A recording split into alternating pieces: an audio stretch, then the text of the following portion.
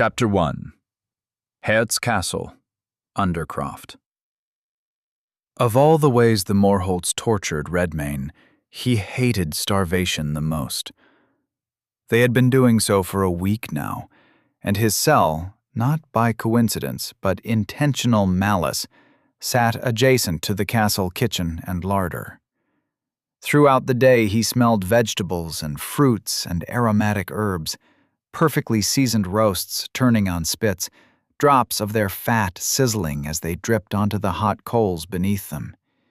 He smelled the yeasty, warm scent of fresh baked bread coming out of the stone oven, heard the viscous bubbling of fragrant stew in the great iron cauldron over the main hearth, smelled frosted fruit pies and pastries cooling on a windowsill, their crusts crisped to perfection around hot, gooey centers.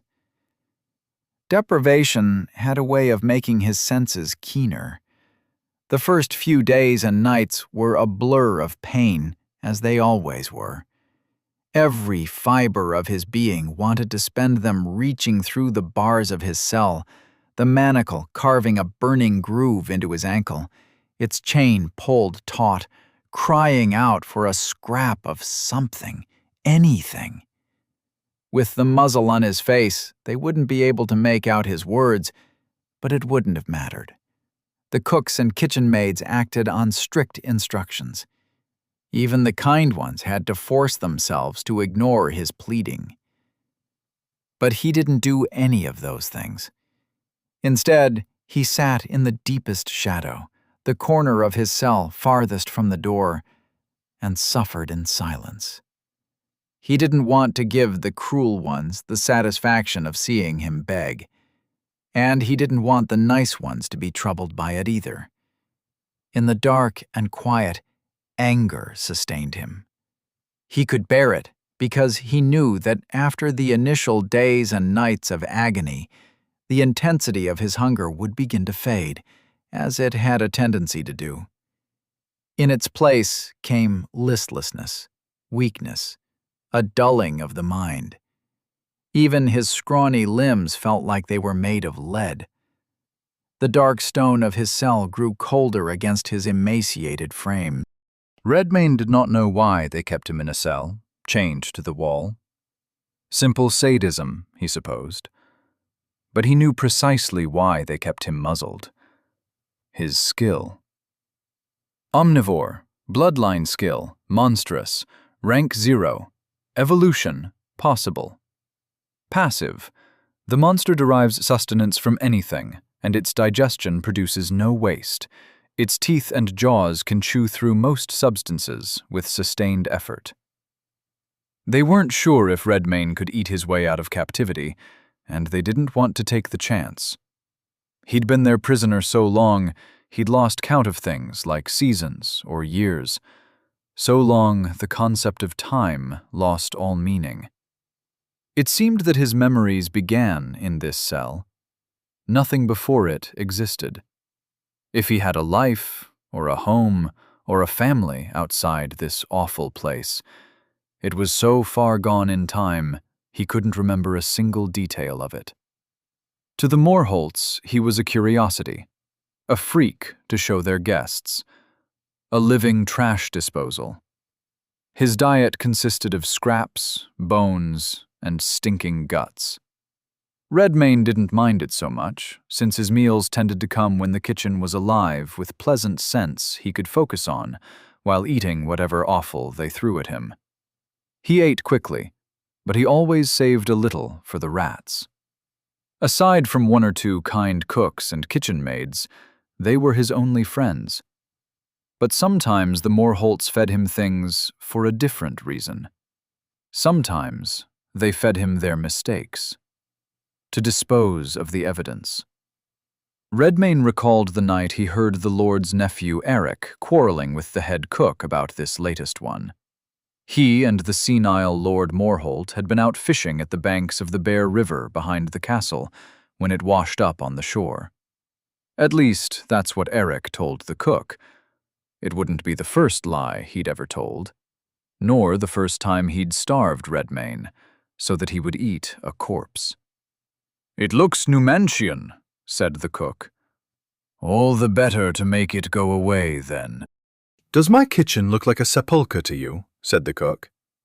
"Roll it up in a rug and find somewhere out of the way to keep it," said Eric. "Starve little Redcap for a few days. He'll gobble it right down." Eric Morholt was the runt of the family, and a bastard, if the rumors were true. The Morholts were all blonde with green eyes, whereas Eric's hair was black as coal, and his eyes were a pale blue, like ice. With the lord completely witless in his old age, and his heirs either dead or living out their lives in more civilized places, the bastard Eric Morholt was the de facto ruler of Hertz Castle, regardless of his dubious claim to the title itself. When the Morholt children were young and still lived at the castle, they would tease and torment Eric about it. And in turn, Eric would come to Redmayne's cell full of rage, to torment something even weaker than himself. It took Redmayne some time to figure out why. He concluded that the weak hated the weak, which meant they despised themselves most of all. In his more lucid moments, Redmayne thought he'd rather gobble up young Eric Morholt instead, alive and screaming. But that day would probably never come. What did come, whether he wanted it or not, was his next meal. Soon after the dawn of the following morning, the burly head cook unlocked Little Redcap's cell, and 2 Morholt family soldiers came into the room, clad in chainmail with white House Morholt tabards over the top, bearing its heraldry. A black bear wielding a battle-axe with a red shield for a backdrop. One soldier held a catchpole with a C-shaped head, the other was armed with a club. "Breakfast time, little beastie," said the soldier with the catchpole. Redmayne was half as tall as a man, and less than half as heavy, but all the same he glared up at the soldier as if they were equals. One day they would make a mistake, remove his muzzle too early, and he'd bite someone's foot off at the ankle. The soldier shoved his catchpole into Redmayne's neck, pinning him against the stone wall. The room spun. Redmayne croaked out in pain. Then the other soldier came over and clubbed him on the head a few times, laughing at the dog-like whines and yelps the small demi-human let out. The blows left throbbing pain points on his forehead, cheek, temple, and shoulder. He felt blood trickling from one on his face. Dazed by the beating, he couldn't bite at the soldier when he leaned in to unlock and remove the muzzle. The cook shook his head and walked away, and the soldier with the club went to fetch Redcap's dinner. He tossed the cadaver into the cell, and it landed on its back. Only then did the soldier with the catchpole remove it and step away, his weapon held at the ready in case Redmayne decided to take a bite at the wrong thing. Redmayne cautiously approached, sniffed at the dead body, crawled closer to it with an eye on the soldiers standing over him. It didn't look like any kind of person he had ever seen before. The body had been stripped of all its clothes and possessions. It looked like a male, except there were no genitals, and the flesh was the color of a bleached skull, not from death or decay. In fact, it looked as though the body hadn't begun to show any signs of decay at all, even after a week or more. Its skin looked alive and lustrous, despite its odd color. Its eyes were also strange, 2 orbs of glossy black staring up at the ceiling, no irises or pupils. And its facial features looked quite fine, regal, perhaps. A strong chin and jawline, high cheekbones, an aquiline nose. A mane of long white hair cascaded down between its shoulders. But despite those strange signs of vitality, the thing was certainly dead. The huge claw marks across its muscular chest seemed to rule out Auric Morholt as the culprit as well.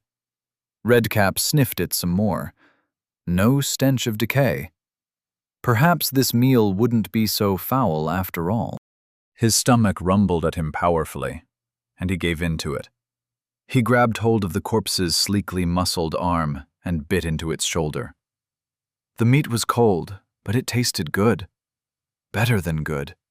There was energy in it. Power. He chewed a bite and swallowed, and it felt like ice rushing through his veins. Redmayne attacked the body with his jaws, gorging on it. The strange, cold strength flowed into him. He couldn't get enough of it. But then something strange happened. A message appeared in his mind's eye. You have consumed divine flesh. Do you accept astral communion? Yes/no. Redmayne blinked, stared straight ahead. This was the system. Everyone had been talking about it lately. The Numantians brought it here. It was going to change the world, they said. And it was talking to him. He had no idea what astral communion was, but he didn't care. It sounded like power. He focused on the yes, and the system seemed to get the message. You have accepted astral communion. Evaluating corpus. Evaluating gnosis.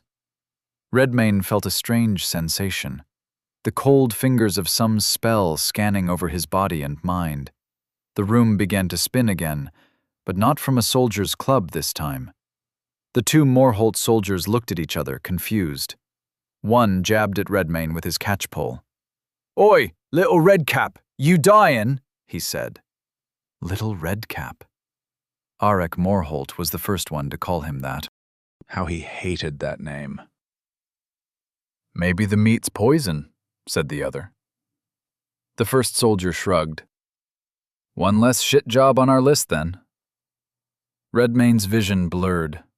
Then pain racked him from head to toe. His bones cracked, his muscles ripped. The scrawny monster gasped for air, doubled over, and when he coughed, blood spattered the stone floor. Something was happening to his body. It was twisting and contorting, convulsing, stretching out as if he'd been laid on a torture rack. The room was truly spinning now. His vision was double or quadruple. Strangely, he heard the Morholt soldiers echo his screams. He tried to focus on them. It looked like they were in pain too. There was a crash in the kitchen, like someone dropping a load of pots and pans. All he could hear was screaming, everywhere, as if a skill had gone off, making everyone in the castle lose their minds at the same time. Then, as if a switch flipped in his mind, he fell on the floor and passed out. And in the dark, he dreamed. He found himself standing on a round red hill under an orange sky. When he looked down, he saw why the hill was red, and not only this hill, the whole field he stood upon, as far as his eyes could see in any direction. He stood upon a vast pile of dismembered body parts, slick with bright red blood. There was a feeling of transit through space and time. It felt like swimming. And then he was in a cavern, at the edge of an underground river with tall green grass at its banks and bushes with violet leaves and bright red flowers. There was a natural skylight in the roof of the cave, which illuminated the surface of the water. This was supposed to be a peaceful place, a place of rest and repose. Today, it would be a battlefield. He was tall and porcelain-skinned and armed with blade and spell. And he was not alone. There were 5 others who looked like him, all of them clad in white robes, bearing armaments of shining enchanted steel. Their foe was a great bear, its body the size of a house, its eyes like motes of red fire on a lake of ink-black fur. Deep scars gashed and furrowed through that fur, proof of vicious battles fought and survived. But this was no mere beast. It was a renegade demigod who dared defy the divine order, and thus was marked for elimination. The great bear stood to its full height and let out a roar that shook the very stone. His comrades loosed deadly spells as he leapt forth with blade bared. The vision changed form, shapes and colors swirling around each other like oil on water.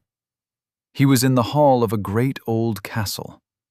Sitting at the head of the table, a crown on his head, a golden goblet held high. His wives and children, knights and bannermen, all raised their cups in salute with him.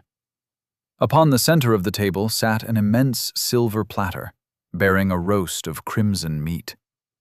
There was a gleam of bloodlust in everyone's eyes as they gazed at it, as if hypnotized. Another blur, the color red, the sensation of claws tearing flesh, of bone snapping under the crush of strong jaws, of gulping down mouthfuls of hot blood, feeling the excess drip from his chin, splatter on the floor. A feast with no end. Time sped up. He saw vast battles. 5 heroes rode at the head of a host of thousands of soldiers. More blood, more flesh, fuel for a boundless hunger. Something subdued him. A great work of magic. His hunger stilled, and there was a strange, detached sensation of being taken apart. Then there was only darkness and solitude. For so long. For forever.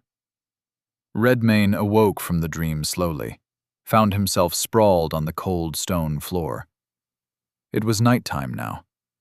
A ray of moonlight came through the small window at the top of his cell wall. He sat up, rubbing his eyes, and looked down to see what was left of the dead body they brought him. There was nothing there. He'd consumed it all. Then he noticed his hands, held them up with his eyebrows raised. They were huge, at least compared to what he was used to. The shape and proportions of these hands were much more human-like than they were when he lost consciousness. He still had claws for fingernails, but these too had grown and strengthened. This prompted him to look down at his body, which caused another shock. He was no longer a little demi-human. He was as tall as a man, taller than most men, actually, and fair-skinned, broad-shouldered and long of limb, with powerful musculature. He felt over his face, realized his features had become quite human as well, all except for his fangs, which had thickened and lengthened, and his pointed ears, which had also grown a bit. The shock of red hair on his head was now a flowing mane of crimson. A red mane. Of course it was. A pang of pain in his ankle distracted him. The manacle securing it to the chain was now painfully tight because of his change in size. He frowned at it, pulled the chain taut to test its strength. He looked up to see if there was anyone outside his cell, which is when he noticed they hadn't even closed the cell door. It sat wide open. They hadn't tried to put the muzzle back on him either, which was odd. He was unconscious. It would have been easy. Since he was not only unmuzzled, but apparently unsupervised, he decided to try biting off his manacle. He took hold of the chain, pulled it taut between his hands, and crouched over, opening wide. When he bit down, his teeth cut through the cold iron as if it were a piece of fresh bread. The manacle popped open. Redmayne sighed and rubbed his ankle, and as he did so, the system sent another message into his mind's eye. "Welcome, imbued name yourself." He gave it the name Redmayne. "Welcome, Redmayne. You have entered Dungeon, Hert's Castle, Rank 1. Tasks: 1. Slay Rodemir, Master of Hounds. 2. Slay Castellan Kaslov. 3. Slay Lord Abram Morholt. Tasks completed 0/3. He knew the castle had a dungeon. Nobody called it that. It was just a small jail. But the system called the whole castle a dungeon. Interesting. Nothing looked especially different, besides his body. The cell was the same as it ever was. Redmayne cautiously stood up to peer out of his cell and see what was going on in the kitchen. Something was indeed going on. He could hear it. Chewing noises, crunching and slurping. He put his hand on the doorframe and leaned out. The two Morholt family soldiers stood hunched over a table, eating something with their faces right in their meal, like animals. Between bites they grunted, growled, snapped at each other. It took a moment for Redmayne to realize what they were eating. It was a kitchen maid. She lay across the table with her arms dangling off its edge, her glassy eyes gazing up at the corner of the room. The soldiers had ripped open her bodice and were eating her guts, spilling bright red blood and scraps of viscera all over the table and floor. Ropes of intestine spilled from the great hole that was her torso. Her ribcage gleamed white, already picked clean of meat. Her name was Nadia. She used to sneak him cuts of raw steak, his favorite, when the cooks weren't looking. She was one of the kind ones. Something hot expanded in his chest. It ignited and flushed his skin, made his pulse pound. A snarl came out from between Redmayne's gritted teeth, deep and menacing, like a great cat or a bear. The sound caused one of the Morholt soldiers to straighten and turn to snarl back at him. He looked different. A single twisted horn had pierced its way through the side of his chainmail coif. His eyes blazed red. His face was stained dark with blood, as was the Morholt family tabard he wore. Bits of gristle and flesh stuck between his sharpened teeth. "Little Redcap's not satisfied with his meal, eh?" he said in a guttural voice. Beastman Soldier Monster. Type Corrupted. Level 1. Warning. Monsters are fallen, irredeemable beings. The system recommends their extermination, wherever they may be found. Redmayne's heart hammered against the inside of his ribcage. He didn't need permission. He'd been ready to tear this whoreson's face off for years. Chapter 2. Hertz Castle, Undercroft. The Morholt soldier drew a knife from his belt and lunged at Redmayne. He was fast, faster than he ought to be. Redmayne tried to grab his wrist, missed the timing, and the dagger slammed straight down to the hilt in his flesh. Pain bloomed in his chest, but also it kindled the growing fire in his belly. A feeling greater than any pain. A stirring of the powerful hunger in his dream. Redmayne glanced at the dagger hilted in his body, at the drop of blood rolling down from it, its owner's fist tight around the handle, his face twisted into a snarl. He answered that look with a grin. Then he picked the soldier up bodily and hurled him across the room. He fell against a rack of pots and pans and collapsed onto the floor face first, a shower of metal cookware clanging down onto him. The noise roused his companion, who was still feasting on the guts of the kitchen maid.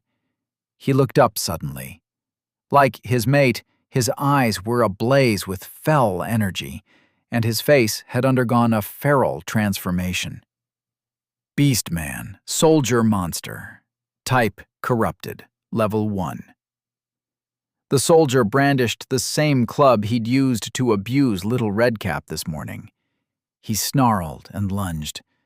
But the helpless demi-human was no more.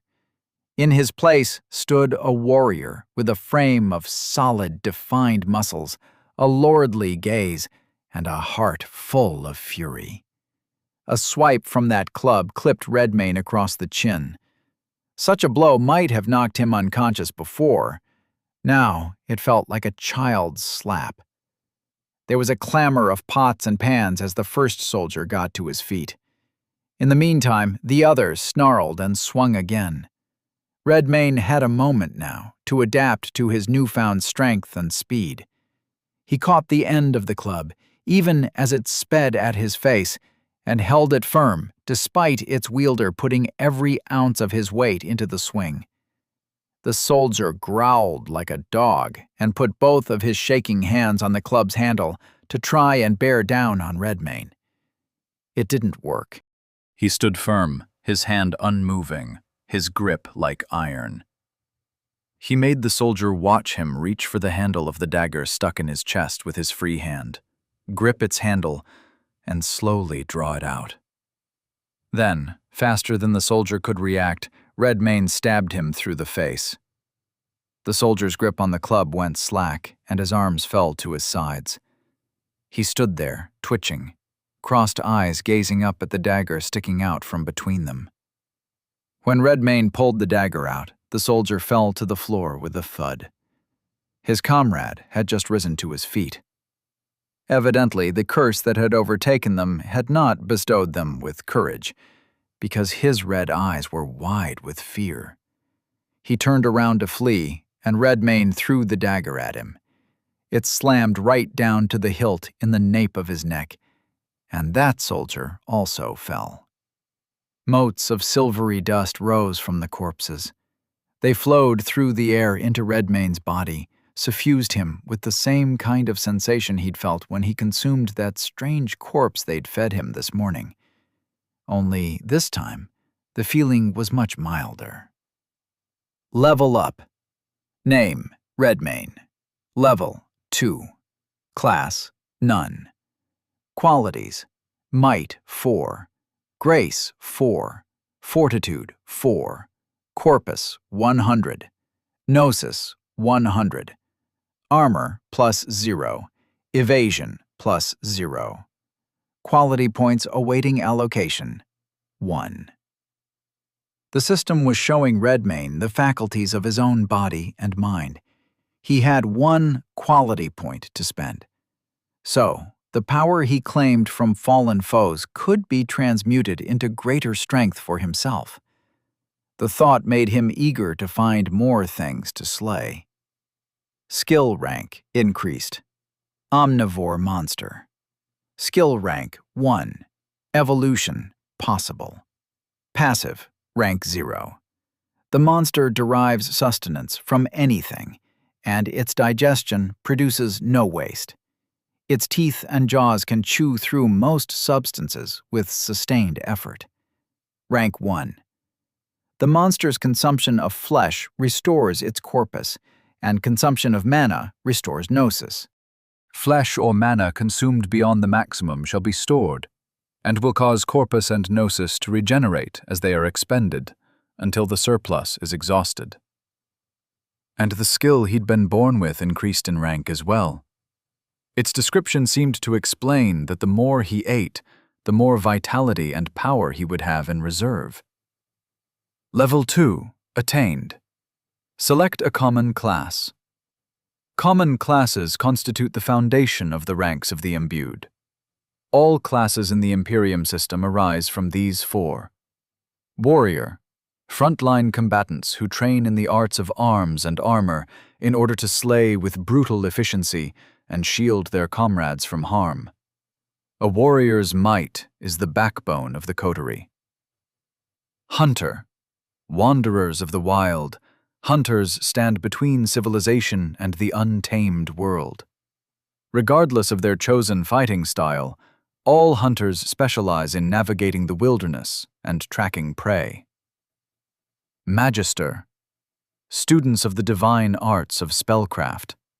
Whether they devote themselves to one discipline of magic or become proficient with many, all magisters channel the godly energies which weave the universe together. Justiciar, master investigators trained in the ways of stealth, deception, and criminality. Justiciars seek the truth of events, situations, and people so that the guilty may be brought to justice. Their sharp senses, skillful hands, and social cunning make them indispensable to any coterie. Redmayne considered his options. The arts of spellcraft were interesting, but one had to read books and memorize incantations and rites and so forth. He wasn't keen on that. The Justiciar sounded like someone who locked people in cages, which he also wasn't fond of. Warrior tempted him, but the hunter spoke to him most clearly. He may have looked more human now than he had this morning, but in his heart, he would always be a thing of the wild. He made his choice. Common class bestowed. Hunter class. Proficiencies bestowed.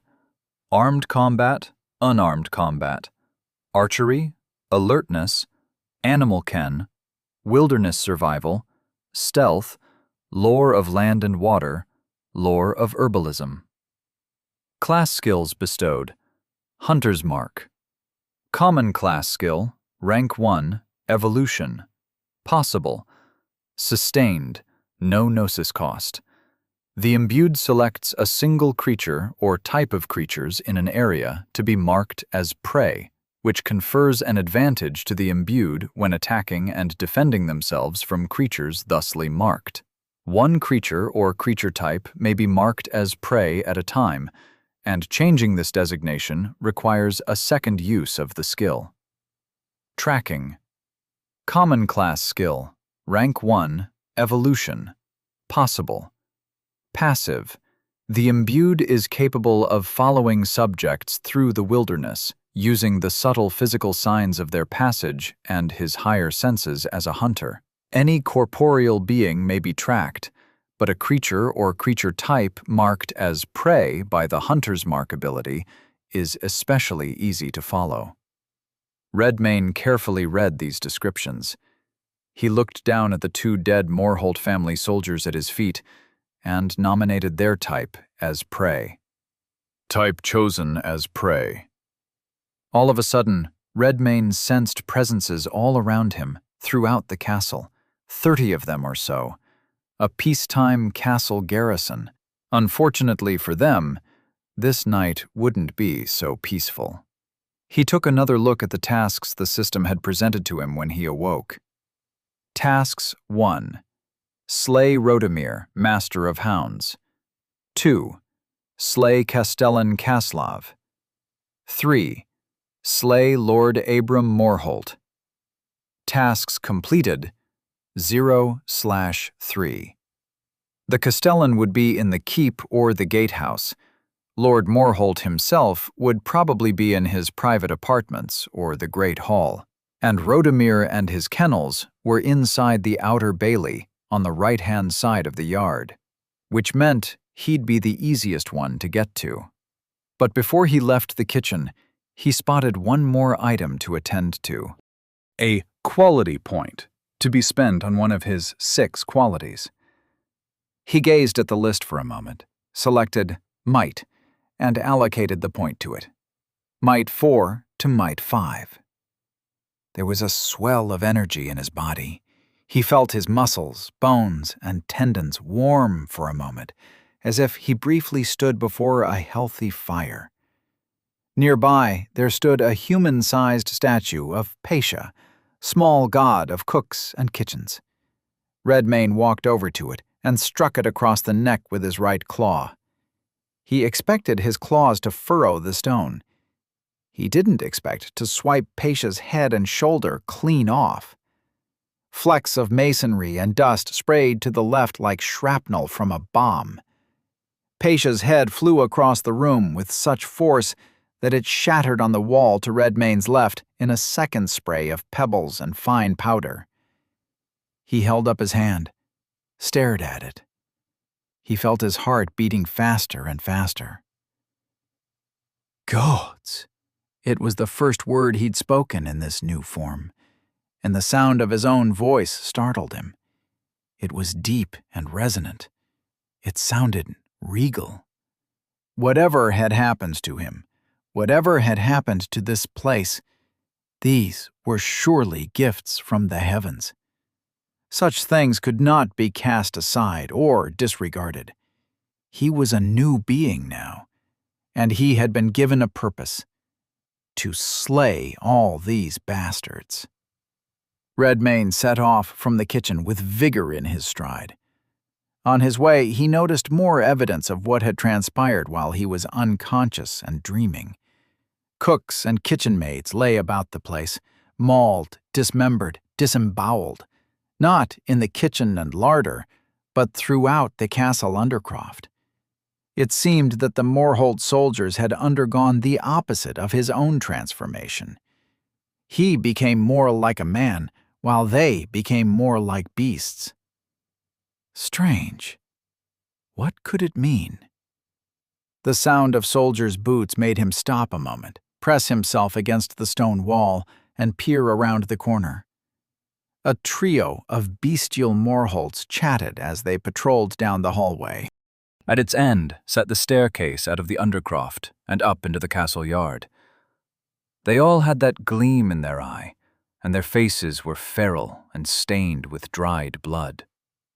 Evidently, they were talking about how much fun they had today. One of them pantomimed choking to death, and the other two let out a harsh laugh. Beastman, Soldier Monster. Type Corrupted. Level 1. Redmane waited for them to get closer.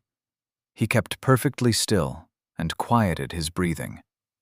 They laughed and bantered amongst themselves, their voices getting farther away at first, and then closer as they reached the end of the long hall and turned around to patrol back toward where he lay in wait to ambush them. And at last, they were within reach. One of them caught a flash of crimson hair out at the corner of his eye. Too late. A roar like that of a lion came out of Redmane as he lunged, taking the soldier off his feet, pinning him on his back as his jaws crunched down on a mail-clad neck. But that chainmail might as well have been linen. Redmane bit right through it, and the flesh beneath exulted in the flow of hot, coppery blood into his mouth. The other two staggered back in shock, their eyes wide. Then they drew steel, two swords rasping from their hilts on either side of Redmane and his first victim. Blades bit into his back, but he was too engrossed with his meal to deal with their owners yet. He opened wide and tore off a huge chunk of the soldier's neck and shoulder, swallowed it nearly whole. Corpus 112. In the back of his mind, he worked it out. Damage to his form reduced his corpus. Eating flesh healed it back, and then some. The more he ate, the more vitality his body would have. That was how it seemed, at least. If he ate 3 men whole, would he have the vitality of 3 men held in reserve? There was a way to find out. He stood up to face his assailants, who didn't look too sure of their chances despite outnumbering him. Their eyes, aglow with power as they were, remained wide with fear as they held their swords tightly and circled him with short, hesitant steps. One stabbed at him. He grabbed the blade of the sword, indifferent to how deeply it gashed into his palm, and wrenched it away from the soldier, while his other claw struck downward, ripping the soldier's face open so hard the momentum made him faceplant on the stone floor. The other one seemed to realize his time had come. He braced himself, let out a cry, and charged at Redmane, leading with the point of his sword aimed at Redmane's gut. Redmane let the stab through. Steel pierced his body, came out the other side. He glared down at the soldier, reached out and grabbed both his smaller hands with one of his own, and pushed the sword the rest of the way in. All the way to the hilt. Then he bit the poor bastard's head from his shoulders. Level up. Level 2 to 3 quality points awaiting allocation. 1. Silver mist rose from the bodies and flowed into him. As before, he felt the small rush of power, but at the moment he had something else on his mind. Fresh meat. Redmane fell upon the bodies, chomping down every scrap of them. Armor, clothes, weapons, and all. He felt his wounds closing rapidly, and there was a feeling of extra energy in his flesh afterward. Corpus 277. Omnivore had apparently improved the speed at which he ate as well. He consumed 3 whole human bodies in the time it would take a normal person to eat half an apple. His corpus gain wasn't good as he'd hoped, but he had let them harm him, and they were weak anyways. There would be stronger game somewhere nearby. In a moment of calm after eating, it occurred to him that he wasn't wearing anything. The rags he'd worn in his previous form must have ripped apart when his body changed. He rummaged around the kitchen area for a bit and found things to wear. More rags, mostly. The important parts were a pair of breeches, a sturdy belt, and a ragged cloak. Perhaps he should seek out more food before facing Rodomir. The more corpus he had in reserve, the more punishment he could take, after all. It would make sense to slay and eat every last monster he could find in this castle. That thought, slay and eat every last monster, sent a thrill down his spine. Redmayne never felt such a hunger before. It roiled in his guts. His bloody hands shook with excitement. It felt as though he'd awakened from a long slumber, only to find himself ravenous. How fortunate that a whole feast had been laid out before him. Ahead of him lay the staircase, and at the top of it, a castle full of prey. He growled and sprang into a run. Chapter 3. Tarracon, Governess's Chambers. Messia Porsenna of Numancia, colonial governess of Tarracon, walked out onto the balcony of her bedchamber to have a look at her domain. She had been awoken by a system alert and awaited a prompt report from her chief subordinates.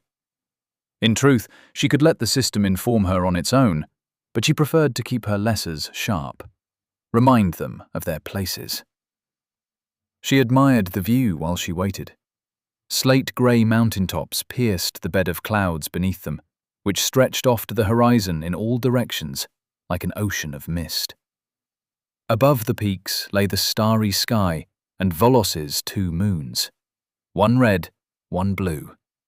The red one was bright but distant, and the blue one loomed large above the mountains. An auspicious pairing. However primitive and unremarkable the people of Volos may have been, she could at least admire its moons. The first one into her bedchamber was La Tathval, her Dicentis, her speaker. Per the norm, he wore a servile smile, and his honey-blonde hair was perfectly coiffed, despite the late hour. She supposed he'd like to have entered her bedchamber for a different reason. He was ever the ambitious one. "Governess?"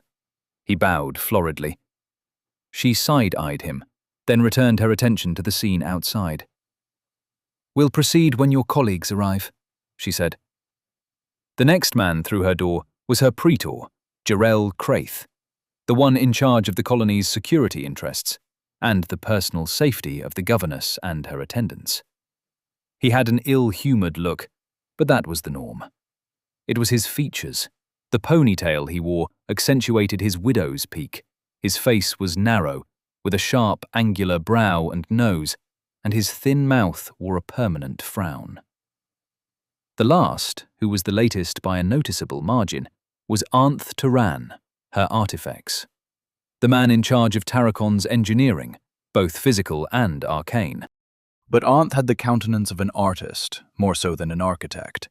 Wild hair, dark circles beneath the eyes, and his toga never seemed to hang well on his frame. Of the 3, he looked as if he were the most upset that he had to be here. All 3 men belonged to scion families of note. All 3 had impeccable academic and career records. They were all part of the next generation of Numancia's ruling class, if they survived that long. "Report," she said. Lar Tathval stepped forth with a muted smile. "Governess, Blight Protocol is initiated for the whole of the continent." Her eyebrow rose. Lar waved his hand in the air, and the gesture conjured a detailed map of Volos. Per protocol, the system had confined the outbreak into dungeons and zones, neatly carving the map up into a game board. Tags above each zone displayed its level, the number of named monsters present, and the prevalent monster types. The whole map, every single tag, read, "Corrupted." The governess turned to examine the map further. Of particular interest to her were the pieces on the board, icons revealing the location and strength of the imbued. "Are there a sufficient number of local imbued to handle this?" she asked. "Likely not," said Lar. "We shall need to call for reinforcements over the Pharos. Opening the colony to other worlds so soon would be unwise, but there may not have been an alternative. Messia Porsenna had seen large blights before, but never a single blight encompassing an entire continent. "What do we know about the cause?" she asked. Jarrell Craith stepped forward and gave a stiff bow. His voice was a quiet rasp.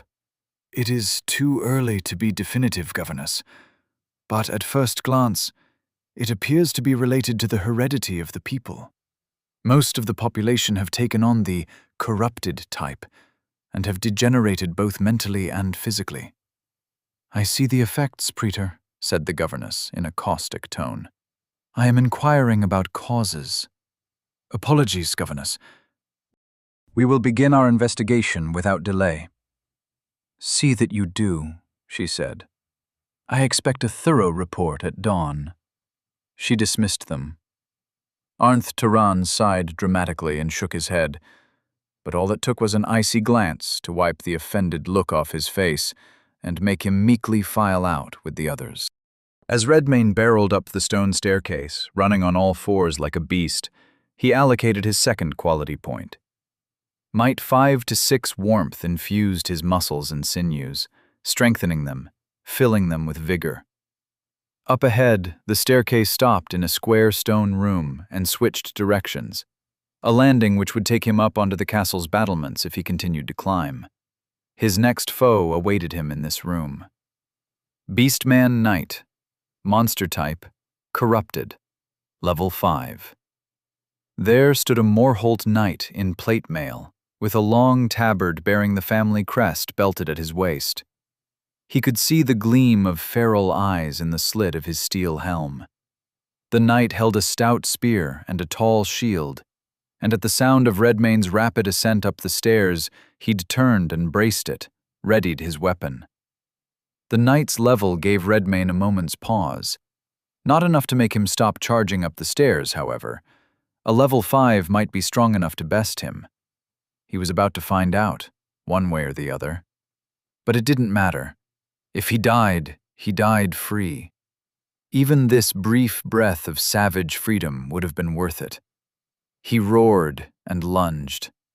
The knight ducked behind his shield for cover, took the impact, shoved him back forcefully. In the armor, he was Redmayne's equal in mass and stature, it seemed. This one couldn't be bullied about like the common soldiers could. The tip of his spear flashed past Redmayne's face. He'd evaded it with barely an instant to spare, but the next 2 thrusts gashed into his chest and stomach. Mortal wounds for anyone but an imbued fighter. It hurt all the same, but the pain gave Redmayne a primal thrill. As soon as he could get his teeth on that flesh, he'd have payback for those wounds in full. Corpus, 212. The sight of the wounds closing so quickly gave the knight a moment's pause. Redmayne snarled and struck with a claw, then the other. Heavy blows that clanged loudly against the steel forced the knight onto his back foot. He answered with a poke from that spear, but his stance wasn't solid. Redmayne swatted it aside with ease and kept battering that shield with his claws. The shield wouldn't take much more damage. Soon it would break apart. His blows landed as if his hands were stone clubs with daggers attached. Perhaps the knight realized this, because he let out a cry and charged forward behind what remained of his heavily scarred shield. Suddenly, Redmayne was the one on his back foot. Backpedaling, actually. The knight ran him right up against the wall, pinning him. He struck Redmayne in the gut with his spear again, once, twice, 3 times. Corpus, 158. Redmayne let out a cry of fury at the pain. Blood gushed freely from his wounds for a moment, before they quickly sealed themselves again. He took the shield in both hands, jerked it out to his right. The knight's left arm went out wide. Redmayne's eyes flashed with hunger at the sight of his extended arm, even clad in steel as it was. He bit down on it, his jaws enclosing the bicep and tricep, and his teeth speared right through the plate mail and into the skin beneath, crushing the metal down against the flesh as they went. The knight cried out in pain, the sound distorted by his helmet. Redmayne's jaws clamped down on the arm harder. He put a clawed hand on the knight's helmet and pushed while pulling the other way with his neck. There was a wet, tearing sound, and a creak of ripping metal, and then a spray of dark blood when he ripped the limb free from the knight's shoulder. Redmayne took a bite, plate mail and all, chewed and swallowed, and let the rest of the offending limb thump onto the floor. The knight staggered back, moaning in pain, disoriented, his shoulder spurting blood. He feebly raised his spear, and Redmayne smashed it aside with a claw, struck the knight's faceplate with the other. The blow left 4 claw marks in the steel, from which more blood trickled. The light in those feral eyes had gone out. Perhaps he'd blinded him. Time to finish it. He shoved the knight back against the stone wall of the small room, shredded his armor under a storm of claws. A final swipe knocked off the faceplate of his helm, revealing the terrified face of a beast-man. A beast-man with eyes he recognized. A stench he recognized.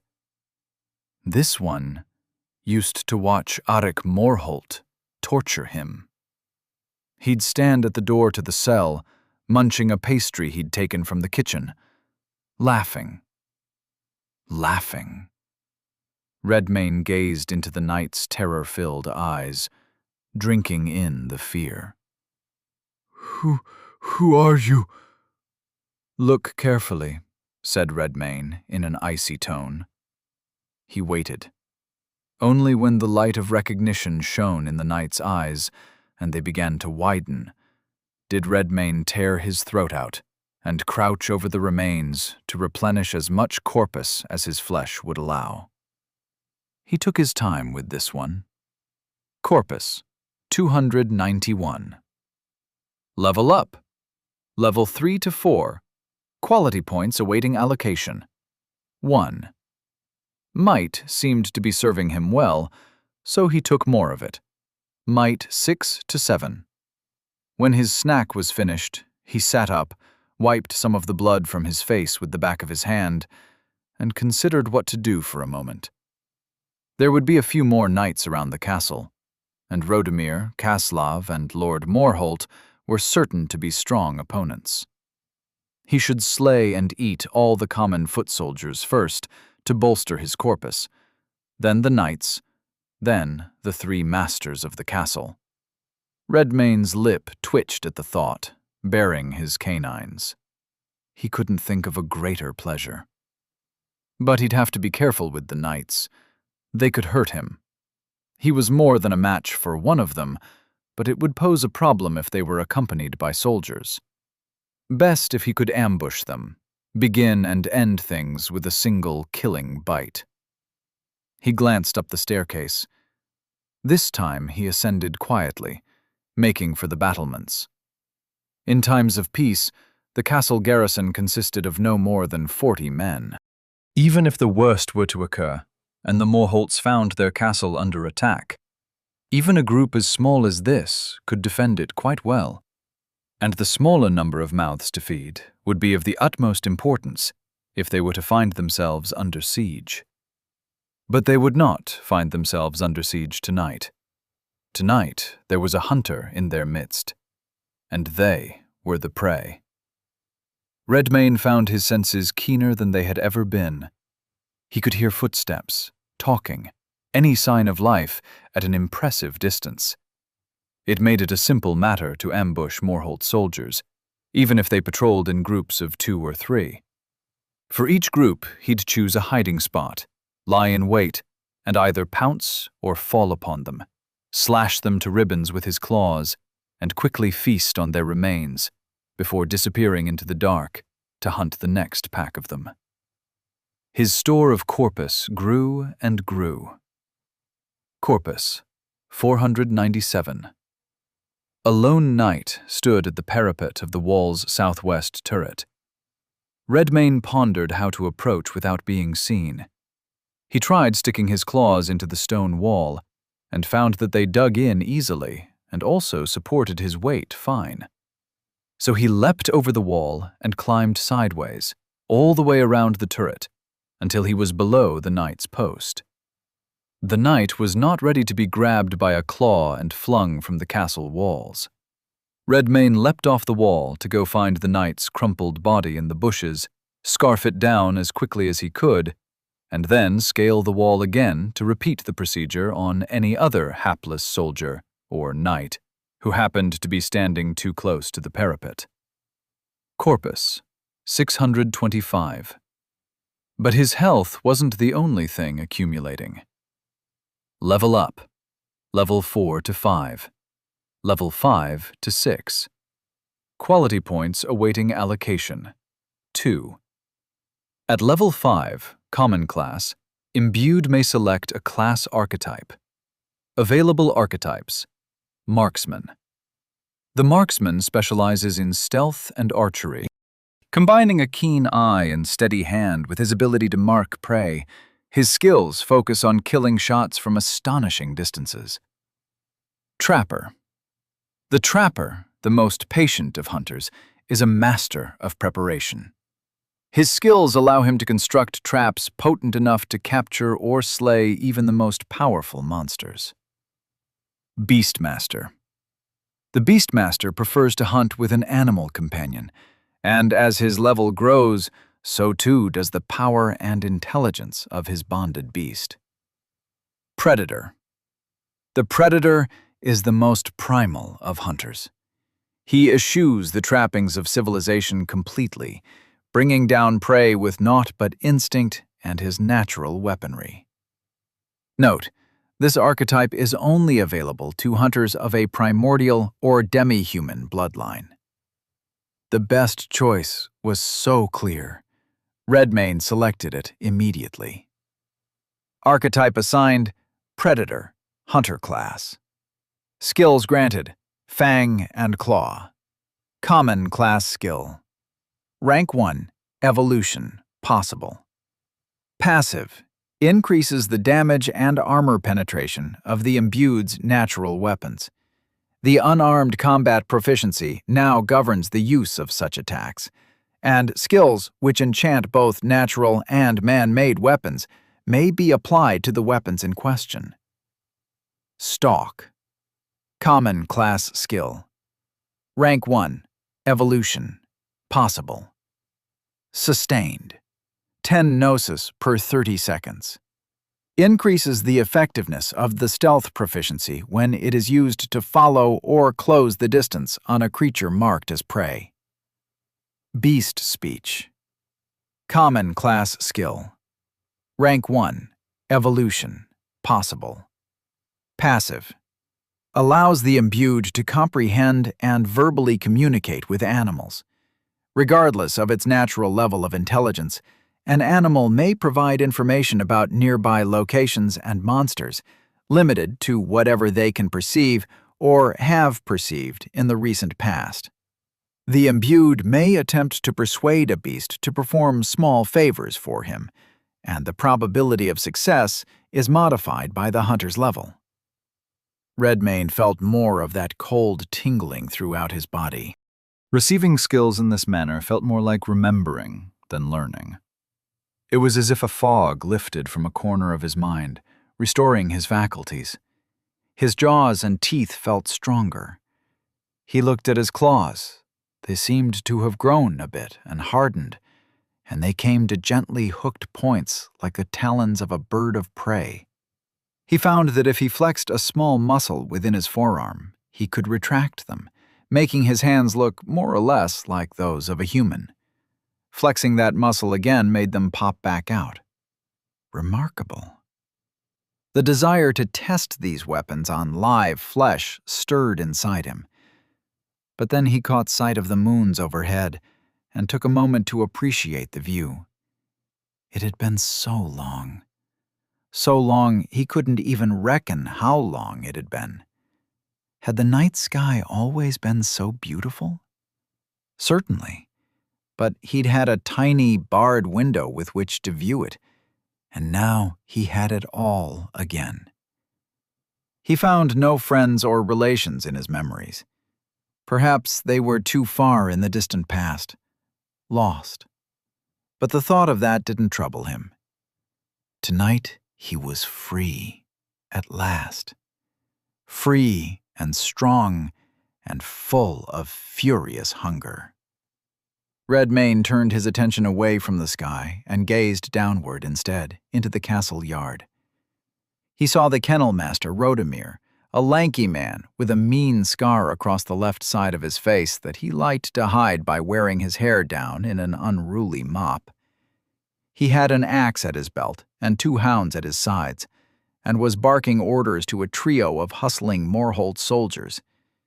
It looked as though they were not simply obeying orders, but trying to get away from Rodemir as swiftly as possible. Rodemir, Master of Hounds. Monster type, Corrupted. Level 8, Corrupted Warhound. Monster type, Corrupted. Level 3. He didn't feel so scared of a small level gap now, but Rodemir had more than 2 warhounds at his disposal. Not far behind him stood the kennels, where there were a dozen or more ready to be let loose. The warhounds looked as twisted as the beastmen. Monstrous. Their eyes gleamed with the same sort of fell hunger. It would be unwise to go in recklessly, but it would be difficult to approach with stealth. Capable as he seemed to be, Redmayne wasn't so sure of his ability to sneak up on trained warhounds. A grin spread across his face. With it came a hot swell of bravery. Perhaps recklessness was the correct course in this case. Redmayne leapt down from the battlements and landed in a crouch before his foe. Chapter 4. Hert's Castle, Castle Yard. Rodemir the Kennel Master spluttered and took a few steps back. His warhounds lowered their heads, growling, ears flattened and teeth bared. What in the... Evening, Rodemir. I haven't seen you in a while, said Redmayne. Rodemir's brows drew together. His trip tightened on the handle of his axe. Do I know you? You should. The Kennel Master's eyebrow arched way up. The expression on his face made Redmayne smile slightly. It was amusing watching Rodemir try to riddle it out. Redmayne paced toward Rodemir slowly, and his hounds crouched lower. Their growls grew louder. A clear warning. You better not get any closer, they said. He didn't even need beast speech to know what it meant. My quarrel is with your master, not you, he said back. Both warhounds cocked their heads to the side. He understood us, said the one on the right.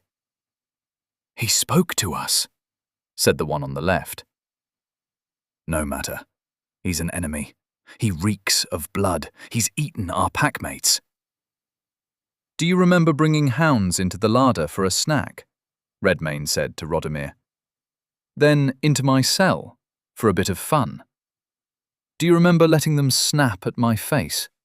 The way you held their leashes just tight enough to keep them from reaching? Rodemir's eyes widened, darted to Redmayne's long hair, noting its colour, perhaps. Little Redcap. I've chosen a different name, said Redmayne. I'd tell it to you, but what would be the use? You won't be alive much longer. The Kennel Master harumphed, his mouth twisted into a cruel smirk. So this blight jumped you up the food chain a few links, eh? Well then, let's see what it's made of, little Redcap. He whistled, and the 2 warhounds bounded at Redmayne. The Kennel Master wheeled around and ran for the kennels behind him, but there was no time to give chase. One hound was already close enough to lunge for Redmayne, and the second was a breath behind him. Jaws clamped down on his calf, grinding all the way down to the bone. The other hound leapt up to snap at Redmayne's face, a move Rodemir no doubt trained them to execute together, to swiftly take a man off his feet. Redmayne caught the leaping monster by the throat, but only barely. The warhound was infused with unnatural strength, like his master's. It snarled and thrashed in his grip, and Redmayne found himself barely able to hold on to it. So rather than continue to do so, he took hold of the monster's upper jaw in one hand and its lower jaw in the other. Then he ripped its head in half. Blood splattered all over Redmane, the other beast, and the grass at their feet. He tossed the carcass and snagged the other one by the scruff of the neck, wincing at the pain when it tried to hold on to his leg with those jaws. There was nothing for it. He had to let it tear off a chunk of his calf to lift it up. It whined sharply when his claws dug into its skin, and then again when he slammed it down and snapped its spine on his bent knee. He looked up to see 6 more charging out of the kennels at him, their eyes aglow, flecks of spittle flying from their jaws. The one in the lead leapt up, and he struck it down with a claw. A second one reached him, and he swiped sideways, slashing its head into ribbons of gore. But then the second, third, and fourth all hit him at the same time. Teeth speared into his already wounded calf, his arm, into his hip on the opposite side. And then the last 2 hounds jumped high, one snapping at his nose, the other leaping up onto his back and biting down on the spot where his neck met the slope of his shoulder. The weight of these beasts would have brought a normal man down to the ground to become a feast. Redmane could still stand, but their mass made his steps slow and his arms unwieldy.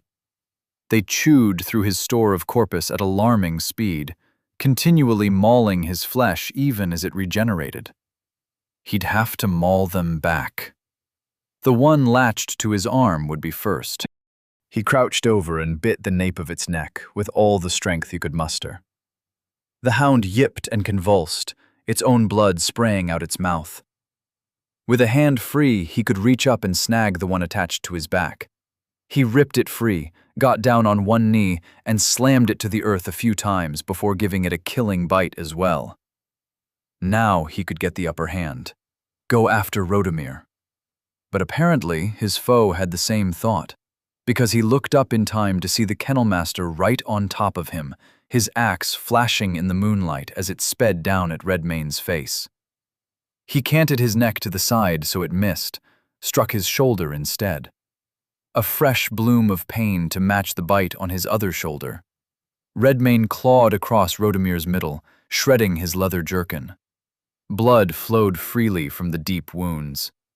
The kennel master cried out and struck again with that axe, chopped straight down as if Redmane's head were a piece of firewood. He lowered his head and shot into Rodomir like a wrestler, bowling him over, indifferent to the fact that he still had hounds gnawing on his leg and torso. More hounds were pelting out of the kennels. They would be on him in another instant. It was their master he'd have to deal with first. Rodomir, flat on his back, tried to bring his axe to bear, and Redmane chomped down on the arm that held it. The kennel master cried out in pain, and Redmane was too preoccupied with that sweet sound to notice Rodomir drawing a long dagger from his belt with his other hand. Then it was Redmane's turn to gasp out, as that dagger punched into his side, all the way to the hilt. The kennel master's wiry frame didn't look it, but he was strong. Strong enough to shove Redmane off of him and roll back onto his feet. His right arm, mangled by Redmane's bite, could no longer hold his axe. It hung limply at his side as he retrieved the weapon with his left hand instead, grinning at Redmane as hounds encircled them. "Aye, you've gotten strong indeed," said Rodomir. "But you're still a little runt at heart, aren't you? And I'm the master of the beasts in this castle, here?" Redmane drew the dagger out of his side, tossed it on the ground. "Not any more," he said. Warhounds leapt at him from every side. He ducked one, swiped another out of the air with a claw, and lunged over the next 2, headed straight for Rodomir. The kennel master fended him off with his axe and his one remaining arm. There was no need for him to press the attack. His hounds would do it for him. Redmane charged at him, leapt at him, lunging with bite and claw, and Rodomir kept him out of reach. backpedaling, sidestepping, swatting claws away with the head of his axe, ducking and weaving away from lunging bites. There was something of a hunter in him as well. Rodomir knew well how beasts fought, and Redmane was no exception, despite his new countenance. Redmane had to fend off the remaining hounds as well, and it wasn't long until they'd piled onto him once again, sapping his corpus reserves away, weighing him down. This is when Rodomir went on the attack, axe held high as he ran in to chop down on Redmane's neck. The blade sunk into his flesh again, deep. His vision blurred. Surely he had more life. Corpus, 221. Perhaps not. This was too close for comfort. Time to dig deep, to find greater strength. Redmane's heart pounded. Sweat and hot blood flowed down his face. He crouched under the weight of Rodomir's hounds, gathering every ounce of might in his body.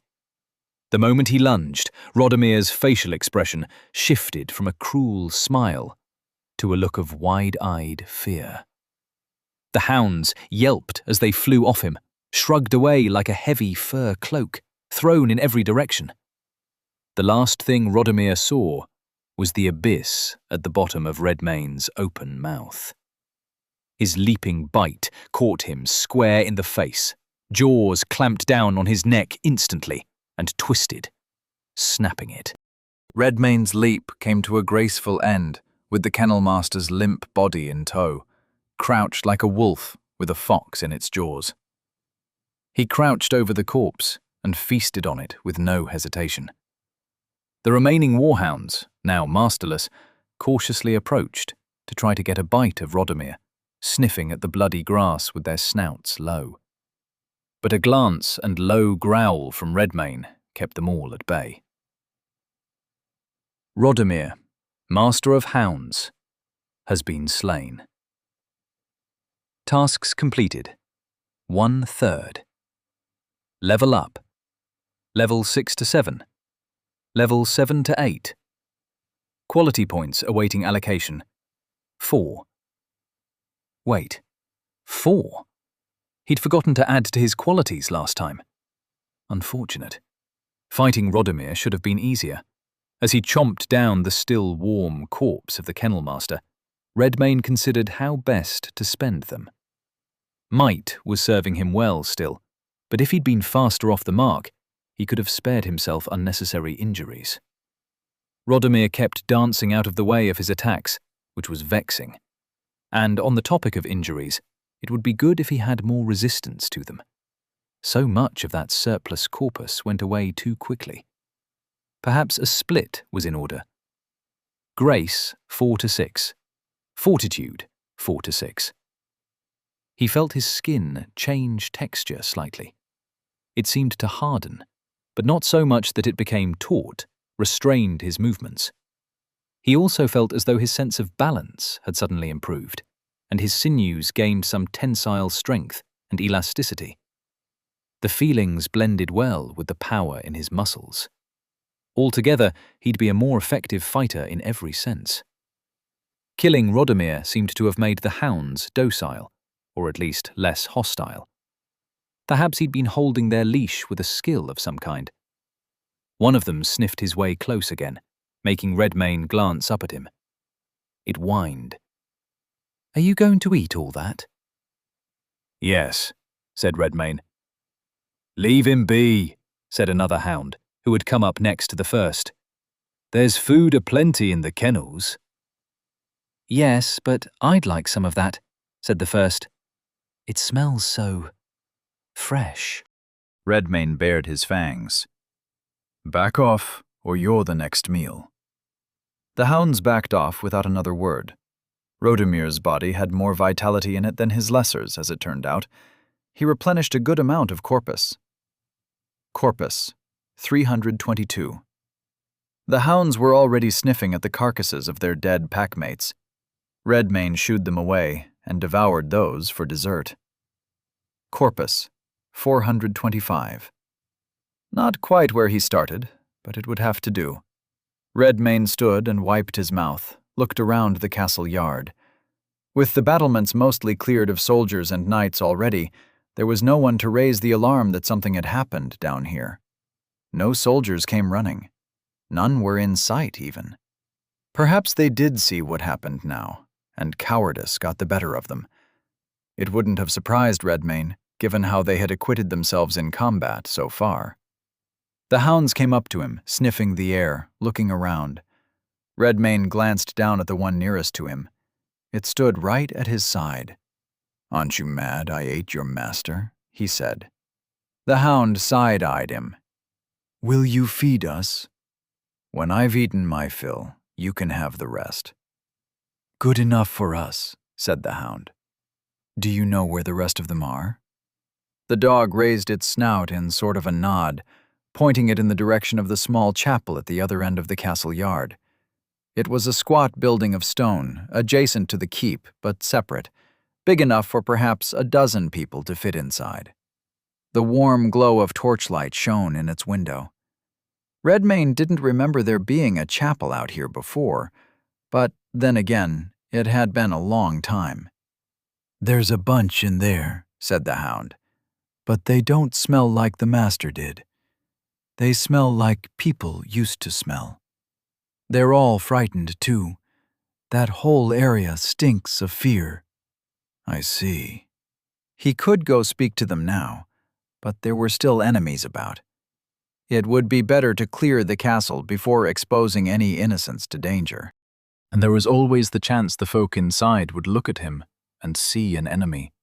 Best to be as prepared for that as possible, which would mean more slaying, more feasting, more power.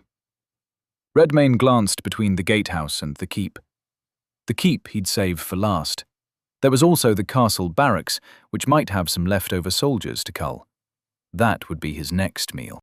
Chapter 5. Hertz Castle, Barracks and Gatehouse. Hertz Castle's barracks were built to accommodate its normal garrison of no more than 50 men. Knights quartered in the keep in their own private apartments. This squat stone building was for unwed common soldiers only. Rodomir's hounds were no longer hostile, but they weren't especially keen to follow Redmayne around either. A consequence of not choosing the Beastmaster archetype, he supposed, but he wasn't dissatisfied with the choice he'd made. On the contrary, he found fighting with his teeth and claws deeply satisfying. He approached the back door of the barracks and pushed it open as quietly as he could. Within, he heard sounds of hushed conversation.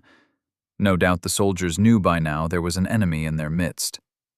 Most of the torches had been recently snuffed, but Redmayne's eyes could see in the low light adequately enough to make out a half-dozen of them at the opposite end of the room he'd entered. They sat around a table playing dice, to the light of a single lantern on the center of the table. They looked like they were trying to force themselves to stay calm. Beastman, Soldier. Monster. Type, Corrupted. Level 1. Redmayne glanced around, noticed sturdy rafters he could climb. He thought about that skill he'd been given, Stalk, and concentrating on it made a cool sensation settle in his chest. Gnosis. 90.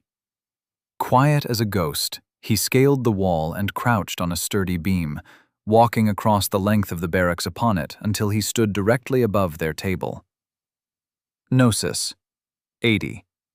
The power broke when he crashed down onto their table, shattering it and snuffing their lantern. They screamed. He snarled. Swords rasped from scabbards as claws and teeth struck out, snapping limbs, rending necks, spraying blood and guts in the dark. The noise made another small squad of soldiers come running, their boots clacking on the stone, the glow of their torches closing in fast. One of them screamed when Redmayne flew at them out of the dark, rent them limb from limb, and feasted on the whole lot of them. Level up.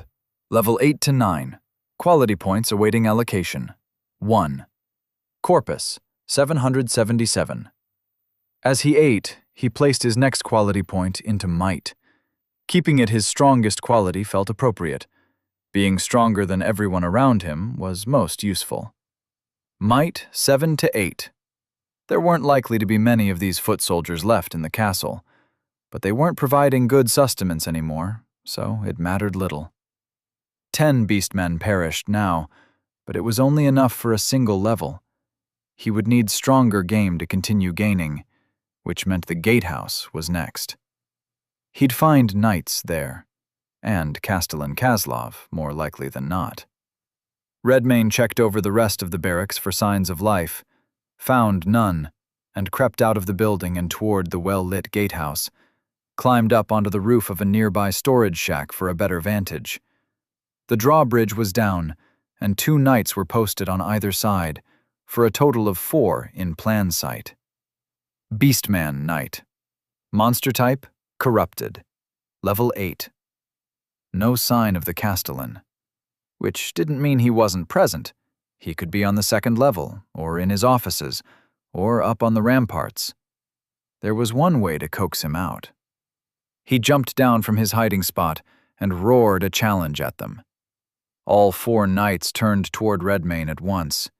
Discipline kept them from panicking, but the sight of Redmayne standing before them, covered in blood and roaring like a beast, did appear to give them a moment's pause. The 2 closest to him braced their shields and held their spears at the ready, and the pair in the back began to advance carefully to link up with their comrades in front. Redmayne charged across the lawn, leapt, and fell upon them with his claws.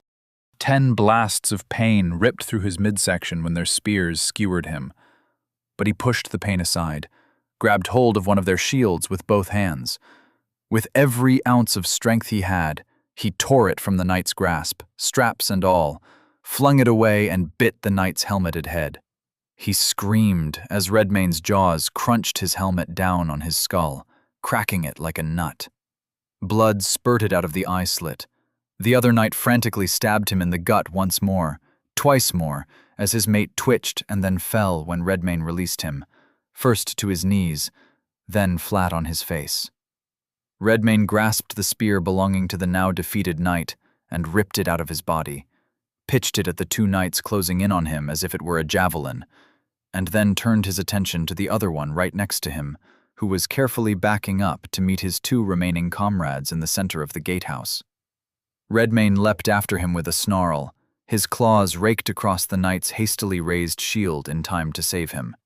But the extra damage imparted by fang and claw was evident. One blow damaged that shield to the point of uselessness. The thrown javelin bounced harmlessly off an upraised shield. The knights closed ranks, 3 of them shoulder to shoulder with their shields together to form a wall, spears sticking between the small gaps to threaten Redmayne's approach. He could hear shouting and hasty footsteps echoing on the other sides of the walls, soldiers hustling into position to rain arrows through the murder holes in the walls and drop rocks from the ones in the ceiling. They wouldn't have boiling pitch ready to go. Hopefully. Regardless, he'd have to make short work of these 3 knights if he didn't want to become a pincushion. "Hold!" said a voice on the other side of the wall, and Redmayne could hear the men inside obeying. There was a clank-clank of armored footsteps. A door opened near the other end of the gatehouse, and out came the Castellan. Castellan Kaslov, monster type, corrupted, level 10. The Castellan's armor wasn't quite so fine as that of the knights, but it was utilitarian, solid and bulky, with a bulbous helm and curved pauldrons, a breastplate made to accommodate his big, round gut. All those curved surfaces were made to deflect, to make blades and pointed things glance or slide off without doing damage. In one hand, he held a great 2-handed hammer with a long, thick oaken handle and a square head of dark iron. The head of that hammer was bigger than the Castellan's helmet. The sight of the portly Castellan made Redmayne want to rend that armor into ribbons of bloody steel. "What manner of beast is this, who terrorizes my men so?" The Castellan's voice sounded muffled, echoed a bit inside his helmet, as he strode up behind the 3 knights facing Redmayne. "Call me Redmayne," said Redmayne. He laughed. "We have one of those down in the larder. He's a bit smaller than you, though. Have you come to visit your relations? Is that why you're here?" "I'm here to slay you all." There was no answer. Redmayne's response had stilled the air. The Castellan didn't move, nor did his knights, nor did any of the men concealed in the walls. A moment pregnant with tension. Then Kozlov chuckled darkly. "Are you now?" He hefted his hammer, took a solid grip of it with both hands. "Stand aside," he told his knights, and they did so. The Castellan's footsteps seemed to shake the stone as he approached Redmayne. Whatever curse or blight had struck these people seemed to have granted them greater size and physical power, and Kozlov towered over them all. Everyone looked bigger than they ought to, Redmayne realized. Perhaps he hadn't noticed until now because he'd grown quite a bit himself. Kozlov stopped a few paces from Redmayne, took a battle stance, and shouted, "I, Castellan Kozlov, shall avenge our fallen comrades and slay this villainous beast." The knights off to the side raised their spears in salute and cheered, as did the men behind the walls. Then the Castellan charged at Redmayne, and the gatehouse truly shook. The thunder of those footsteps made Redmayne's heart beat faster. He had his eyes on the head of that hammer. If the spears of those knights hurt, he wouldn't like to find out how much worse this weapon was. Hopefully, it would be easy to avoid. Kozlov let out a roar and concluded his charge by bringing his hammer up overhead and slamming it straight down. Again, the gatehouse shook with the impact of that blow on the stones. Redmayne leaped back from it in time, crouched and growled, and then pounced. The Castellan's men watched them dance for a few tense moments. They seemed equal in strength, but what Redmayne lacked in armor, Kozlov lacked in evasion. For all his bellowing and promises of vengeance, the Castellan's hammer struck nothing more than air and stone. Redmayne, meanwhile, carved up Kozlov's thick steel armor with claw marks. All over the torso, on either side of the helmet, on the greaves, even on that hammer in places. The burly Castellan was nowhere near as agile, but he was canny enough to make small but crucial movements. Slight twists, turns, and stance changes that protected the places his armor was deficient, to make sure those furious claws always found steel and never flesh. Redmayne darted away from yet another swipe of the hammer, which moved with such force that the wind blew his hair back. He needed a key to this fortress, a means to crack the Castellan's hard shell. Another blow came, and he ducked it, glanced at something in the corner of his vision. The dead knight, his helmet crushed down onto his head. Redmayne crouched and lay in wait, knowing if he did so, the Castellan would come charging with an overhead hammer stroke. And he did. The blow came down as certainly as the sunset, struck the ground he'd occupied a breath ago.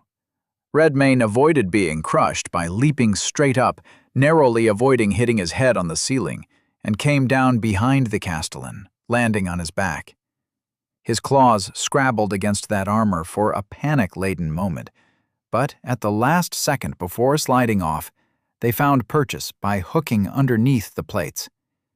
Kozlov shouted in irritation and tried to reach back to swat Redmayne off of him, but his arm, or the armor, or a combination of the two, made his arm too inflexible to reach. Redmayne opened wide and bit down on the back of the Castellan's helmet. His teeth didn't find flesh immediately, but it would only be a matter of moments. Kozlov shouted again, sounding a bit more panicked this time, and turned to slam his back against the stone wall of the gatehouse. The blow crushed Redmayne between stone and steel. He could feel his brain rattle against his skull. He saw stars, but shook it off and bit down harder on the helmet. This time, he found a balding pate beneath the steel, the sweaty skin and bone beneath, and then brains and blood. Castellan Kaslov convulsed and screamed. He dropped his hammer and frantically tried to reach behind him, spinning about at random. Redmayne bit a chunk out of the back of his head, gulped it down, then had another. And when the Castellan's massive body began to teeter, he leapt off of it, landing in a crouch. He wiped the blood from his mouth as Kaslov fell like a big tree, shaking the gatehouse one final time. Castellan Kaslov has been slain. Tasks completed. 2/3. Level up. Level 9 to 10. Quality points awaiting allocation. 2. Class skill unlocked. Lion's Lunge. Common class skill rank 1, evolution possible. Active, 15 Gnosis. The imbued leaps at his prey to deliver a crushing blow. This attack channels the hunter's primal power into a decisive strike, which deals extra damage and knockback to a single creature. If the targeted creature has been marked as prey by Hunter's Mark, their armor is halved against this attack. 2 levels from 1 man. Splendid. The rush of power came with a new skill this time, the sensation of it traveling down the nape of his neck and spine and into his body and limbs. Again he noted that it felt like a veil lifting, like something unearthed from a forgotten place in his mind. No sooner did the notification appear in his mind's eye, did his body recall exactly how to employ the skill. And it was a promising one. It would have been good to have against Kaslav, but no matter. It would be most useful. With 3 knights and who knows how many soldiers in front of him, he already had plenty of bodies to test it on. The thought made Redmayne grin, growl and lunge in like a hungry wolf. Chapter 6. Hertz Castle, Chapel. Lion's Lunge made short work of the 3 knights left in the gatehouse, even with a hail of arrows and stones coming at him from every direction. The skill lent speed and momentum to Redmayne's leap attack, making it feel like the charge of an auroch, only airborne, and when it landed, the force of his strike sent shockwaves through the stone hall. Almost as hard as the blows of Castellan Kaslov's hammer, but significantly faster. Arrowheads stuck into his back and shoulders, and rocks bounced off the top of his head as he smashed shields into splinters, cracked spears, and punched through armor as if it were paper. The fun couldn't last indefinitely, though. Gnosis, 20. He'd have to find a source of magic to eat soon, whatever that meant. The final night of the trio fell to a storm of claws, and Redmayne wasted no time bolting for the door Castellan Kaslov had emerged through to get away from the non-stop rain of projectiles and sink his teeth into those responsible for them. He found them in the inner gatehouse, already fleeing when he broke the door down and charged after them. They screamed like deer at the sight of him, the fearful call of prey followed immediately by the irresistible drive to escape at full speed. Not that it did them any good. Redmayne chased them down and devoured them all. The ones up above on the 2nd level met the same fate. Level up. Level 10 to level 11. Level 11 to level 12. Quality points awaiting allocation. 4. Redmayne dispatched them and feasted on their remains, as well as those of Kaslov and his knights, refilling his corpus until there was no more meat left in the gatehouse left to consume. Corpus, 901. The number made him happy. But not as happy as the way it felt in his body, the charge of abundant vitality in his frame. He wasn't invincible, but at the moment he felt close enough for it to be enjoyable. He also had points to spend. On a whim, he dropped them all into might, and felt a savage sense of exultation when the power flooded into his muscles. Might 8 to 12. His gnosis, by comparison to all these impressive numbers, needed some help, so he went in search of some. Though he didn't have a clue what to look for specifically, He decided the best place to begin would be the Castellan's private offices on the second floor of the gatehouse. It was a small room, unfit for a man of Kaslov's stature even before he'd been transformed. Its central feature was a desk made of dark wood with a large, well-worn chair upholstered in blood red. Redmayne began his search with the bookshelves on either side of the desk, but then he heard a shuffle. It sounded like a footstep. He froze, and apparently the owner of that foot was watching him because their breath hitched in fear. The sound came from underneath Kaslov's desk. Redmayne crept around and then crouched, poking his head in behind the chair. A little boy in a dirty tunic shrieked and cowered back against the corner, his eyes wide with fright. He frantically drew a paring knife from his belt and swiped it in the air wildly. "Have at thee, beast!" Redmayne's eyes narrowed. He recognized that knife. The lad must have stolen it from the kitchen. Then he smirked at the child. "You can lower your weapon. I mean you no harm." The boy didn't comply immediately. He looked suspicious. Redmayne raised his hands up in entreaty. "I'm unarmed, as you can see. The advantage is yours. But as I said, I mean you no harm." The boy seemed to puff up a bit at the praise. The confidence made him relax a bit. "Are you a monster?" said the boy. "I am," said Redmayne. "But I'm a good monster. I only eat bad people. The castle's full of them tonight, it seems." Evidently, the boy had never heard of a good monster before. He looked Redmayne up and down slowly, his eyes narrowed, and after a long moment of deliberation, he slipped the paring knife back into his belt. Redmayne backed up from the desk. "You can come out from there. It's safe now. The men downstairs are no more." The boy stayed put, chewing his lip thoughtfully, nervously. "What's your name?" he asked. "Cale," said the boy. "Well met, Cale. Call me Redmayne." "On account of your hair?" Redmayne smirked and nodded. "On account of my hair." Cale gave Redmayne one more speculative up-and-down look, appeared to decide he looked safe enough, and crawled out from under Kaslov's desk. The moment he stood, his gaze darted to the door. "I heard lots of noises down in the gatehouse. It sounded like they was fightin'," said Cale. Then he looked up at Redmayne. "They was fightin' you?"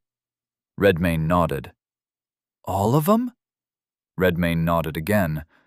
The boy's eyes grew as wide as dinner plates. "You killed the Castellan and all them knights and soldiers?" "Yes, and then I ate them." Cale's mouth fell open. "What? How come your belly's not out to here?" He pantomimed a huge, distended gut by holding his hands out in front of it, and Redmayne shrugged. "I'm not sure why, but I ate them all, and dozens of their comrades as well." The boy looked astonished. He stared at the wall and rubbed his chin, thinking, coming up with a line of questions most likely. Then apparently a different thought came to him, because his gaze snapped back up to Redmayne. "Say, have you seen my mum around the castle? I've been hiding all day and night from them monsters. I haven't been able to look for her." "All I've seen are beastmen and corpses," said Redmayne. "But I heard there are people hiding in that chapel across from the keep." "You heard?" said the boy. "Who told ya?" "Rodomir's dogs." His eyes widened and his jaw dropped again. "You can talk to dogs?" He nodded. "You're the best monster I've ever met." That put a smile on Redmayne's face. The two of them set out for the chapel from the gatehouse, which under normal circumstances would be a brief stroll across the castle yard. But even with so many corrupted Morholts dispatched already, it was prudent to go slowly and cautiously.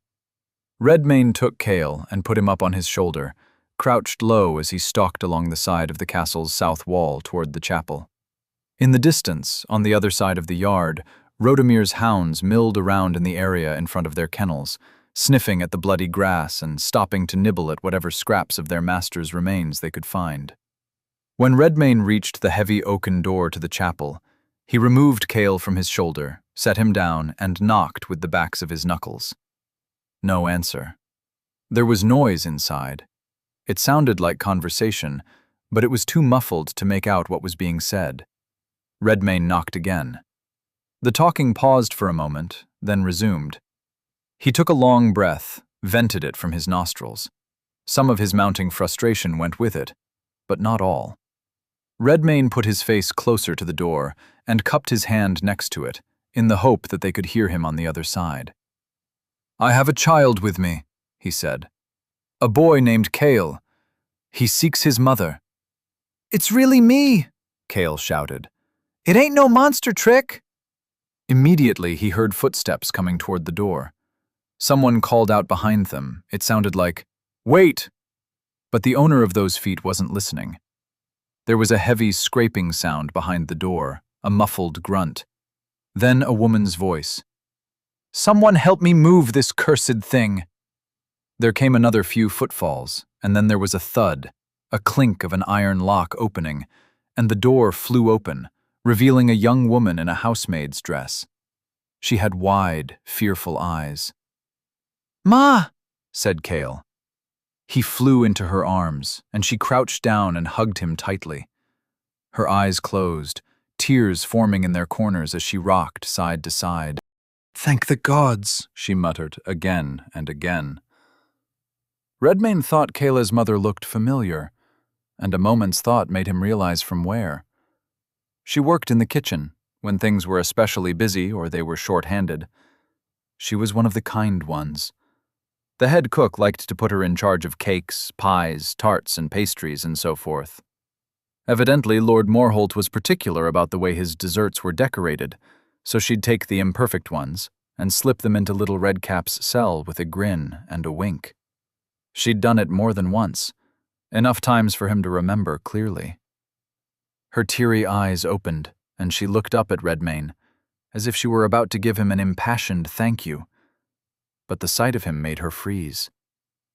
He didn't take it personally. After all, he was dressed in rags and covered in blood, with arrows sticking out of his neck and shoulders. Redmayne considered attempting to explain who he was, but decided against it. "You see, they fed me a strange corpse. It made me lose consciousness and witness strange, violent visions, and when I awoke, my body had been transformed," sounded far-fetched when he played it through in his head. On the other hand, it appeared to have been an unusual day for everyone at Hertz Castle. "Thank you, good sir," said the girl, her tone a little muted by apprehension. Cale looked up at his mother with a big smile. "It's all right, Mum. He's a good monster. He battled all them crazed soldiers and knights, and even the castellan. And he ate him." The lad's heart was in the right place, but his explanation didn't help the young lady's fear level. Her face paled a bit. "They won't trouble you any more," said Redmayne. She nodded slowly and said, "May I have the name of my son's rescuer?" "Redmayne," said Redmayne. "Gods greet you, Redmayne. I'm Letha." "Well met, Letha. I'm pleased I could return your child to you." His calm demeanor seemed to make her relax a bit, despite his horrific appearance. She smiled and stood up, her hands on Cale's shoulders, and bowed her head to him. "If there's anything I can do for you, I'm at your service, my Lord Redmayne." Lord Redmayne had a nice ring to it. He smiled and nodded back. "Thank you. I'll remember that." There was a man standing next to Letha and Cale, likely the one who had helped her unbar the door so she could open it. He was past middle age, Redmayne thought, judging by the lines on his face and the white hair at his temples. He wore a fine blue robe under a white cloak trimmed in silver. He looked like a man of Volos, but style of those clothes wasn't familiar to him. The man had been studying Redmayne while he talked to Letha.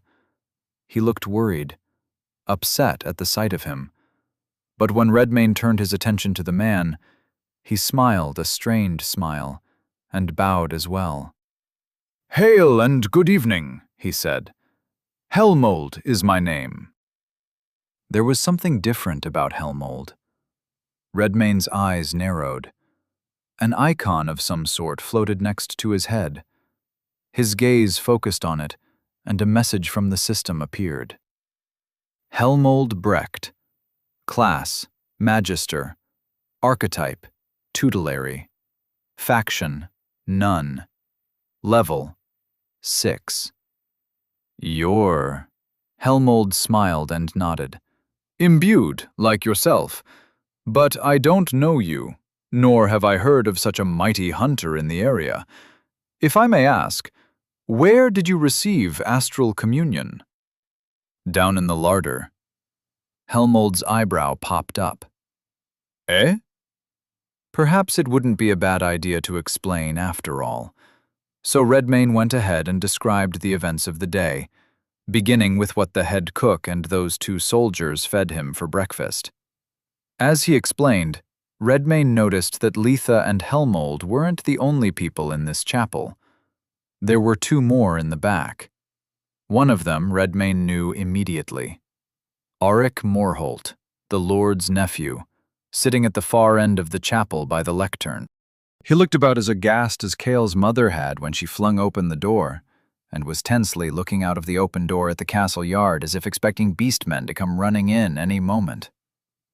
The other was an old woman in a weather-beaten frock, with a cowled cloak that seemed to be in no better condition than Redmane's own rags.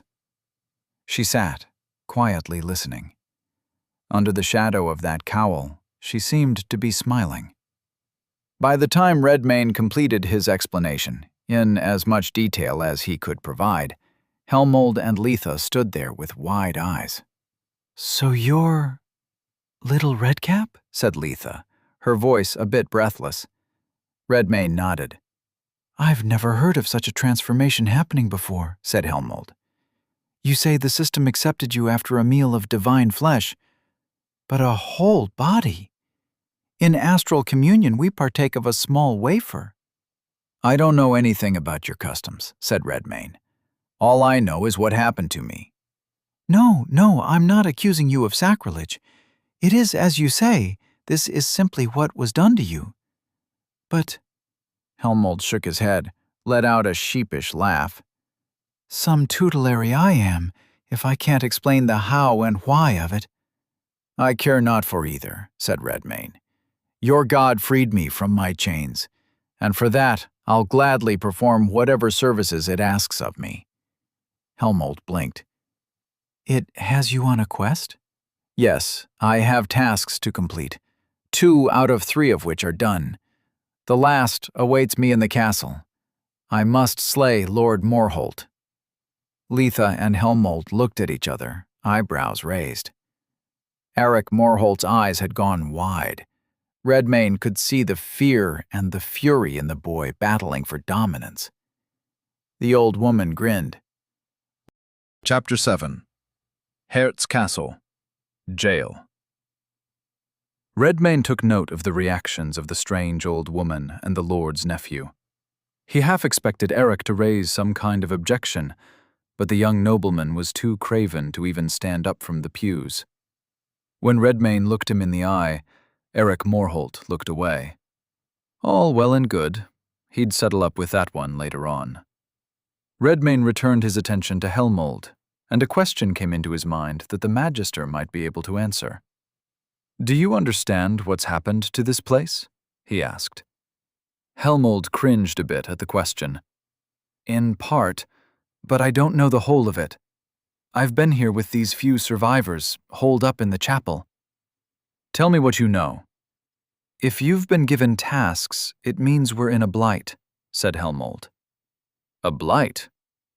"When the system detects anomalous magical activity in the land, of such a scale and nature that it imperils the local civilization, it classifies the area as blighted and divides it into zones.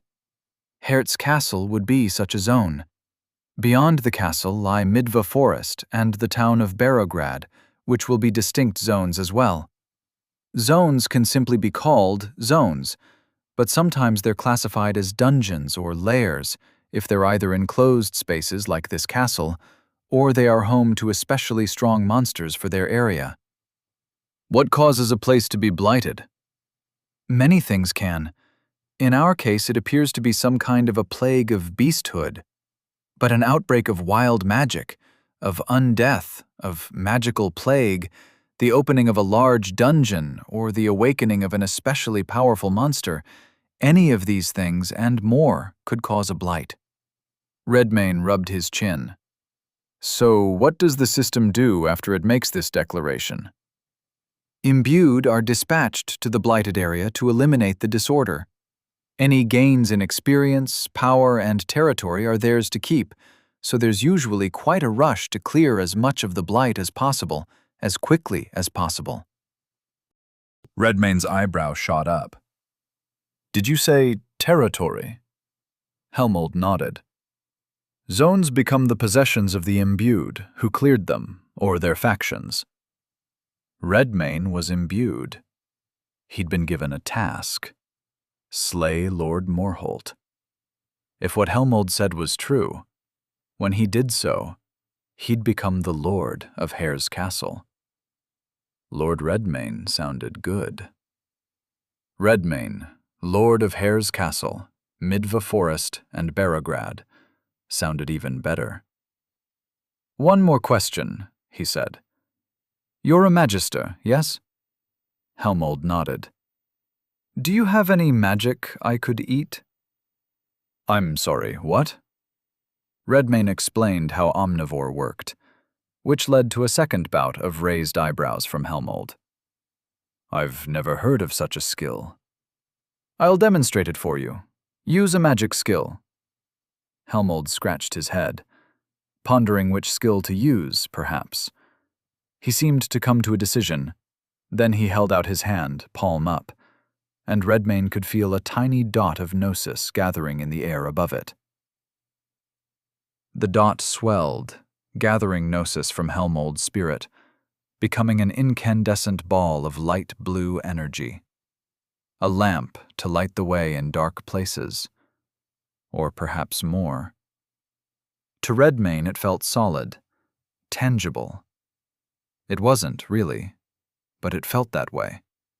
He leaned in and bit into the skill, and a chunk came off of it, as if he'd tore off a chunk of an apple. He chewed it and swallowed, even though those actions weren't strictly necessary, simply habit. Gnosis, 35. Not much. He'd have to eat the rest of it. Gnosis, 70. Could you make another one of those? He asked. Helmold looked like he wanted to say no for a moment. Watching Redmayne eat his skill had paled his face a bit, but he shook it off and nodded. Aye, you have a task to complete. I'll stay with this lot and look after them. You need the gnosis more than me. So he fed Redmayne a few more uses of Cassian's lantern. Gnosis, 120. Gnosis, 170. Gnosis, 220. Now he was feeling good. The power of Gnosis felt different than Corpus. It was cool. It inspired calm, focused thought, a clear mind. Redmayne thanked Helmold for his assistance and turned to leave the chapel at once, but Letha reached out and touched his arm. Just a moment. He stopped. Sorry, I hate to ask anything more of you after returning Kale to me, but if you could... Redmayne side-eyed her over his shoulder. Go on. She smiled sheepishly. It's my cousin, Sven. He's only recently moved to the castle. I helped him find work here as a stable hand. But he has trouble with the drink. He had a rowdy night with his lads, and they threw him in the jail. Letha gave him a pleading smile. Before you go elsewhere, could I beg you to check and see if he's all right? Bring him back here to the chapel, if you can. Redmayne stared at her for several long moments. She tried not to squirm under his steady gaze. I have a price, he said. She blinked. Oh? I'll go find your cousin, but you have to bake a tray of pastries for everyone." Letha let out a laugh. The stress melted off her and she smiled, nodded. "Yes, my lord." He smiled back and walked out of the chapel. "Get all them monsters!" Little Kale yelled after him. "Have 'em for supper, and Ma will see to dessert." The castle jail lay in the Undercroft, on the opposite wing from the kitchen and larder. Redmayne hadn't ever been there, but it wasn't difficult to find. On his way down, he ran into a few more packs of Morholt soldiers, 2 of which were led by a single knight. He fought them conservatively, which is to say, evasively. He'd built up a good stock of corpus. He'd rather keep it growing than sacrifice it needlessly before facing the Lord Morholt himself, and whatever he might have in store. So when they tried to swarm him over, he leapt away. When they tried to corner him, he jumped over their heads, answering with a swift claw here, a snap of his jaws there. One attack at a time, when it was safe to do so. It took longer than normal, but the wait was worth it. Level up. Level 12 to level 13. Quality points awaiting allocation. 1. Corpus, 1,357. He put the point into might. Might, 12 to 13. And then, flush with health and spirit, Redmayne descended into the jail with a cautious eye. It was a cold, lightless place. His bestial eyes could compensate for the dimness, but even then it was difficult to see clearly. The torches were all out. The stone floor was wet under his bare feet. Somewhere there was a drip-drip sound, the faint scratching of rats scampering for their hole. Redmayne slowed down, crouched, looking this way and that, moving as silently as he could manage. Little Redcap was a naturally sneaky sort, but stealth was a bit more difficult in a body as large as this one. Not that he'd trade back. There didn't seem to be anybody down here. Redmayne heard no voices, nor did he notice any signs of movement in the cells. There were 6 of them, 3 in a row on either side of the hall, all with iron bars and locked gates. It had previously occurred to him that he'd forgotten to ask Letha what her cousin looked like. Now that he was down here, however, it seemed like the question wouldn't have mattered anyway. He was the only soul in this place, as far as he could tell. At the end of the hall there was a curving staircase, which took Redmayne to the next level of the jail. Halfway down this staircase, he started to hear signs of life, and it didn't sound friendly. He heard growling, mumbling, heavy breathing, the scrape of claws on stone. Whatever it was, it sounded like it was pacing back and forth, talking to itself. Redmayne crouched low and stalked forward, quietly, slowly. When he reached the bottom of the stairs, he peered around the corner to see the source of the noise. It was a man, or something that used to be a man. He wore the tattered remains of his cloak and breeches, his transformation having torn the rest to ribbons. His body was huge and freakishly muscled, the legs short and stubby, the arms long and simian, the flesh pale and tufted with dark fur at the elbows, knees, and down the spine.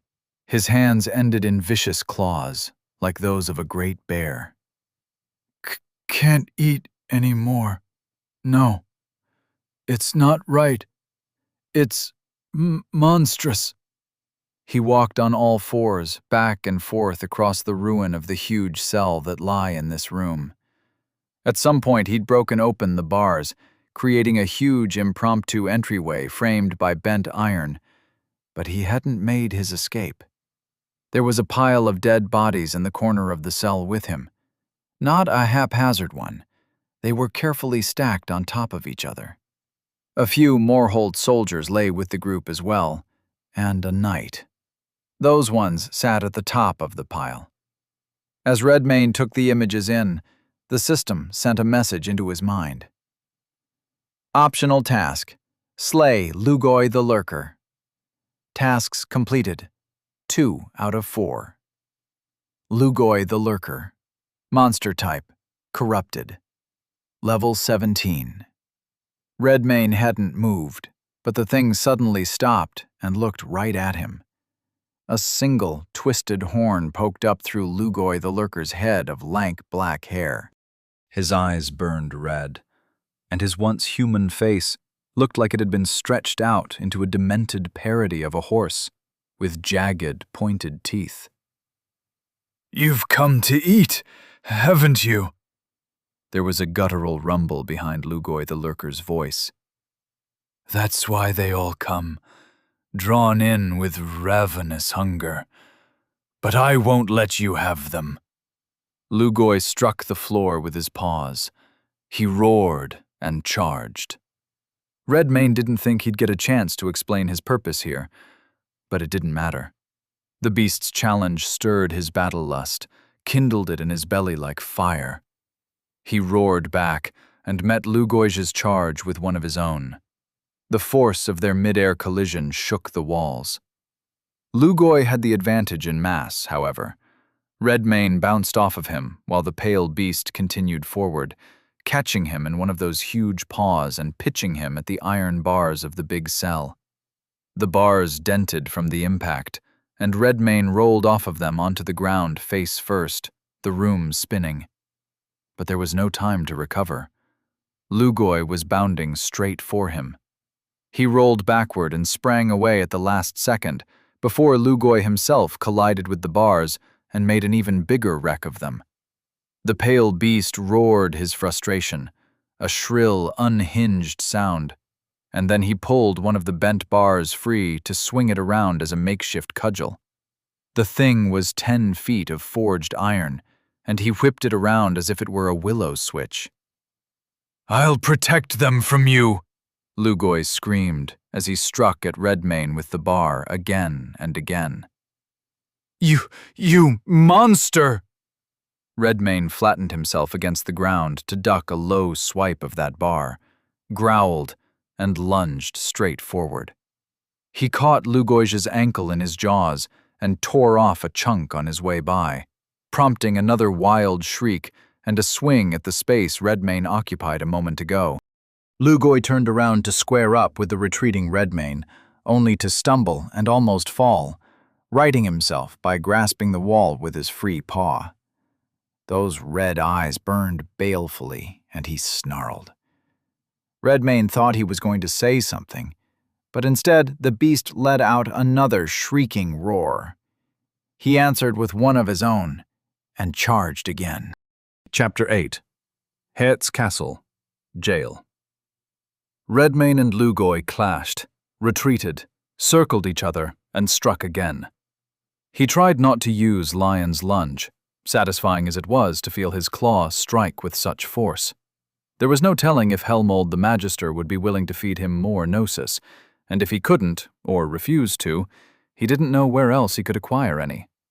So he decided he'd use it in one of two situations. One, if he had no other option because he was desperately losing the fight. Two, if a golden opportunity presented itself. The battle would tell him which it would be. Lugoi the Lurker shrieked curses at him, swiped his iron bar around like a crude fencing foil, until Redmane caught it in his teeth, bit it in half. Then Lugoi picked him up bodily and hurled him at the wall, launching him like a cannonball. His impact cracked the stones. Redmane forced himself to recover and got out of the way of the follow-up charge. He had the edge in speed, but only barely, and Lugoi was vastly stronger. At least, that's the way it felt. The two of them collided again and again, claws and teeth rending flesh, stone cracking and iron bars denting wherever their bodies struck. Lugoi's paws hit like Kaslob's hammer, only twice as fast. Redmane barely evaded them, again and again, certain that one solid hit would carve off a chunk of corpus he'd rather not have lost. But he was too busy watching those weapons to notice the shoulder ram that blasted the air from his lungs and sent him rolling across the dank floor of the jail. He had to gain an edge somehow. As Lugoi predictably bounded at him again, howling, Redmane noticed his injured ankle. That bite had slowed him down a bit. Perhaps he could slow him down even more. When Lugoj was close enough, he lunged. But this time Redmayne rolled toward him underneath that leap. He came up onto 2 feet and swept a claw at Lugoj's ankle, the one he'd already bitten. There was a wet, snapping sound. A shriek of sudden pain. Lugoj stumbled and dragged his injured foot, glaring at Redmayne. The tendons were completely and cleanly severed, and a fountain of dark blood flowed from the wound. Now he was hobbled. That would help. He leapt at Lugoj and exchanged claws again and again. His speed advantage grew. Before it was barely enough, now it was significant. Redmayne could swoop out of reach of a bite or claw, lunge in and answer with a flurry of his own, and escape before retribution found him. It would be a death of 1,000 cuts. Or so he thought. As it turned out, an opportunity would present itself after all. The battle thus far had been brief but explosive. The cell had taken damage, but nothing had disturbed the neat stack of cadavers in the corner of Lugoj's cell. Not until Redmayne found himself standing in front of it, facing the charging beast. He leapt to the side to avoid being bowled over, and Lugoj collided with the bodies, knocking them everywhere. He screamed. "What have I done? I'm sorry! Sorry! Gods forgive me!" Immediately he began to stack them up again, stammering apologies to the dead as he did so. He completely forgot Redmayne was even in the room with him. For a moment, Redmayne simply watched with a raised eyebrow and thanked the gods he'd been spared from whatever madness befell these people with the blight. Then his eyes narrowed, calculating the distance. He took a few quiet steps forward. There, close enough for a headshot. Lion's lunge gnosis poured into Redmayne's muscles as he sprang into the air, a claw held high. Lugoj the lurker looked up at the last possible second, anguish on his face. And then his face could no longer make expressions, because the stroke of Redmayne's claw shredded it into petals of gore. Lugoj the Lurker has been slain. Tasks completed. 3/4. Level up. Level 13 to level 14. Level 14 to level 15. Level 15 to level 16. Quality points awaiting allocation. 3. Breathing heavy, the savage thrill of the kill aflame in his chest, Redmayne dumped 3 more points into Might on a whim. Might 13 to 16. But the system had another message for him this time. Skill rank up. Omnivore bloodline skill. Monstrous. Rank 2. Evolution possible. Passive. Rank 0. The monster derives sustenance from anything, and its digestion produces no waste. Its teeth and jaws can chew through most substances with sustained effort. Rank 1. The monster's consumption of flesh restores its corpus, and consumption of magic restores its gnosis. All caps for corpus and gnosis, regardless of source, are removed. Rank 2. The consumption of refined metals, cast, wrought, or forged, will permanently increase the rating of the monster's armor and the damage of its physical natural weapons, such as its claws, bite, talons, or spines. Damage and armor gains are proportionate to the amount and purity of the metals consumed. All such gains are cumulative. Redmayne stared. He read the message again, carefully. Eating metal would make him tougher, make his claws and bite stronger. His eyes darted to the section of the iron bar he'd bitten in half in his battle with Lugoj. He picked it up off the floor and chomped it down like it was an especially long strip of jerky. No change. He didn't feel any different, and the system didn't give him a message. Perhaps he'd need more. He found the other half of the bar and ate it. Then he tugged another bar out of the wall and ate that. Then the next one, and the next one. He'd eaten about half of the bars in the cell when the system sent another message into his mind. Armor +1. He could feel it in his body.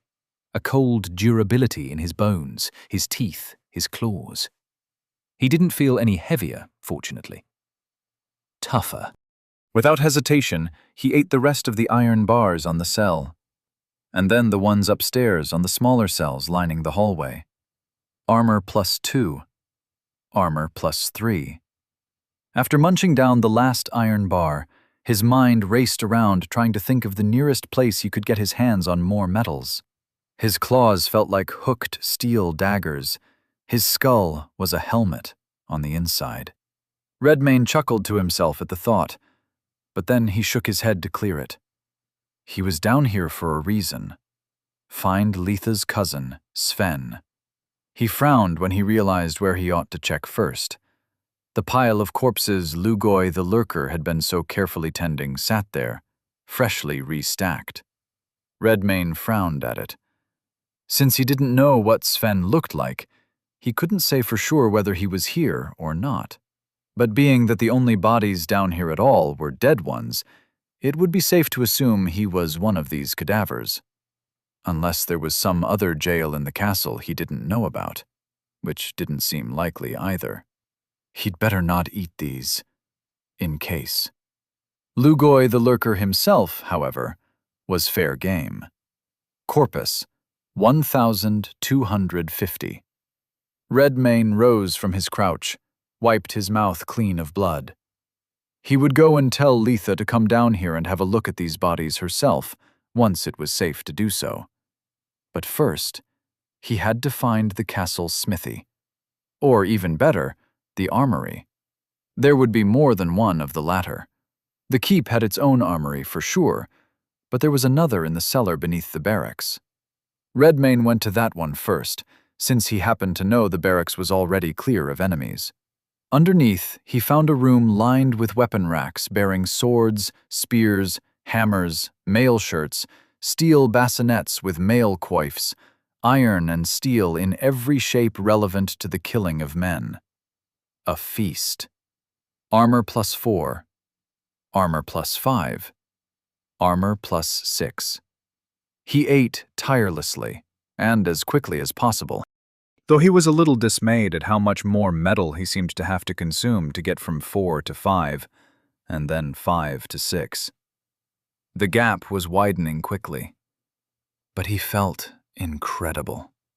Like he wore a whole suit of armor that weighed nothing, and he carried 10 steel sickles, 5 in either hand.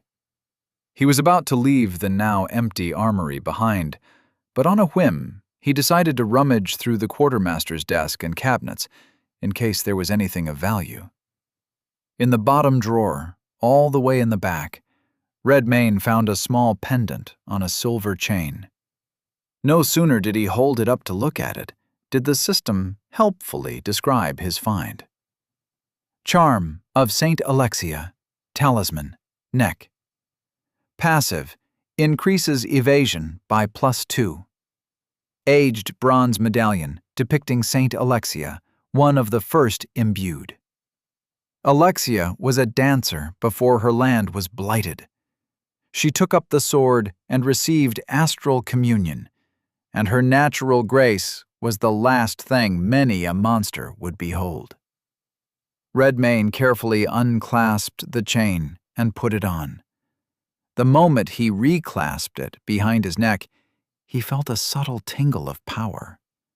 Evasion +2. It was difficult to quantify the difference, but simply standing there, he did feel more alert, like he could respond a bit faster to something sudden should the need arise. As for precisely how much faster, he'd have to experiment on live prey. With the Undercroft, the jail, the walls and battlements, barracks, castle yard and gatehouse all cleared of foes, there was only one place left to go. The keep. It sat at the rear of the castle yard, in the center, a squat rectangle of mighty stone containing the great hall, the forge, another armory, and then, on the upper floors, were the apartments of knights, a small library, and above those were the quarters of the Lord himself. A squat tower jutted out from the roof of the keep.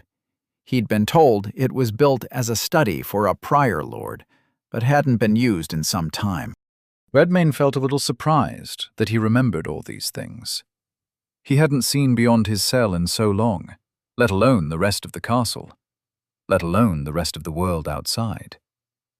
As he strode across the yard toward the keep's great oaken doors, he considered that.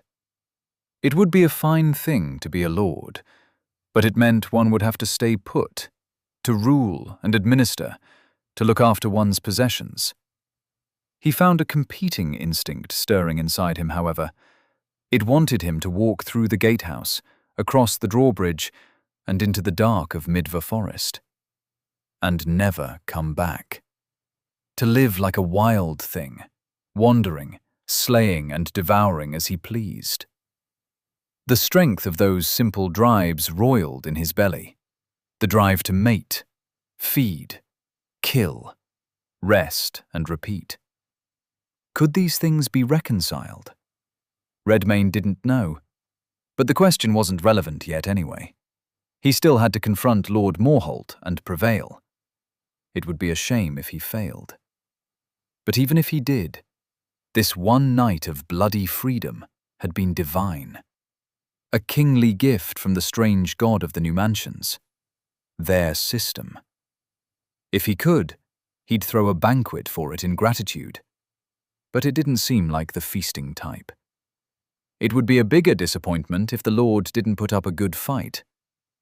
Redmayne climbed the short staircase to the huge doors of the keep, placed a hand on each, and pushed. They didn't give at first. They weren't mean to be opened by one pair of hands at all. There was a procedure for this, involving a small team of men. But he was already stronger than a small team of men. The doors gave way with a deep, echoing creak. When they slid open far enough to admit him, he let go and stepped inside. Everything looked normal in here, as if nothing had happened to the outside world. The fine rugs and furniture were all intact and clean. Warm candlelight came. It was so orderly and quiet, Redmayne didn't notice the guards until they moved. He thought they were two empty suits of armor standing guard at the opposite end of the foyer, the finely wrought plate mail and the weapons they held polished to a mirror shine. But as it turned out, the suits were not empty at all. Their heads turned toward Redmayne, and they turned, brandishing swords and raising shields. Beastman Knight, Captain Monster. Type, Corrupted. Level 15. Redmayne grinned and flexed his claws. Here were the training dummies he'd been looking for. Chapter 9. Hertz Castle, Keep. A single strike of Redmayne's claw was enough to smash a knight's shield into scraps. The knight slashed toward Redmayne's face, and he raised his forearm to block, felt the blade bite through skin, but thunk against the hardened bones in his forearm, as if it had encountered a steel bracer. His grin widened. Redmayne grabbed the knight with both hands, one on the left shoulder, the other on the inside of his right arm. Then he head-butted him, hard enough to bloody his own nose and dent the knight's faceplate in. The knight dropped his sword and staggered back, clutching his helmet, trying to pull it off. Anguished groaning came from within it. Understandable. The face underneath was likely concave now. His comrade to the left wasted no time rushing in to provide a distraction.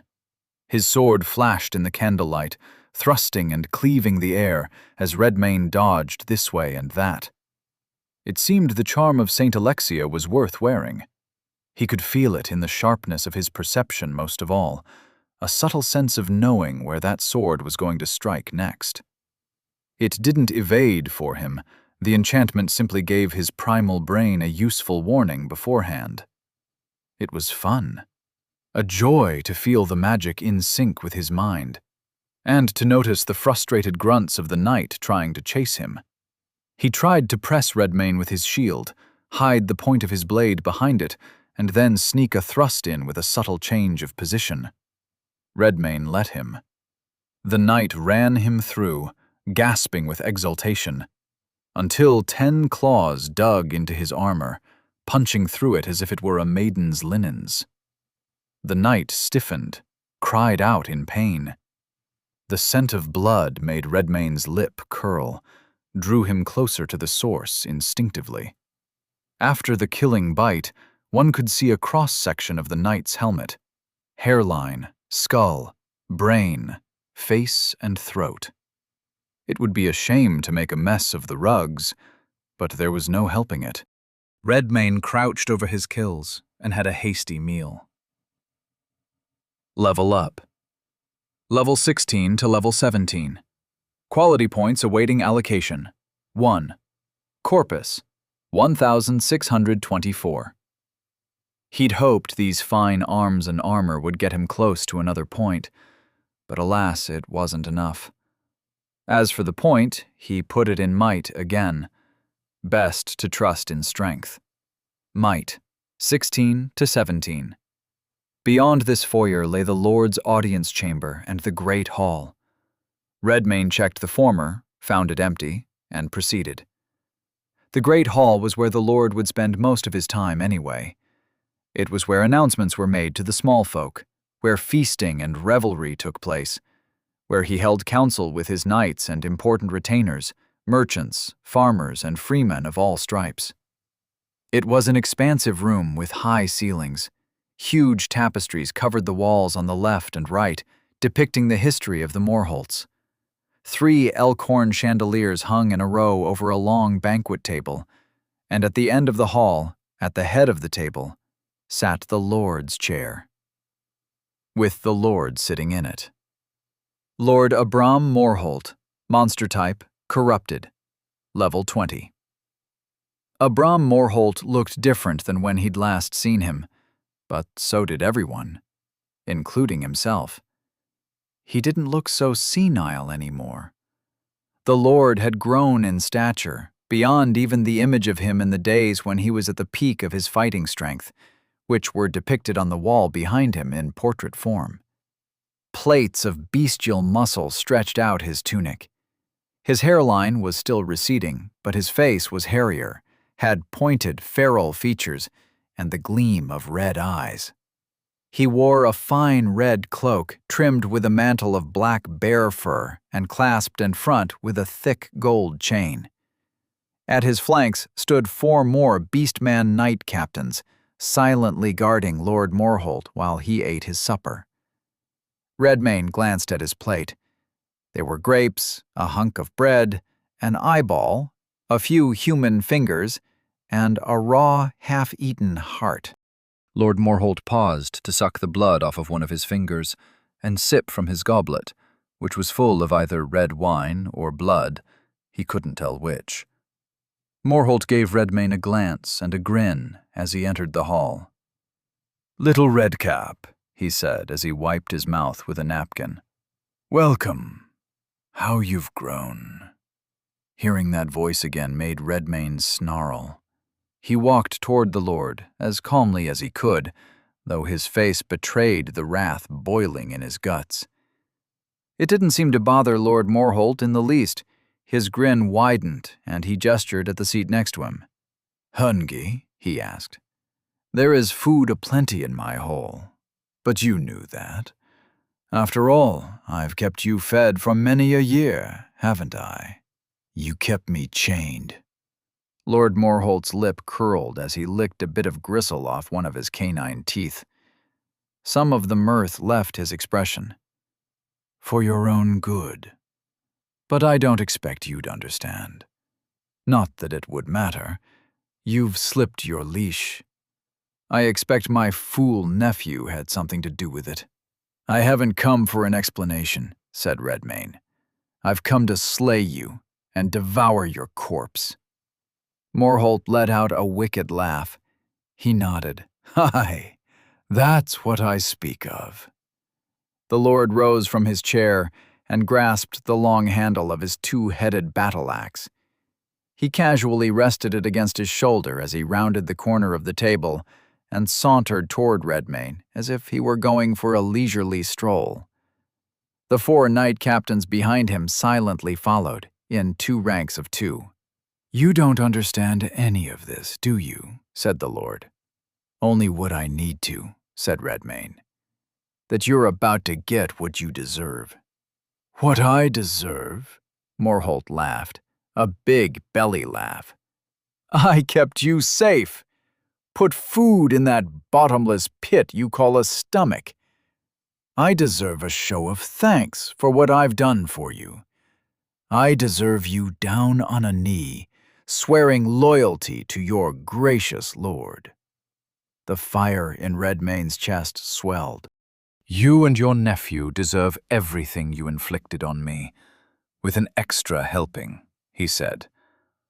But then the Lord's smile darkened. He gripped the handle of his axe tighter, with intent.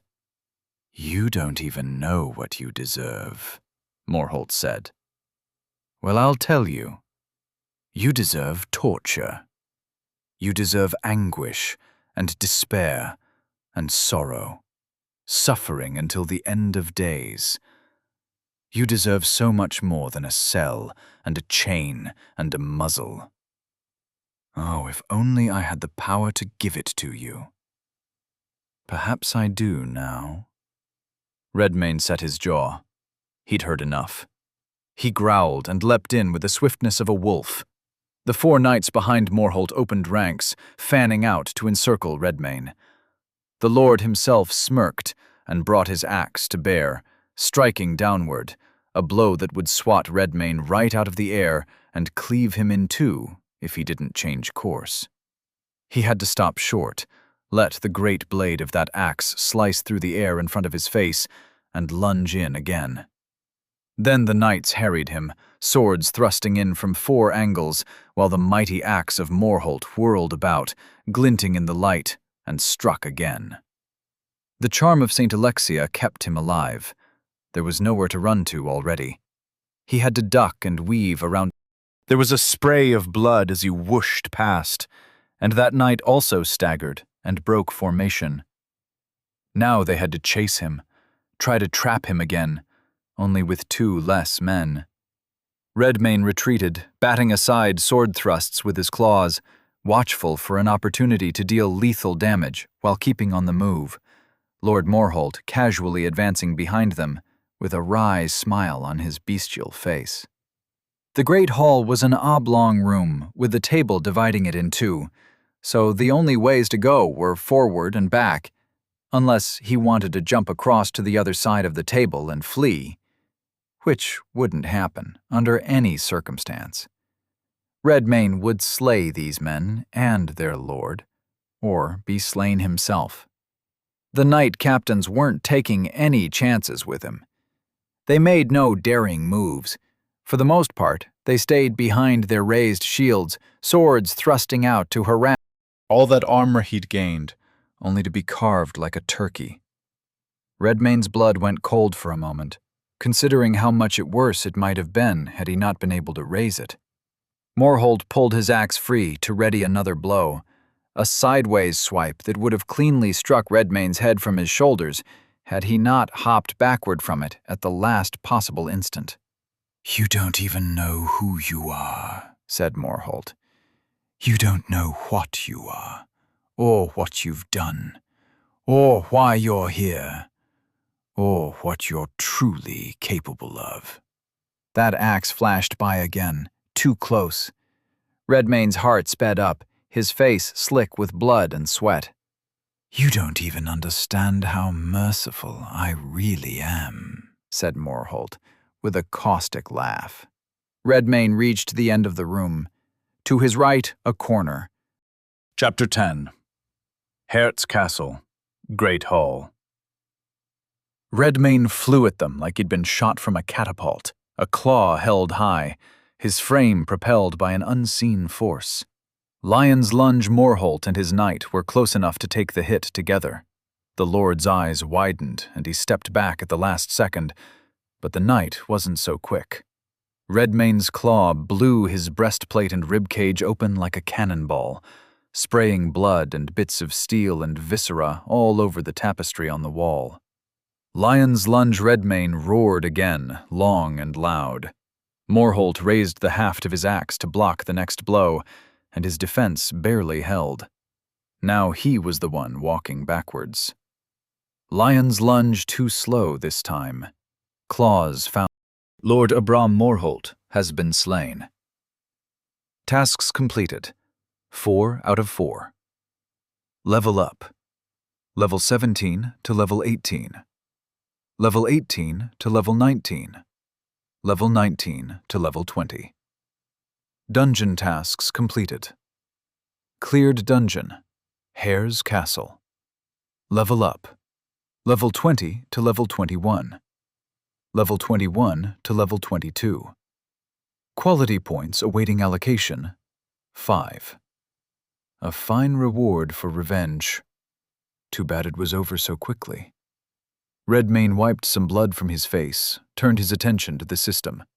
Again he considered dumping his points into might, but thought better of it. It wouldn't be good for one quality to drastically outpace the others. A glance at his qualities made him realize this was already happening. Might 17, Grace 6, Fortitude 6. That last one was likely the reason Morholt chopped him open so badly. He imagined Fortitude interacted with armor, the two supplementing each other. The best way to test this would be to put all 5 of these points into Fortitude. He'd come too close to death for comfort now. Fortitude 6 to 11. With that settled, the system moved right along to the next item. Class skill rank up, Fang and Claw, common. Class skill rank 2, Evolution, possible. Passive, rank 1. Increases the damage and armor penetration of the imbued's natural weapons. The unarmed combat proficiency governs the use of such attacks, and skills which enchant both natural and man-made weapons may be applied to the weapons in question. Rank 2. Further increases the damage and armor penetration of the imbued's natural weapons. For each natural weapon, the imbued may select a basic weapon quality from the following list. Rending. The weapon inflicts the bleeding condition, causing the targeted creature to lose extra corpus over time after a wound is inflicted. Defensive. The weapon can be used to deflect attacks, granting +1 armor per weapon employed in this way. Fast. The weapon strikes with greater speed than its size or weight would normally allow, providing a -2 penalty to an opponent's evasion. It prompted him to choose a quality for both his bite and his claws. He frowned thoughtfully, scratched his chin. The skill made his claws and bite penetrate armor already, though his bite already did a better version of that on its own. Making them fast would negate some evasion as well, which seemed like a fine idea. But rending was also enticing. He liked the mere sound of it. And against opponents with which he would rather not stand and trade blows, he could use it to whittle them down, bleed them out while they chased after him in vain. Defense didn't call to him. He'd rather trade blood for blood. Which left him with 2 choices. Fortunately, he had 2 different weapons. For his claws, he selected rending, and for his bite, he selected fast. Weapon profile, claws, damage +8, armor penetration 4, corpus damage over time on hit, rending 1. Bite damage +8, armor penetration 4, evasion negation 2, fast 1. Redmane took a long breath in through his nose, exhaled slowly through his mouth. A smile formed on it afterward. He could feel his wounds closing, but there wasn't much corpus to spare. He'd have to eat hearty soon. But the system had yet another matter to bring to his attention. Dungeon. Hert's Castle has been cleared. Converting Hert's Castle to sanctuary, Redmane felt a change in the air, a small alteration of the flow of magic. There was a subtle but pervading sense of calmness. Do you wish to claim this sanctuary? He blinked, looked around the great hall, at the long table, the fine furnishings, the portraits and tapestries. There was the portrait of Abram Morholt II, recently deceased at Redmayne's feet. To the right were portraits of his father, Aidan Morholt, and Aidan's father, Abel. The row of portraits continued straight down the line of primogeniture. Abel Morholt had 2 brothers, Auric and Andrew, all of whom were the sons of Abram I, who himself was the son of Eric Morholt III. Redmayne dimly remembered these men. All of them. All the way back to the founding of the house. To Eric Morholt, first of his name. How long had he truly been here? He stared for a moment, feeling unsettled. Try as he may to recall, his mind was a blank space. No answers came. Redmayne shook his head, returned his attention to the system, and signalled, yes. Imbued, Hunter Redmayne does not belong to a faction. Do you wish to create a new faction? Yes again. Enter your faction's name. Redmayne thought about it for a moment, then gave his answer. Sanctuary, Hertz Castle, registered to House Redmayne. Not the most creative name, but it would do. The system showed him a menu next. Hertz Castle, Sanctuary of House Redmayne. Level 1, Upgrade Sanctuary. Marketplace, Atlas. It appeared to be prompting him to make a selection, so he chose Upgrade Sanctuary first. His eyes widened at the options. Enhanced fortifications, expanded living quarters, magical wards, astral bridges, class and profession training facilities, automaton guards and servants. There was more and more, a never-ending list to peruse. And there was no upper limit to the costs of things. The first and cheapest item on the list was called a pharos. Evidently, it could be used to speak with those in other sanctuaries across Volos, and, if he was reading this description correctly, those in other worlds as well. He also noticed that everything on the list cost gnosis. He'd have to find a way to gather that resource. Perhaps Magister Helmold could be of assistance there. But he'd ask in a bit. For now, he was too curious about these other menu items. Selecting Marketplace brought him to another list of things, all under the heading Level 1. Redmayne supposed the Marketplace had levels to it as well. Numantians seemed fond of the concept of levels. These entries appeared to have been placed on the list by other imbued like himself for private sale. Many of the listings were basic goods, foodstuffs, tools for farmers and tradesmen, common arms and armor. But there were more interesting items mixed in with them. Skill manuals, enchanted talismans, arms and armor, potions, tamed monsters, dungeon maps and keys. Some of the prices of these items were listed in Gnosis, but most were on offer for Numantian silver dinars. Redmayne scratched his head. If he had a purse full of Numantian coins, what would happen to them if he purchased something from this list? Would they vanish and appear in the coin purse of the seller? He'd have to find some and try it out.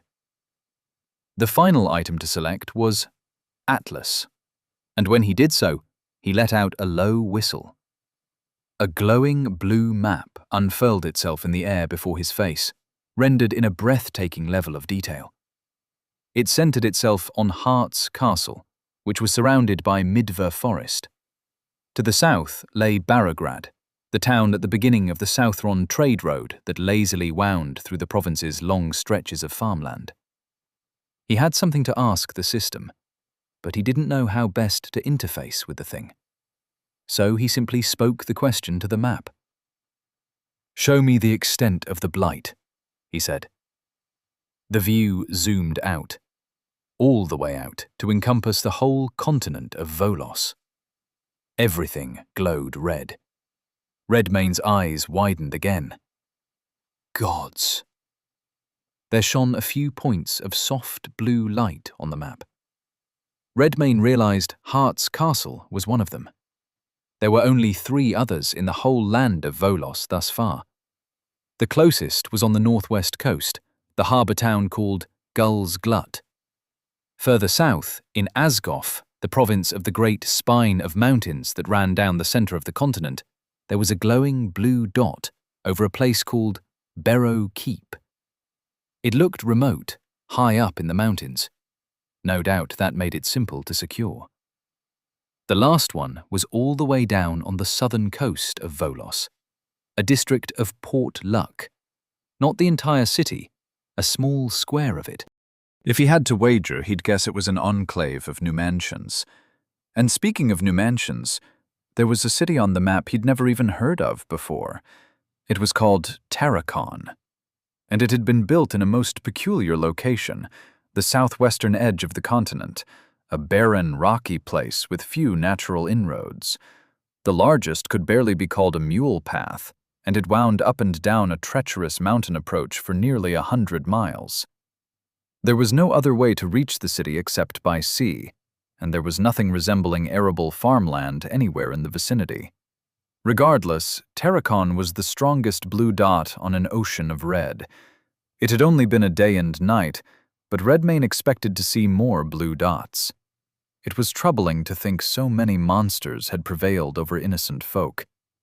But then again, it seemed like most of the innocent folk in this land had become monsters themselves. Perhaps that was why.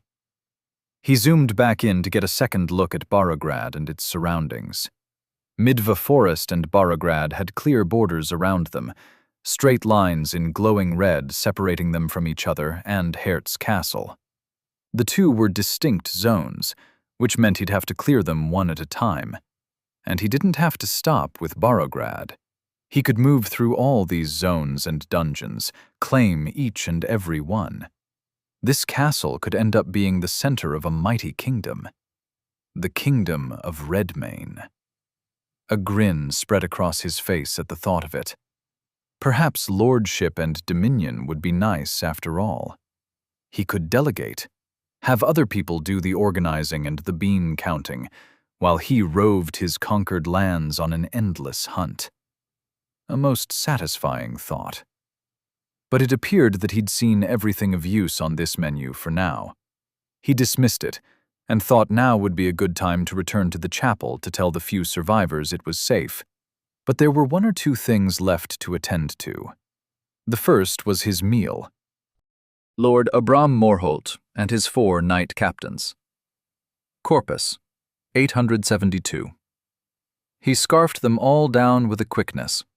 But when he got to Lord Morholt's huge axe, he paused and looked at it. There seemed to be an enchantment upon it. Perhaps that was another reason why it sliced through him like butter.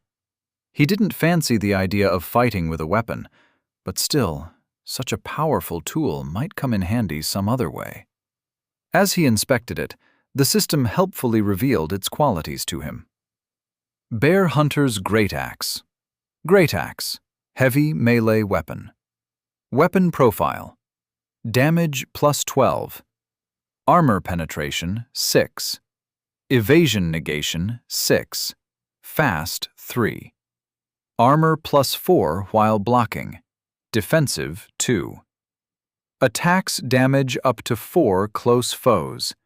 Cleaving 3. Ancestral weapon of the Morholt family. Despite its great size, it is well balanced and easy to handle, the work of a master weaponsmith. It is said the forefather of the Morholts won his domain by slaying the great bear who dwelt there since the days of antiquity. Redmayne's eyebrows rose. Maybe he could eat this. No, not yet. The omnivore's skill said nothing about eating weapon qualities, but perhaps it would in the future. He'd have to carry this axe around until that came to pass. Then came the final order of business. The Keep's Armory. There would be suits of plate mail and weapons of high quality, paid for by the purses of knights. And the smithy was around here somewhere too. He'd had Lord Morholt for supper. Now he would eat half a ton of metal for dessert. The armory was around the corner and down a short flight of stairs in the keep's basement. There was a smaller selection of arms here, but the level of quality was much greater. Burnished breastplates and helms stood on wooden pedestals made to display them. Gleaming blades, maces, axes, and spears stood in orderly rows on their racks, not a speck of dust on anything. The forge was right across the hall. In here, things were a bit less clean and orderly, but there was even more metal to feast on. Stacks of iron and steel ingots, boxes full of tools, horseshoes, bolts and rivets and fittings, the metal bands and studs that held together barrels and wagon wheels. Armor +7, armor +8, armor +9. He couldn't help but notice the gap between ranks continuing to widen. Perhaps there were metals of even higher quality on the sanctuary marketplace. He would check this. But first, the chapel, and a meeting with the first 4 citizens of the domain of House Redmayne. Chapter 11. Hert's Castle, Chapel. Redmayne's return to the chapel was met with a warm welcome from Letha, her son Cale, and the Magister Helmold. Not much from the other two, unless the crone's inscrutable smile counted. The crone in the corner still sat in the corner, as if she hadn't moved at all. She rocked in her seat, looking as though she were lost in pleasant thoughts. Aric Morholt took one look at the great axe Redmayne carried against his shoulder, and his eyes widened in horror. "You!" Redmayne grinned and nodded. "Yes, me. You'd better sit still now. If you made a sudden movement, there's no telling what I might do." The colour drained out of Aric's face. Magister Helmold smiled and gave Redmayne a bow. "Well done, good sir. I wish I could have been of greater assistance, but I'm afraid I'm not so useful in a fight." Redmayne nodded and thanked Helmold for watching over the people here, but then he turned to Letha with a solemn look on his face that she immediately seemed to understand. She frowned too, glanced past Redmayne at the closed door to the chapel, realizing Sven wouldn't be walking through it. "There are bodies in the jail," said Redmayne. "I think you should go down there and see if he's among them, when you're ready." Letha gave Redmayne a sad smile and nodded. "I shall, my lord." He smiled back, partly because she called him my lord. And then he turned to address the small group of them as one. "I've completed the tasks the system set out for me, and Hert's Castle is my reward. This place is now a sanctuary. You're free to stay or go as you please, but I'd caution against leaving now. The blight has covered all of Volos." Letha gasped. Cale stared, wide-eyed. Helmold and Aric Morholt visibly paled. If the crone reacted, Redmayne couldn't tell. To prove his claim, Redmayne conjured the map of the continent for all to see. Letha and Cale gazed at its detail in fascination, while Helmold looked like he'd seen such a thing many times before. "I'm going out into Midva Forest next," said Redmayne. "If it too becomes my possession, then I'll have the town of Barograd after. Any innocents I find, I'll send here to the castle." Helmold cleared his throat politely. "Ah, did you say you've claimed this sanctuary? That would mean you've created a faction of your own, yes?" Redmayne nodded. The Magister smiled and bowed again. "Then I humbly request membership in your faction, good Sir Redmayne." "Me too," said Letha. "Me 3, said Cale. Redmayne smiled. "I accept you all." It took some searching and help from Helmold to get through the faction menu trees and locate the correct selection. Once there, he added the 3 of them. Roster of House Redmayne. Faction Leader, Redmayne. Level 22. Hunter, Predator. Faction Members. Helmold Brecht. Level 6. Magister, Tutelary. Letha Shedemir, Classless. Cale Shedemir, Classless. It wasn't much, but it was a start. Little Cale frowned at his entry on the list. It says we're classless. Well, you are, said Redmayne. How do we get classes? You must receive astral communion and become imbued, like us, said Helmold. But you would have to wait until you're of age. Your mother could, if she wished, but I think it's best if she stayed by your side. Agreed, said Letha, with a wry smile. Cale and I can attend to the housework and cooking. With only the 5 of us to feed, it shouldn't be much trouble. Cale pouted up at his mother. Chores and cooking? Bah! She smirked down at him and ruffled his hair. Redmayne walked past them then, approaching Aric Morholt in the back. The young noble looked as though he'd like to bolt out the window. The look on his face was an amusing blend of contempt and sheer terror. You know, I have you to thank for all this, said Redmayne. Aric was breathing a little faster, his gaze darting about for an escape route. For my uncle's hospitality, his generosity. Yes, you should. Redmayne crouched down so they were eye to eye, Lord Morholt's axe handle resting against his shoulder. I overheard you speaking to the head cook about the body you found by the river, he said. The one you told him to feed me. Well, he did as you commanded, and behold the results. If only I could take it back, you little freak, Aric stammered. Normally the lordling could speak cutting words with finesse. Now he seemed to lack the capacity. Redmayne grinned. Alas, you cannot. Then he caught Aric's throat in his hand and squeezed. The young Morholt squawked and grasped Redmayne's wrist with both hands, kicking his feet wildly, his eyes bulging as his face lost color. Redmayne stood and dragged him out of the chapel, across the castle yard, down into the undercroft beneath the keep, to the kitchen and larder. He dragged Aric into the cell he'd been made to live in for so long he'd lost track of the passage of time entirely. He slammed last Morholt's head against the stone wall a few times to make him senseless. Remember sending your thugs in here to do this to me? Redmayne asked calmly, between blows. Because you were bored? To hear a little screaming? And then he dropped him on his rear, hunched over, and fetched the manacle. He'd snapped it when he made his escape, unfortunately, so he had to secure it by taking the cold iron chain, wrapping it tight around the young man's ankle, and tying the chain into a knot. The metal bent so taut he heard a bone snap. Aric cried out in pain and grabbed his broken ankle with both hands, bleeding from the temple, tears welling up in the corners of his eyes. Redmayne fetched the muzzle, took a fistful of Aric's hair, and jerked his head back to secure it to his face, and then snap the lock shut. There. He stood and reviewed his handiwork. Aric Morholt sat in the muck, chained and muzzled, his eyes full of pain and fear. It was a start.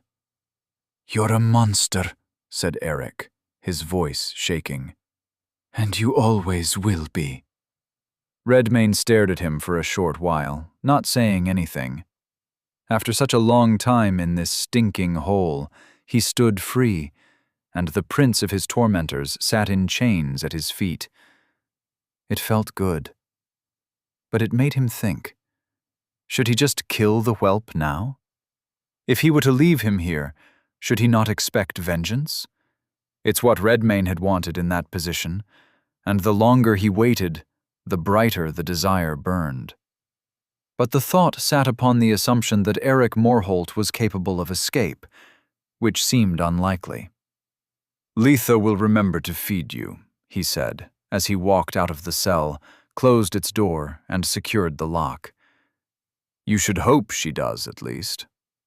He walked out of the kitchen feeling a small sense of satisfaction, but the sight of the old crone made him stop in his tracks suddenly. She awaited him at the foot of the stairwell, hands clasped in front of her, a smile on her weathered lips. Under that cowl, her face was deeply wrinkled, but her eyes were such a luminous green, he thought they might begin to glow. "Who are you?" he asked. She didn't answer. A long moment went by in silence. Then the crone walked toward him, and as she did so, she lifted her clasped hands, palms up, to reveal what they held. It was a dark green seed, roughly the size of an eyeball, covered in a zigzagging pattern of natural grooves, like a brain. "Young lord," said the crone, in a voice which sounded as ancient as she looked, "if thou seekest prosperity and strength for thy newborn domain, plant this seed in yonder castle yard, and sow it with thy blood." Redmane's eyes narrowed. He stared at the seed in the crone's hands. He was no expert on horticulture, but he'd never seen one like it. The old woman simply waited with an unwavering smile on her face. "What is it?" he asked. "Thine other half," said the crone. "I don't understand." She let out a soft, cackling laugh and pressed the seed into Redmane's hand. "Well met, Lord of Hunger," she said. "A parting word of caution for thee. Not all who aid thee are thy allies, and not all who fight thee are thy foes." Redmane blinked. "You offer aid right now. Do you mean to tell me you're my foe?" She cackled again, and this time the sound was so resonant it echoed off the stone walls in every direction, with such force that dust shook free from the ceiling. Rats scampered away at top speed. A shadow fell over her form, blacker than night, and all at once the laughter and her silhouette vanished. Redmane stood there, stunned by the display. His gaze shifted to the strange seed in his hand. His other half. What in the God's name did she mean? He rolled the seed about in his palm, considering it. In his mind, there was a brief tug-of-war between caution and curiosity. Curiosity prevailed. Redmane closed his fist around the seed and climbed the stairs. Above, in the castle yard, he selected an empty patch of lawn by the inner wall, to the right of the keep and the left of the stables and kennels. He crouched and dug a hole in the dirt, placed the seed in it. "Sow the seed with thy blood," she said. He cut the pad of his forefinger with Morholt's axe, reached out with it, and let droplets of blood spatter down on the skin of the green seed, one at a time, until it was coated all over. Then he pushed the earth over it and patted it down. Still, he wondered what she meant. His other half. He felt whole enough, especially now. He felt more whole than he had for as far back as his memory could reach. Full of life. Full of hunger. He looked up, noticing the gloam creeping over the castle walls. Dawn was here. He hadn't slept a wink and didn't feel the urge to. Behind him, on the other side of the drawbridge, lay the world beyond, and all his future conquests. The domain of House Redmane was born last night. Today, it would grow. He stood, the axe of the Morholts over his shoulder, and strode across the drawbridge toward Midva Forest. Governess Mattia Porsena sat at the desk in her lavishly appointed office, awaiting her praetor's report. The marble floors shined like a mirror, and the dark wood of the desk itself was polished to a similar luster. To the left and right, fully laden bookshelves flanked her, and directly behind it hung a mural-sized map of Volos. Her eyebrow arched when Lar Tathval entered the office instead of Jarell Craith. "I believe I called for my praetor," she said, her tone flat.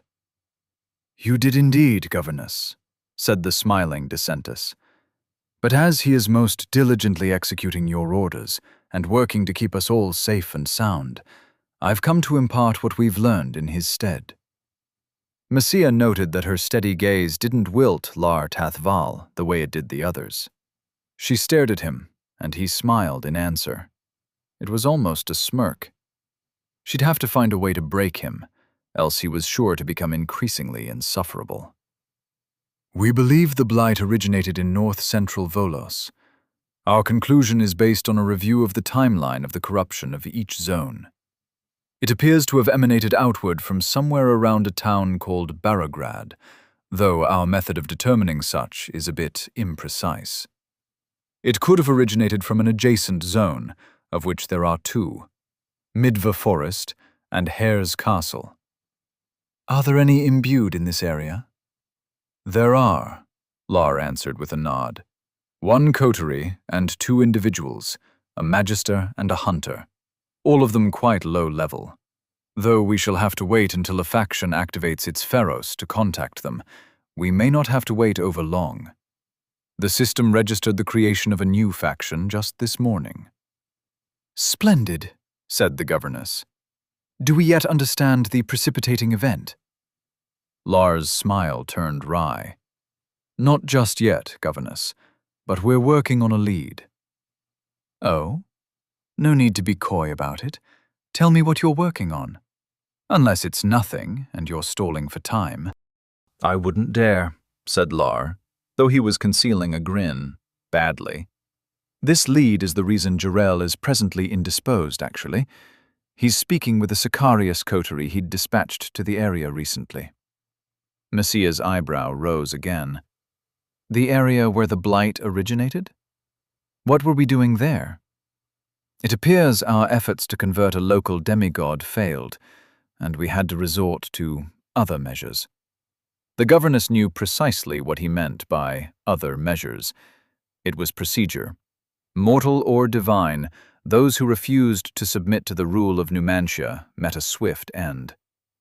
Are you suggesting the murder of this being somehow set off a blight across the entire continent? She asked. That doesn't seem to be the case, said Lar. But all the same, Jarrell is interrogating his team thoroughly. The governess sat back in her chair, with a frown on her lips. Surely the activities of the Sicarius would be related to whatever this was. But how? She'd never heard of such a thing. On the other hand, it could be entirely unrelated. Numantia colonized thousands of worlds. If she looked into it, she would likely find records of similar cases elsewhere, which would help her figure out what happened, why, and what to do about it. She thought about what Jarrell said last night, about heredity. Bring me whatever we have on the genealogy of the peoples of Volos, she said. Lar Tathval bowed gracefully. At once. Chapter 12. Midva Forest, Outskirts. The narrow road beyond the drawbridge of Hare's Castle, which wound a few miles in a Southron direction through Barograd, was walled in on either side by dark trees. They were tall and thick of trunk, and the way they twisted against each other made Redmane imagine they were engaged in a savage battle with each other, albeit one frozen in time. Perhaps the blight affected even the trees. No sooner did he step off of the road and into the forest did the system send a message into his mind. You have entered Zone Midva Forest, Rank 1. Tasks 1. Slay Umber, Rockwarg Alpha 2. Slay Brigand Chief Dragonov 3. Slay Grandmother Gru. Tasks completed 0/3. The sun was only beginning to peer over the horizon, but under the dense canopy of the trees it may as well have been the dead of night. Redmane moved with care, slow and quiet, senses alert to any signs of life around him, hostile or otherwise. It felt familiar. He thought he'd lived in this forest once, a long time ago. The scent of the air, the ruddy color of the leaves, always red or orange regardless of season, the morning chatter of the birds. These things called to a hazy place in his mind he couldn't quite pinpoint. But there were more important things to do this morning than try to reminisce. Redmane had hunting to do, and there was much ground to cover. Midva Forest completely encircled the steep hills Hera's castle was built upon, and stretched all the way north to the foothills of the Skala Mountains, to the east and west and south for dozens of leagues, Barograd resting right at its Southron edge. The forest provided much natural protection to the castle. Even before the Blight, it was known as an ancient, wild place, full of strange presences that spooked the common folk. Perhaps those things may not have existed before, but they did now. A twig snapped nearby. Redmane crouched and zeroed in on the spot the noise came from. He heard growling, an unfamiliar kind. Redmane knew the voices of beasts generally, even more so now that he possessed beast speech. But this one he couldn't decipher, which meant it was no beast. It was a monster. Seeing it confirmed his suspicion. A squirrel scampered across the grass and up a tree, and the thing that pursued it ran on two skinny legs and grasped at it with two equally skinny arms. Its body was round like a melon, a glossy red in color, and it had no eyes, ears, or nose. A maw of gleaming white teeth, irregularly shaped. Redmane thought it looked like a small child's rendition of a monster come to life. Grue grub, monster. Type, grue. Level 15. The grue tried to climb after the squirrel, but its fingers couldn't find purchase on the bark of the tree. It slid down onto the dirt and growled its frustration, looking up in the direction of the branches, even though it lacked eyes. Marked as prey. Redmane made his selection in silence, and then crept toward the grub with stalk. His feet were sure and silent even without the assistance of the skill, but with it he may as well have been entirely invisible. He advanced slowly until he was well within pouncing distance, and went in for the kill. The grue bleated in surprise as Redmane caught it in one claw, yanked it off its little feet, and then a gurgling screech as he took a hearty bite of its flesh. It tried to free itself from his grasp, pushing with its frail arms, and then there was a splat of red from its back as bat-like wings erupted from it and began frantically flapping. But Redmane had it and wasn't letting go. The grue became his first snack of the morning. Corpus, 897. Not much at all, but it was an easy catch. If he could stalk and catch these things one by one, he could build up a healthy stock of corpus before it was time for a serious fight. But something was happening inside his body. His stomach lurched uncomfortably. His snack was moving around in there, rippling and quivering. He belched, and it was loud and forceful. Then, for a moment, he found himself dizzy. Redmane staggered a few paces, caught himself by leaning against the trunk of a tree. Its bark was cool and smooth. It seemed to sap a little of the heat out of his face, in a mildly soothing kind of way. Skill rank up, Omnivore. Bloodline skill, Monstrous, rank 3. Evolution, Possible. Passive, rank 0. The monster derives sustenance from anything, and its digestion produces no waste. Its teeth and jaws can chew through most substances with sustained effort. Rank 1.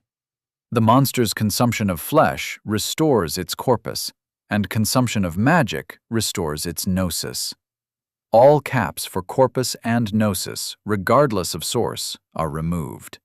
Rank 2.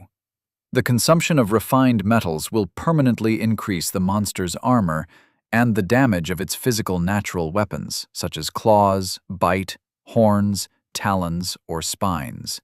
Damage and armor gains are proportionate to the quantity and purity of metals consumed. Rank 3. When the monster consumes the flesh of a creature possessing a skill, it will adopt that skill as its own at rank 1. If the creature possesses multiple skills, the monster will acquire that creature's highest ranked skill. If the creature possesses more than one skill tied for highest rank, the monster acquires them all. Skills obtained in this way increase in rank by whatever process the monster gains in power, if any. So, that was why. Monster skill learned Carnivorous Metamorph.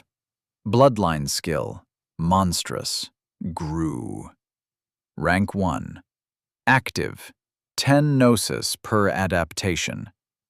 The monster is capable of changing form to mimic the natural qualities of any creatures it has previously eaten, to include attacks, defenses, environmental adaptations, and modes of stealth, perception, and movement. It can grow such things as scales, tails, insulating fur, forms of natural camouflage, venom sacs, fangs, quills, and specialized organs, such as gills or wings. The monster also acquires an instinctual understanding of how such adaptations are utilized by their own kind, conferring a level of aptitude equal to that of a young adult specimen of said species. Upon learning this skill, the monster will possess an inner library of adaptations that will grow as it consumes the flesh of eaten creatures. Adaptations are permanent, unless dismissed by the monster. His vision was still a bit blurry. He supposed he was part Gru now. Or more accurately, he could do what they could do. He could do what any monster could do, so long as he ate them. The possibilities almost bowled him over. Luckily, he stood braced against a tree. Rustling of grass caught his ear. He turned to see a trio of angry Gru running at him, snapping their jaws and growling loudly. Gru Grub Monster. Type, Gru. Level 15. He shook off his disorientation and snarled back, brandishing Morholt's axe. In the midst of their charge, they all sprouted the same sort of bat wings the first Gru had tried to grow. Then they took to the air and swooped down on him as one. Redmane slashed with the axe, making a horizontal arc of razor-sharp steel in the space right in front of him. The single blow cleaved through all three of their small, round bodies, and they fell to the grass in chunks. He fell upon them after, devouring them in 2 big bites each. Corpus, 972. More rustling, more growling, from a different direction this time. Now there were 12 of them. Some were already in flight mode, others were down on all fours, running at him like dogs.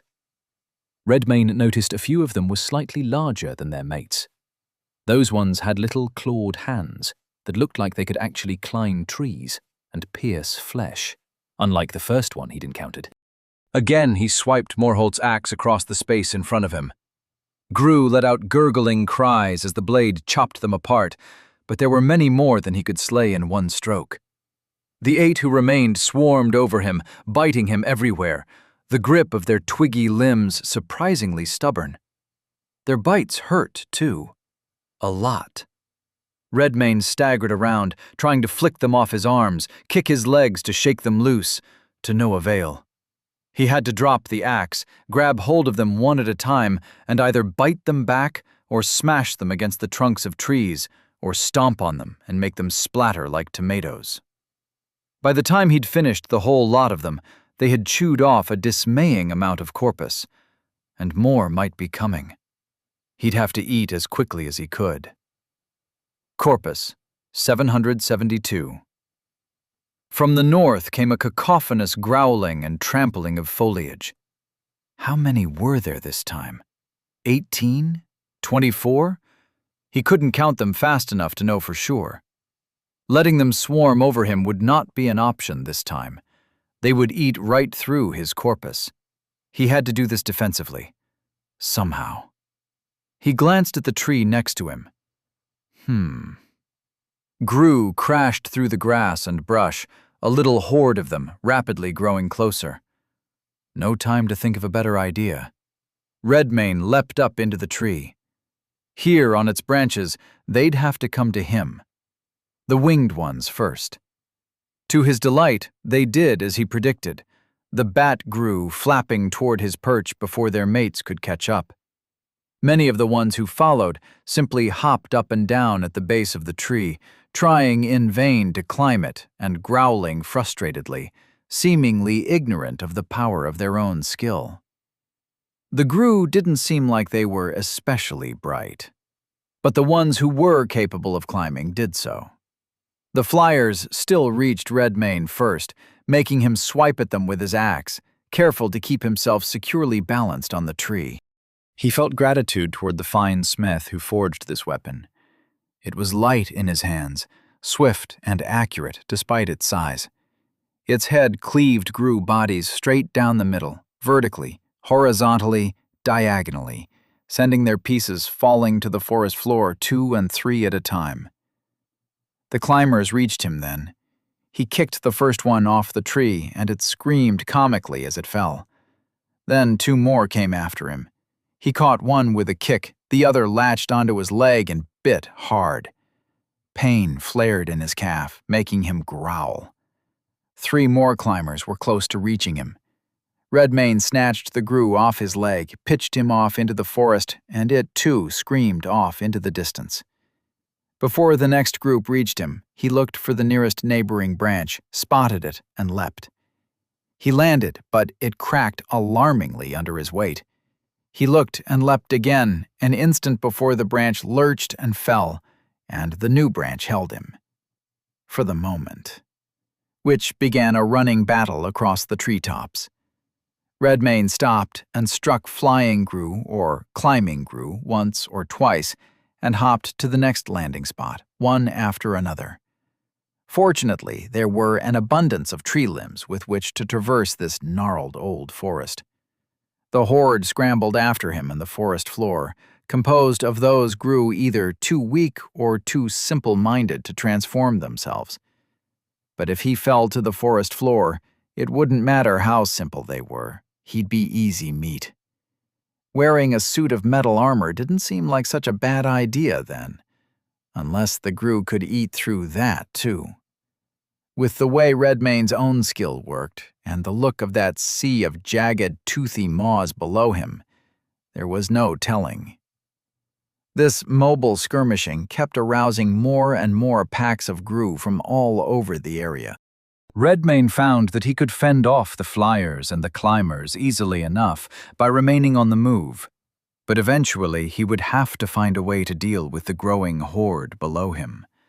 In a more frantic moment of imagination, he visualized leaping down there and trying to devour Gru as they tried to devour him, to increase his corpus as quickly as possible as they chewed it off.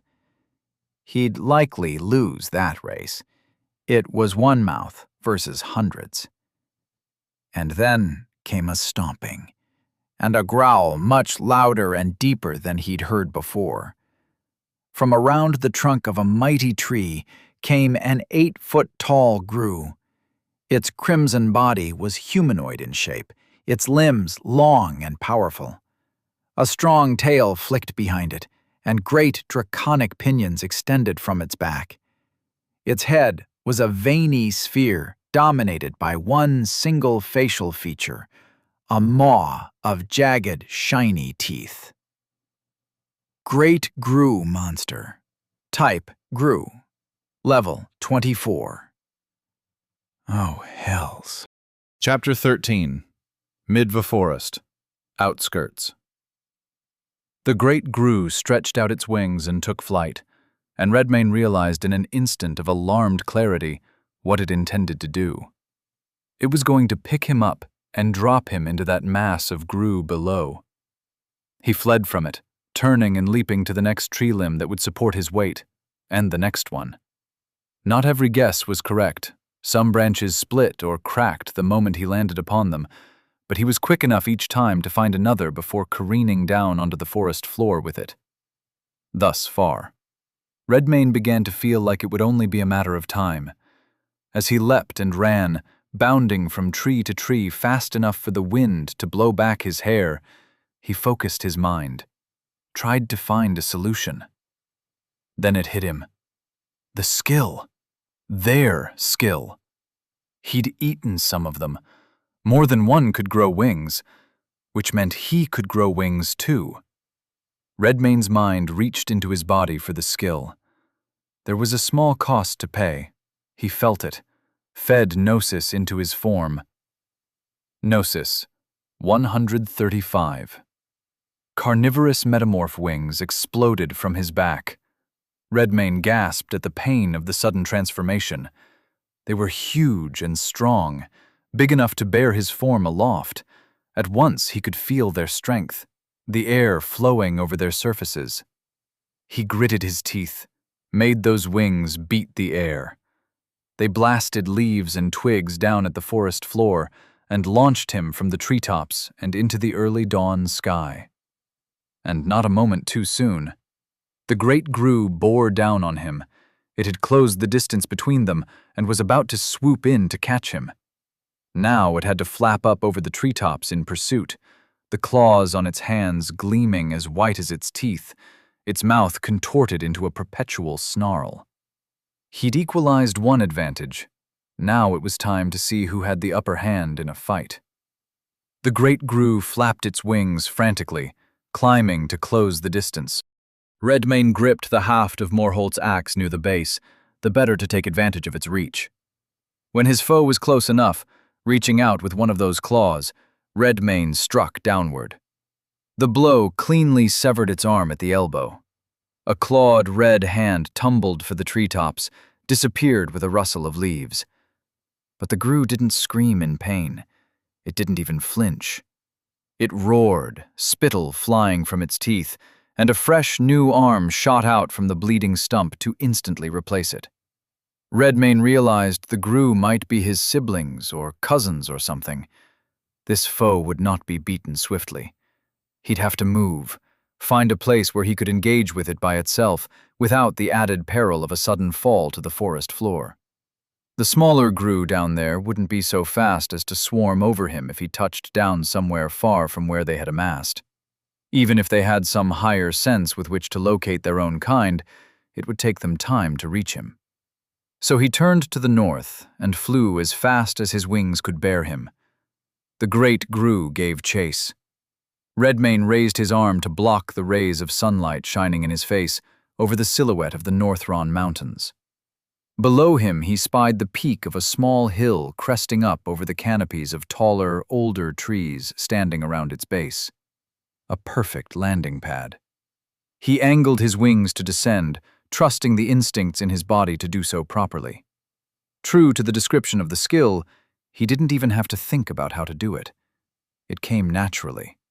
When his feet touched the earth, he banished the skill, felt a strangely painless tearing sensation as his wings split from his back and dissolved into reddish motes of corpus and gnosis before entirely disappearing. The great grue swooped down on him then, and he brought Morholt's axe to bear. An upward slice sheared through the grue from groin to chin, knocking it out of the air and sending it tumbling across the grass. It rolled to its feet and hissed as its wings retracted into its back with a squelching sound, and it came at him on all fours, running like a wolf for a second lunge. He noticed the wound he'd left had already healed completely. This one must have quite a lot of vitality. He wondered if a different strategy would be better. The grue lunged like a cat, and Redmane moved his axe aside, struck its face with a claw. The system helpfully placed a tag on the monster as the blow landed. Bleeding 1. It hissed and snapped at him again, swiping with its claw. Redmane barely evaded in time, answered with a claw of his own. Bleeding 2. So every time his claws scored flesh, another instance of bleeding would be applied. Very good. The great grue slashed and bit like a wild animal. With one hand, Redmane used Morholt's axe to block, taking advantage of its splendid defensive quality, and with the other hand, he dealt blow after blow with his claw. Bleeding 3. Bleeding 4. Bleeding 5. He found it was a fine way to fight a beast, to let it flail in vain, bleeding out from wound after wound, eventually exhausting itself. Though it took longer than he'd hoped for the great Gru to reach such a state, it eventually did. Its blows and bites became sluggish. The growl in its throat became a gurgling rasp. Redmane sensed the right moment and struck. The great Gru missed a wide, poorly aimed swipe, and he dove in, jaws clamping down on its neck, spraying blood and snapping bone. It raked at his back with its claws, but he bore down on it harder, hunched over its weakened form, biting off chunks of flesh and swallowing them down, eating it while it still lived. Corpus 901. Level up. Level 22 to level 23. Level 23 to level 24. Quality points awaiting allocation 2. It was a surprising amount of experience. The little ones must have brought him close to leveling before this one came in. Glancing at his qualities, he decided to place these two in Grace to help shore up the gap between it and the other two. Grace, 6 to 8. Redmane hastily munched down the body of the great Gru. He could already hear hurried footfalls pelting up the hill, but not a great horde of them. It sounded like 2, and they were human-sized. His hackles raised when he considered the possibility it might be 2 more great Gru. But instead, 2 human men came running into view. The both of them were tall, though one was a head taller than the other. That one was thin as a rail, with long, wiry limbs and a handlebar mustache, while his companion was the complete opposite. The other man was barrel-chested, with thickly muscled arms, stout legs, a huge round belly, and thick mutton chop sideburns. Both wore mail shirts, and the skinny one had a sword belted to his waist, and a longbow with a quiver on his back. The stout one carried a heavy crossbow and a pair of hatchets. He noted they also had the same shade of ruddy brown hair and light blue eyes. Redmane crouched low, ready to pounce, lips pulled back in a snarl that showed his canines. The 2 men stopped dead in their tracks when they saw him. Redmane struck a formidable figure even when he didn't have blood on his teeth. Then his face and claws were covered in it. "Easy there," said the tall one. "What do you reckon it is?" said the stout one. "Another beast man?" The tall one shook his head. "Doesn't look it. The beast men have red eyes, this one's are yellow. Hair's off, too," said the stout one. "Look at that color. Red as fresh blood. Never seen its like before." Redmane stood to his full height, and the 2 men took a step back from him. "I am no beast man," he said. "Though I too was touched by the blight, it seems to have changed me in a different way." The duo looked equally startled to hear him speak. "Truly," said the tall one. "And, what brings you out to the forest on this fine morning?" "Last night I conquered Hert's castle. It is now a sanctuary for my faction.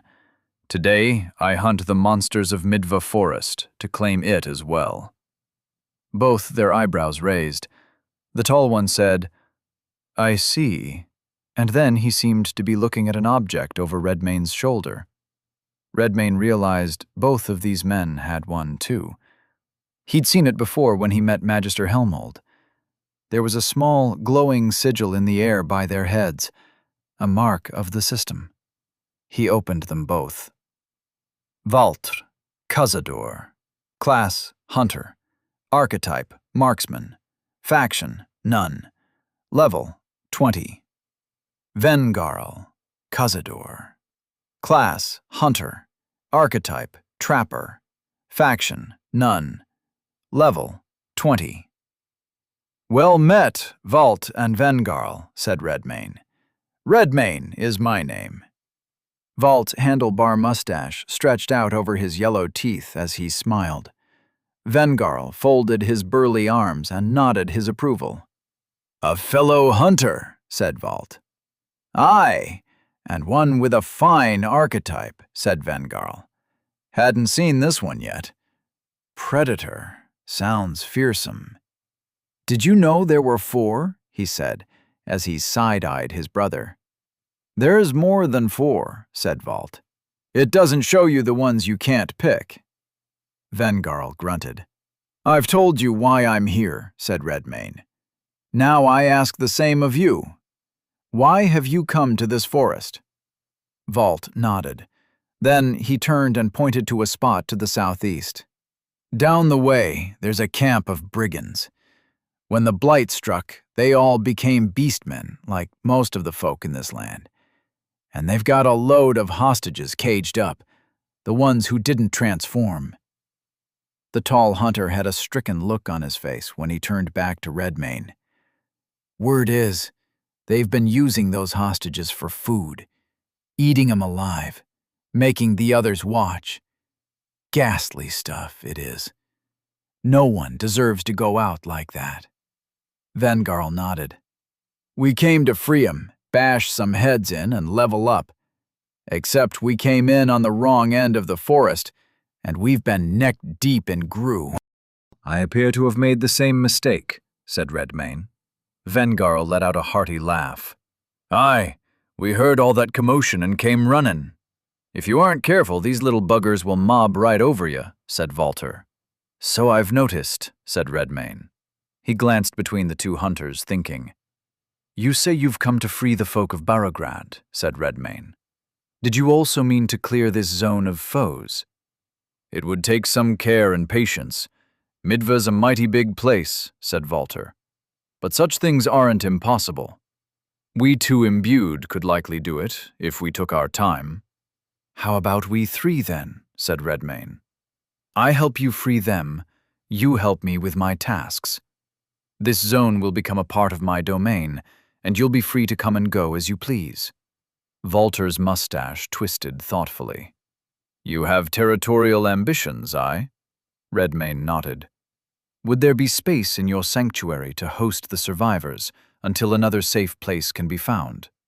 Of course, said Redmane. I plan to liberate the town as well when I'm done here, but until that time they're free to shelter in the castle. Vengarl rubbed his chin. 1 share of the loot per man? Acceptable. Valter and Vengarl exchanged a look, nodded at each other. Valter reached out his hand with a smile. We have an accord. Redmane clasped hands with the hunter and returned the smile with one of his own. Chapter 14. Midva Forest. Grue Burrows. The brigand camp lay some miles to the southeast, but according to Valter and Vengarl, there were so many Grue burrows between here and there that there might as well be a host of soldiers standing in the way.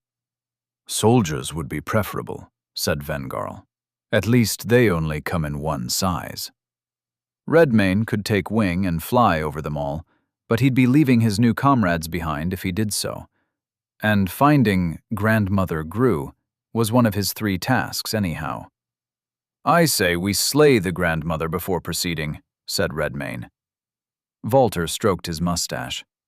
If we nab the grandmother, the rest of the brood will turn on each other. They'll devour one another in a feeding frenzy until one's big enough to be the new grandmother. It'd give us time aplenty to move across the field. Aye, but how do you propose we kill such a beast? Asked Vengarl. The most reliable way, said Valter. With fire. Redmane kept his reservations to himself for the moment. He'd rather devour the grandmother, but he supposed he could also devour its burnt body. It might even make it taste better. The 2 hunters led Redmane down the hill to where they had set up a light campsite. A glance around revealed that it was surrounded by not so cleverly concealed traps, but the Grue didn't seem especially intelligent. Indeed, most of the traps held a handful of small Grue who milled around, growling impotently as they bumped into the handmade fences that contained them. Valter took a seat on a log he'd placed in front of their small fire pit.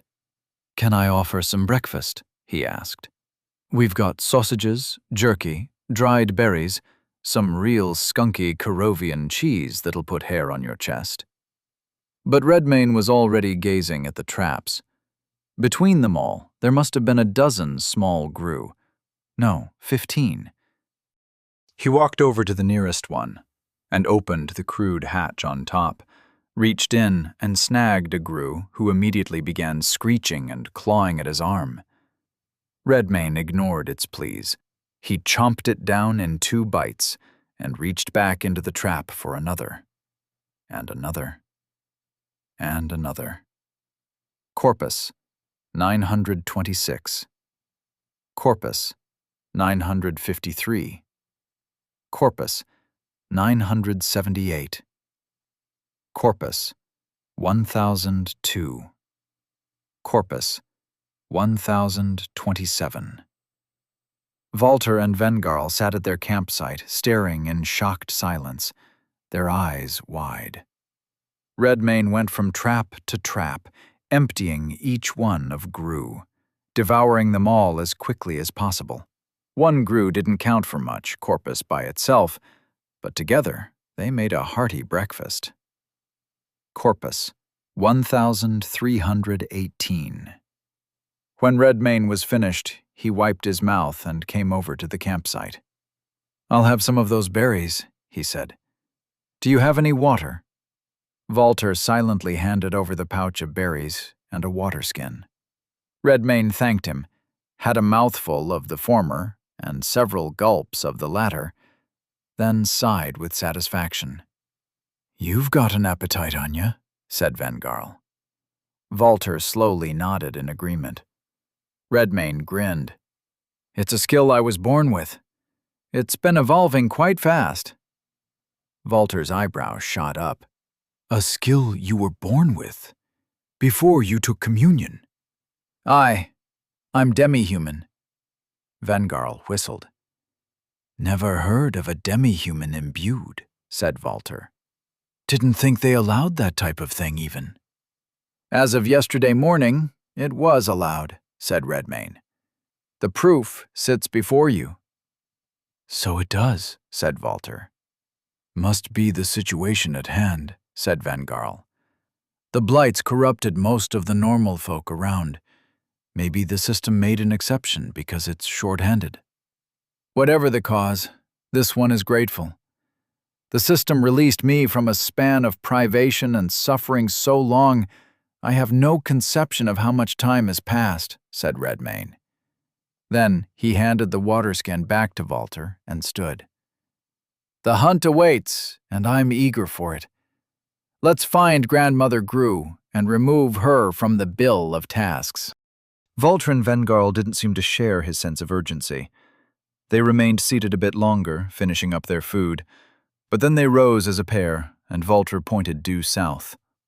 "We think the main burrow's that way," he said. "About the direction you came from. You stumbled right into the thick of 'em. We're pretty sure the grandmother is below." "Below?" Vengarl nodded. "Under the ground, like a colony of ants." "I see." That would explain why he saw only one, and then suddenly a whole wave of them were upon him. "How were you two planning on dealing with it?" Vengarl chuckled. "By treating it like a big bonfire, with respect and distance." "That was the plan, anyhow," said Walter. "With a third imbued, we could try a more direct approach." "Let's have it," said Redmayne. Some time later, to the south, Redmayne crouched atop a big rock, ready and waiting to activate stalk so he wouldn't be seen by any errant Gru until the correct moment. He had several glass flasks belted to his waist with a length of rope, all full of a substance Vengarl brewed special for this occasion. Directly in front of him lay a hole in the earth, big enough for a great Gru to pass through comfortably. A few hundred yards to his right, down the slope of a little gully, all was prepared. Vengarl had laid a succession of nasty traps from the entrance to another such tunnel nearby. He and Walter lie in wait at the far end of the gully with their ranged weapons at the ready. They and Redmayne had scouted out and chosen places where they could clearly see what the other was doing. When the time was right, Walter and Vengarl would open fire, and it would begin. When Redmayne came up with his own part of the plan, both of them called him a madman. But he volunteered for it anyway. The morning rolled on. The sun inched higher into the sky. Despite the blight, the forest around them filled with the sounds and signs of life. Eventually, a little Grue ambled out of the hole by the gully. Grue grub monster, type Grue, level 14. The moment it emerged, Walter knocked an arrow and loosed it. The monster squeaked and fell over dead. The arrow stuck straight through its round body, lengthwise. Vengarl crouched and readied his crossbow. Walter calmly knocked another arrow. In a moment, more Grue came out of the hole, yapping angrily and looking around for their assailants. Walter helpfully shot another one through the middle, making the others wheel around in his direction. Vengarl's crossbow thunked, shot a bolt through another Grue with such force that it tumbled several yards before lying still. The Grue left standing, screeched and flailed their arms, and then broke into a run toward the two hunters. Redmayne could already hear an angry mass of them boiling toward the entrance to their tunnel, drawn by the sound of their agitated mates. The first pack of Grue ran into fire traps. Vengarl laid these quite cleverly, concealing the step pad under a layer of dirt and leaves. The pressure discharged a spray of viscous fluid all over them, which burst into flame the instant it was exposed to the open air. The Grue screamed and flailed, running about wildly as they burned. The two hunters could have picked them off, but they saved their ammunition. Redmayne held still. It wasn't yet time. The larger group of Grue, the ones he'd heard rumbling closer and closer, came spilling out of the tunnel as a wave of red, bristling with teeth and claws. Some of these were bigger, not the size of a great Grue, but a few were close. They ran into the second layer of traps. Big rope snares made to catch large prey, also concealed under brush and leaves, caught Grue by the dozen and swept them up into the air to hang suspended until the hunters could dispose of them. Walter and Vengarl chose their shots carefully. They picked off the bigger Grue who'd escaped those traps and could actually pose a threat, chase them down. Bigger ones were still on the way, though. But they had a plan for those as well, at least the first few of them.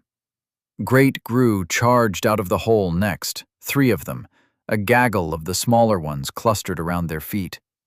Walter reached down to pick one of a sheaf of specially prepared arrows.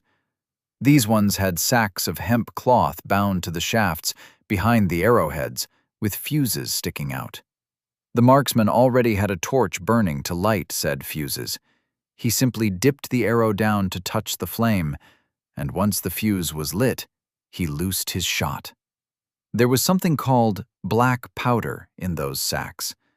Redmayne didn't know what it was, but Walter skipped the explanation, winked, and said, "Watch and see."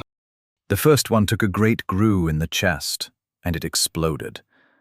Redmayne's eyes widened. The second and third shots landed on the second and third Grue, respectively.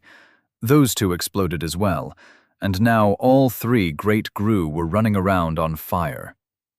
It seemed they didn't handle being on fire very well. Not enough to handle the fusillade of arrows and crossbow bolts that came their way, at least. The 3 great Grue barely made it out of the tunnel before they died. But more were on the way. Now it was time for the hunters to break and flee. Walter gave Redmayne a quick glance, a grin and a wave, before the 2 of them took off running in the opposite direction.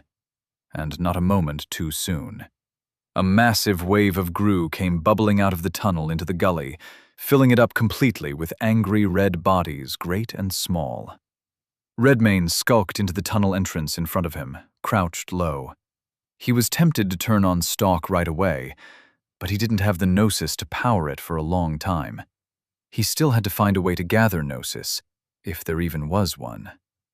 As they'd planned, the hunters' attack seemed to have emptied these tunnels out, but Redmayne kept alert.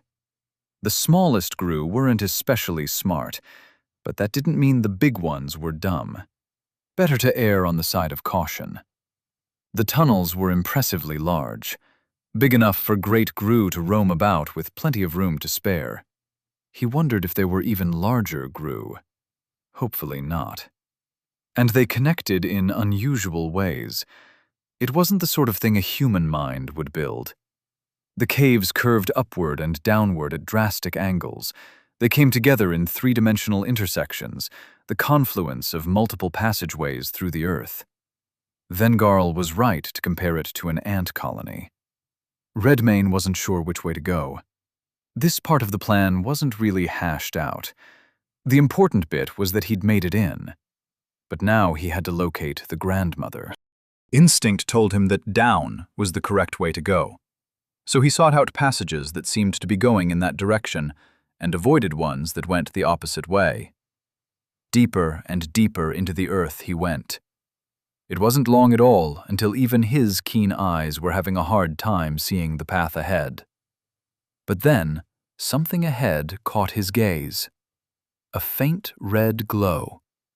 It grew brighter as he approached, a patch of some kind of moss or fungus, which gave off scarlet light.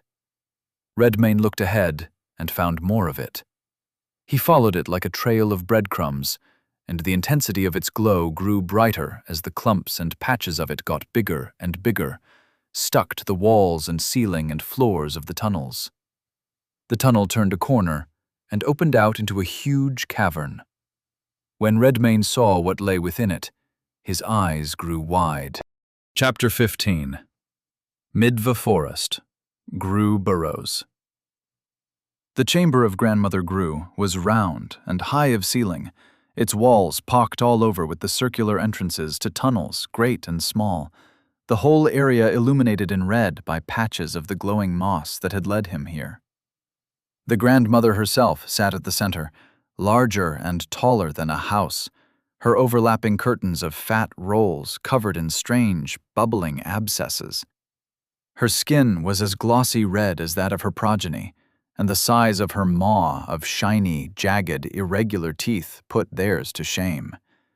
She was the size of a house indeed, and those jaws could consume a house in 1 or 2 bites. The grandmother sat, slowly inhaling, and then releasing long, shuddering exhalations that made her fatty tissues jiggle and carried the stench of gore. The abscesses on her body swelled. Redmayne noticed one of them was beginning to grow teeth. So, the Gru were spawned directly from her body. Grandmother Gru, monster type, Gru, level 30. Redmayne took a breath to steady his nerves. There was a plan. It seemed a good plan. Now was the time to put it into action. "They dig out a spot for the grandmother," Walter had said, "leaving space all around so her spawn can fall off her and they won't get squished." It was as he said. The space around Grandmother Gru was clear on every side. She sat at the precise center of her burrow. Redmayne took one of Vengarl's flasks from the makeshift belt on his waist. Then he activated Stalk. He emerged into the chamber with the grandmother, crouched and creeping along slowly, his eyes on all the tunnel entrances near him, in the hope that he wouldn't run into any sentries. So far, there were none.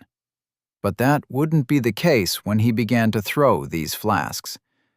Redmayne imagined the grandmother would screech like a demon. He'd have to remember to cover his ears. He reached a satisfactory spot to begin, close enough to make accurate throws, and far enough to get a head start when it was time to bail out. Shook his head, as if to wordlessly clear away any doubts, and then reared back and pitched the first flask. It broke against the grandmother's side, splattering its contents all over her lowermost curtain of fatty tissue, and as soon as its contents were exposed to the air, they burst into flames. There was no time to cover his ears. Her scream of pain shook the earth so hard, the cavern crumbled, raining rocks and dust down on everything.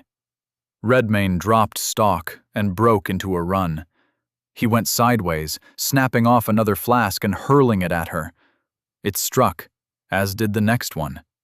as did the next one.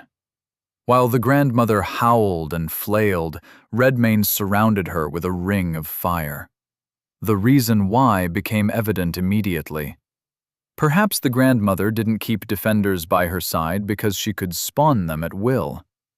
Those boils on her skin began to pop off, one by one at first, but then soon in clusters.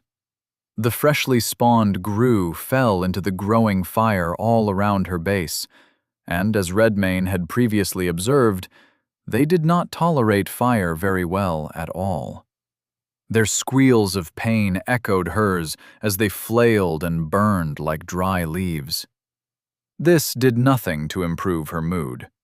Redmane kept sprinting around the grandmother, throwing flasks until there were none left, and she was completely encircled by fire, trapped within it, her deafening screams making him glance for the nearest exit, because it seemed quite likely this cavern could cave in. As he was about to make his escape, she spotted him. Her round, bulbous head snapped around and focused on Redmane, a snarl twisting her jagged maw. She screamed at him, and he had to hold an arm up to shield his face from the storm of charnel breath and spittle. And then, with an alarming squirt, that head burst from its body, as if it had been shot from a cannon. Redmane dove to the side and it sailed by, crashed into the cavern wall. There was a muffled growl. Then the grandmother's head sprouted 9 spindly limbs, all different ones, the legs and arms of wargs, squirrels, birds, insects. There was even a human arm and hand. It pulled itself from the wall, rotated so its mouth faced Redmane, and charged at him, howling with rage. As it ran it at him, it sprouted 2 more long human arms with which to grab him and pull him in for eating. Redmane focused. His sense of the passage of time seemed to slow, albeit faintly. There was no fire. There was no imminent collapse. There was no horde of grue surging back here to save their master. There was only he and the foe before him.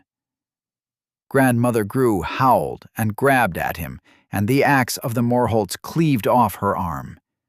She made to trample him, and he rolled to the side, clipped off 2 of her legs with a single slash. She cornered him against the cavern wall and charged as if to crush him, and he leapt onto the top of her head and gashed into it with his rending claws, as many times as he could get away with. Bleeding 1, bleeding 2, bleeding 3, bleeding 4. The grandmother bucked him off finally, but her cry of frustration seemed weaker now. She grew 3 more hands in an instant and grabbed at him. He severed 2 with his axe. The 3rd arm caught him and tugged him in close enough for a single bite. A bite that severed his left arm at the bicep. Pain bloomed in his lost arm, so intense Redmane thought he may lose consciousness. He rolled away from the grandmother and gazed down at the bloody stump, panting. He gritted his teeth, willing something to happen. And then, like the grue, a fresh arm shot out from the stump. It tingled as if he'd rested on it too long. He gasped and smiled, flexing its muscles, stretching out its claws. But there was no time to stand here and marvel. Grandmother Grue barreled at him again, howling her displeasure that the interloper in her lair was still quite alive. She charged and he evaded her. Their forms were silhouettes against the growing fire, using her body for kindling. Its orange light blended with the natural red luminescence all around. Redmane found it a fitting environment for 2 existences centered on eating. Like her progeny, she was fast, strong, and fought with pure aggression. Redmane found the same strategy that worked on the great grue worked on her. She came at him and he ducked, leapt to the side or overhead, and answered with 1 or 2 claws at a time. Bleeding 5, bleeding 6, bleeding 7. Fortunately, most of the smoke was billowing out of the tunnels in the cavern's upper layer. Even so, Redmane's eyes stung, and he coughed when he breathed too much of it in, and the occasional floating ember would land on him and burn. Grandmother Gru seemed less affected, but perhaps it was because she was singularly focused on eating Redmane. But she wouldn't succeed. Redmane would be the one feeding this morning. Again and again she came at him and he eluded her, punishing her bullishness with stacks of the bleeding condition. She had more vitality than the Great Gru, much more, but eventually even she began to weaken and wane in strength and speed. He didn't wait until she was finished, merely when she became too listless to fight effectively. That was when he leapt onto her back and began to eat her. She let out a gurgling groan, feeling him tear out chunks of her head and swallow them whole, faster than any being had a right to eat. What limbs she had left weakly grasped and scratched at him, until she finally had no strength at all to resist, and lay still. Grandmother Gru, slain. Tasks complete. 1/3. Level up. Level 24 to level 25. Level 25 to level 26. Level 26 to level 27. Quality points awaiting allocation. 3. Monster skill learned. Spawn bloodline skill, monstrous, Gru, rank 1. Active, variable cost. The monster is able to spawn smaller creatures out of its own flesh, which are commonly used as assistants and spies. Each spawn begins its existence with whatever quantity of corpus and gnosis its master chooses to bestow upon it. The master must also bestow the spawn with its modes of defense, respiration, perception, and movement.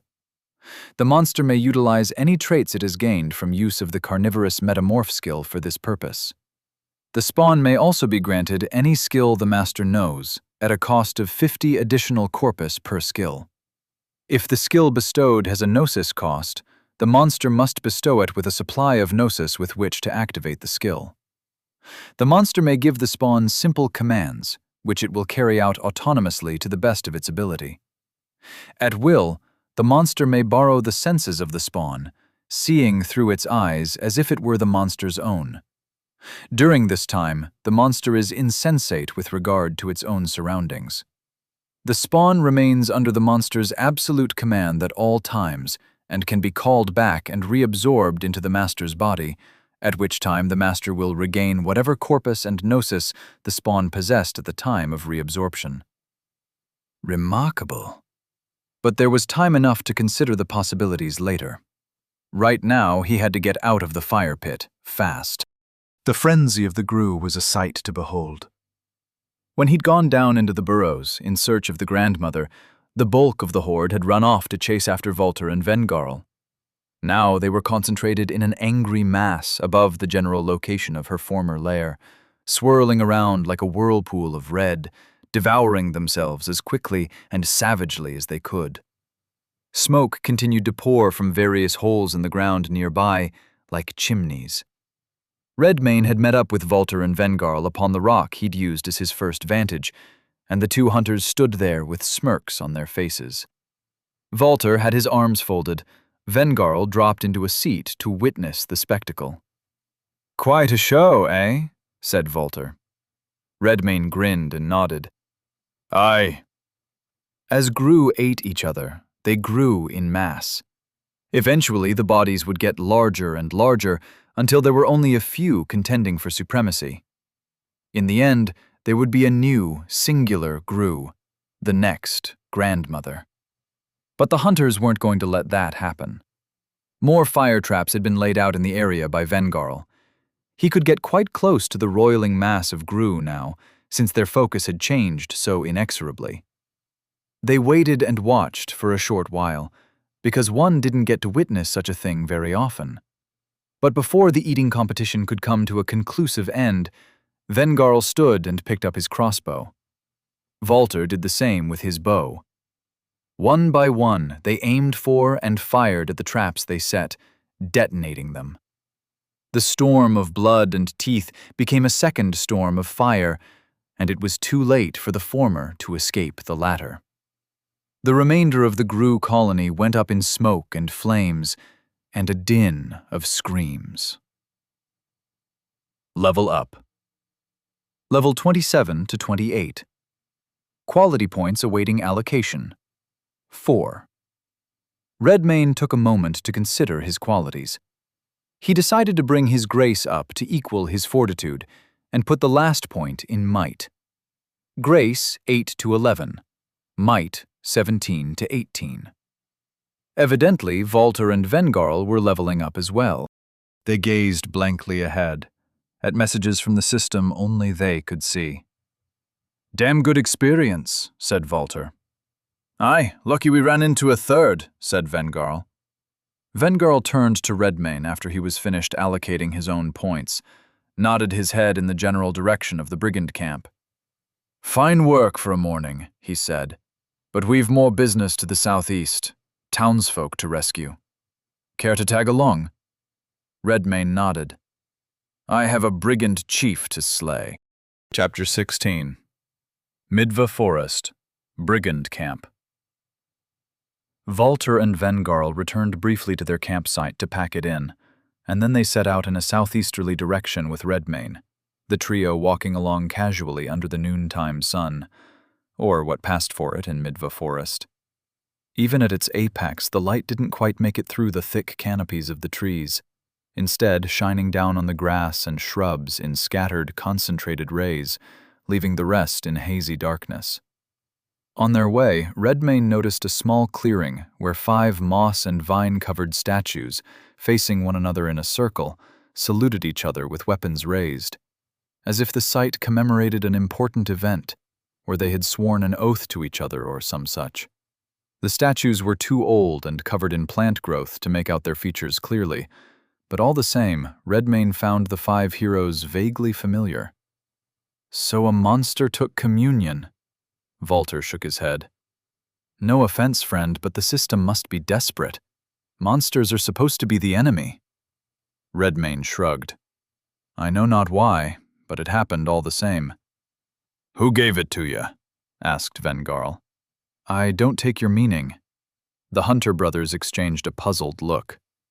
"It would have been a tutelary magister who gave you astral communion," said Walter.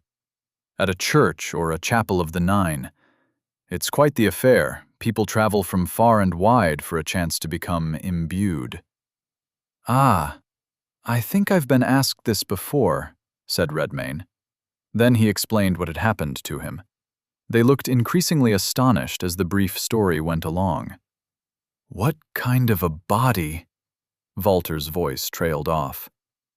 "Divine flesh, straight from the source," Vengarl crowed. "But what manner of god did they feed ya?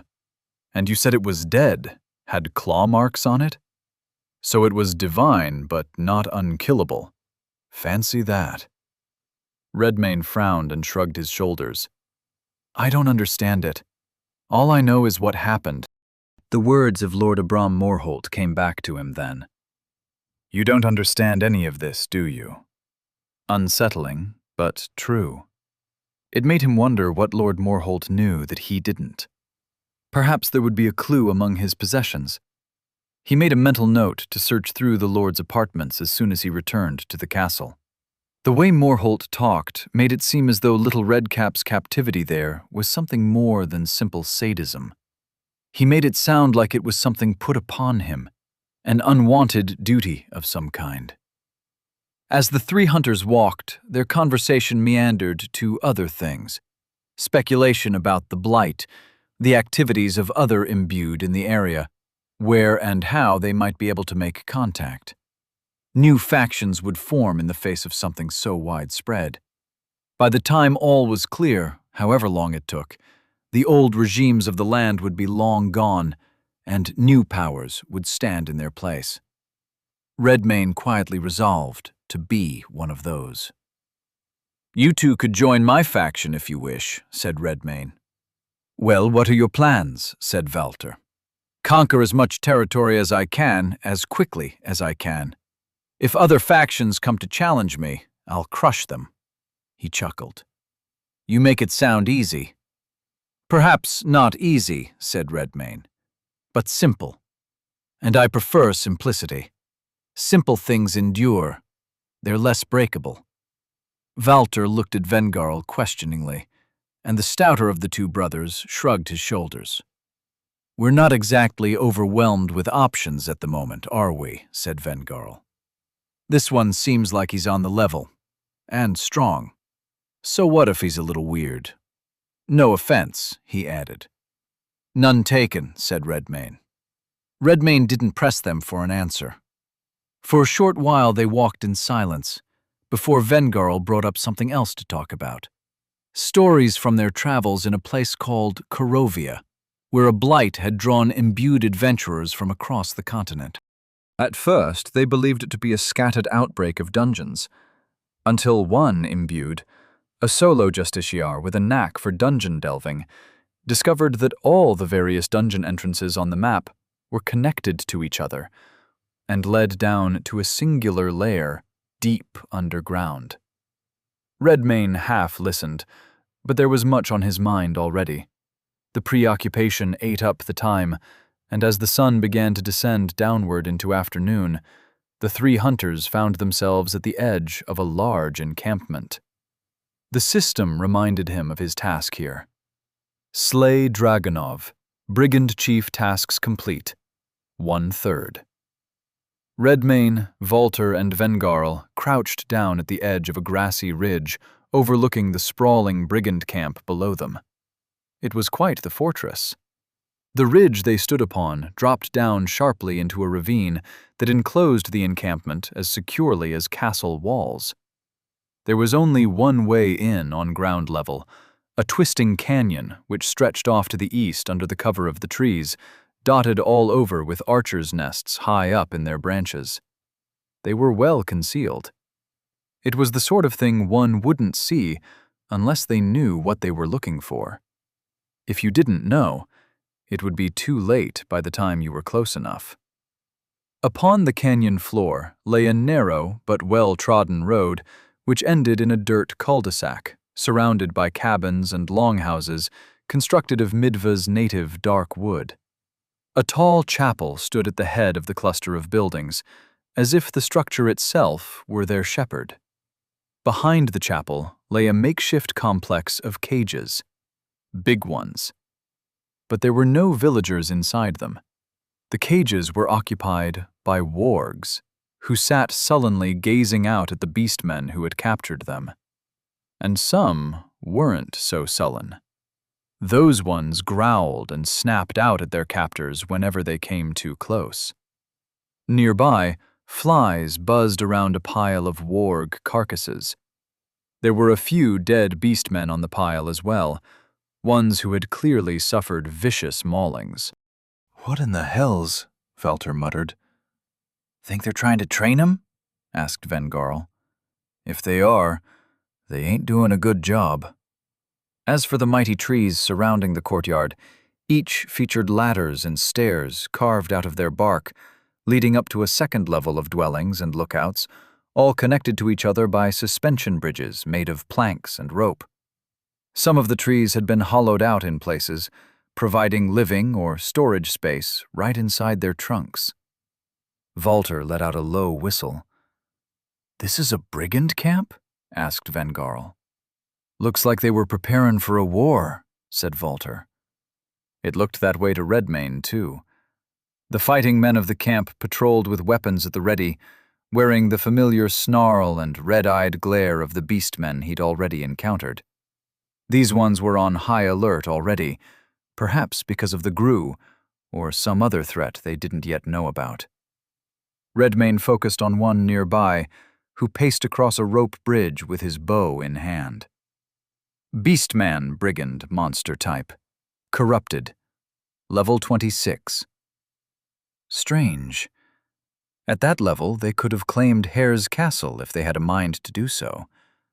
But perhaps that wasn't the case anymore. Whatever curse had swept over these people on the day of the blight certainly changed them. Perhaps it also confined them to these zones. Or perhaps the system did that itself, by some hidden mechanism. He shook his head to clear it. Too many questions and no answers. The task before him was simple enough. He'd stick to that for now. "Any thoughts?" said Walter, his voice low. "I say we wait till dark," said Vengarl in an equally hushed tone. "Pick 'em off one by one and close in till we're in the center." "We'd be picking off brigands all night. There's a whole damn army of 'em." Vengarl hummed, rubbed his chin. "Which one of those buildings do you reckon they're keeping the townsfolk in?" Redmayne blinked, realized something. "I might be able to find out," he said. The other two hunters looked over at him quizzically. Redmayne laid down his axe and held his palm out in front of him. He concentrated on it, felt his flesh ripple strangely, as if every tiny scrap of his physical being had a volition of its own, which he could shape and control.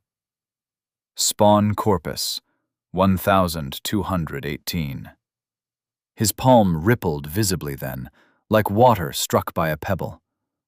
Walter and Vengarl flinched from it, looking equally aghast and intrigued. Redmayne closed his eyes and shaped the creature with his mind. Grandmother Gru possessed the physical qualities of every creature who dwelt in this forest, great and small. And now he did, too. He felt his palm distend, the skin stretching out and ballooning like a blister. Then it ripped open. What emerged resembled a baby weasel, four-legged, with a pointed face and a long, bushy tail. It looked up at its master with the same golden-yellow eyes. Its fur matched Redmayne's hair color perfectly. When Redmayne opened his own eyes, he felt a strange sense of recognition. He was looking at himself. He had two minds now, one great and one small, and two bodies. He closed his eyes again and found that he could look up at himself through the eyes of the spawn. Now he gazed at his own face with its eyes closed. Then he looked at Walter and Vengarl. The hunters stared, open-mouthed. Their shocked expressions made Redmayne chuckle, but since he was possessed of the mind and body of his spawn, it chittered its best impression of a human laugh. Standing on his own palm, he sensed that he still had a physical connection to his spawn and could continue to shape it. He spent the extra corpus to give it a skill, stalk, in case something down there had especially keen eyes. He also gave it a small store of gnosis with which to use the skill, and checked what he had left for himself. Corpus, 1168. Gnosis, 100. Acceptable. He lowered his palm to the grass, eyes closed, and took over the body of his little spawn. Redmayne found that it was a simple thing to scurry down the side of the steep ravine. There were perches and landings aplenty for a creature this size, and even when he slipped and tumbled, he was so lightweight that the fall didn't hurt him beyond a bump here and a scrape there. Within moments, he'd landed on the floor of the ravine, at the edge of the encampment. He flew through the grass toward the nearest building, a dark wood cabin, scrambled up its wall to take a peek in the window. It was a home for a family of 3 or 4. The next two were the same, simple dwellings. The longhouse was arranged like a barracks inside, with rows of bunk beds and a common area in the middle. There was a storehouse, a small armory, a tool shed, a Fletcher's hut, and a hut for smoking meat and fish. Evading the beastmen wasn't especially difficult, but once a patrolling brigand spotted him in the grass and blinked, apparently uncertain of what he was seeing. Blood-red weasels with golden eyes were rare, after all. Finally came the chapel. He called upon the gnosis in his tiny form to cloak him. Stalk Redmayne clambered up the short staircase and slipped beneath the gap in the chapel's double doors. It was roomier inside than it looked, and the dark wood gave it a somber character. All of the pews had been pushed against the sides of the room, and 2 men who did not look like brigands were busy painting some manner of ritual circle on the floor. They wore red robes and crudely fashioned holy symbols around their necks. Beastman cultist, monster type, corrupted, level 29. Redmayne realized the emblems they wore matched the effigy that had been placed up on high behind the lectern. It was made of animal pelts wrapped around twigs bound together into a suggestion of limbs, all of it soaked in red paint. A bestial figure, resembling a cross between a bear and a wolf. Its arms reached outward, face held skyward in a silent roar. The beast was also cyclopean. It had one huge red eye at the center of its brow. Beneath it, on the back wall of the chapel, the cultists had painted a mural of a trio of scenes. The first depicted an old woman consulting a king on his throne. The second depicted the king and his hunters in a forest, standing over the carcass of a slain beast. The third depicted a royal banquet. The king and all his guests looked especially bloodthirsty as they stared at the meat on the table. Over the top of the three scenes, the effigy of the cultist's god loomed. One of the cultists stood up, hands on his hips, looking down at the circle he'd been painting on the floor. "It is done," he said in a guttural voice. "All is prepared." The other sat back on his heels and surveyed their work, nodding. "Aye, glory to Kral." Glory to Kral. Kral. Redmayne had heard that name before somewhere, he thought. He crept by the two cultists slowly, even with stalk to conceal him. Behind the cultists stood an altar made of logs. Its construction was unusually sturdy. Upon the altar sat a broad-bladed knife. Redmayne supposed he knew what the altar and knife would be for. The villagers. In the corner of the room, he found a staircase going down, into what he presumed would be a basement. Redmayne hopped down those stairs and peered into the darkness. And there he found the hostages. They sat bound and gagged, 30 people or more, perhaps 50, men, women, and children of all ages. Their heads were downcast, and for the most part their eyes shone with either defeat or abject fear. A little girl noticed him. He could see her eyes focusing on him, squinting in the dark. He ran over to her and stood on her knee, looking back up at her. He'd like to have said, "Don't be afraid. Help is coming soon." But this form lacked such powers of speech. It came out as some chittering before he scampered back into the dark. Which is when Redmayne opened his real eyes, and they shifted in Vault and Vengarl's direction. The brothers looked unsettled by Redmayne's gaze, but equally curious. "Well?" "They're under the chapel," he said. Chapter 17. Midva Forest, Brigand Camp. The plan for the Beastmen did not resemble the plan for the Gru, but it sounded equally effective to Redmayne. They let night fall.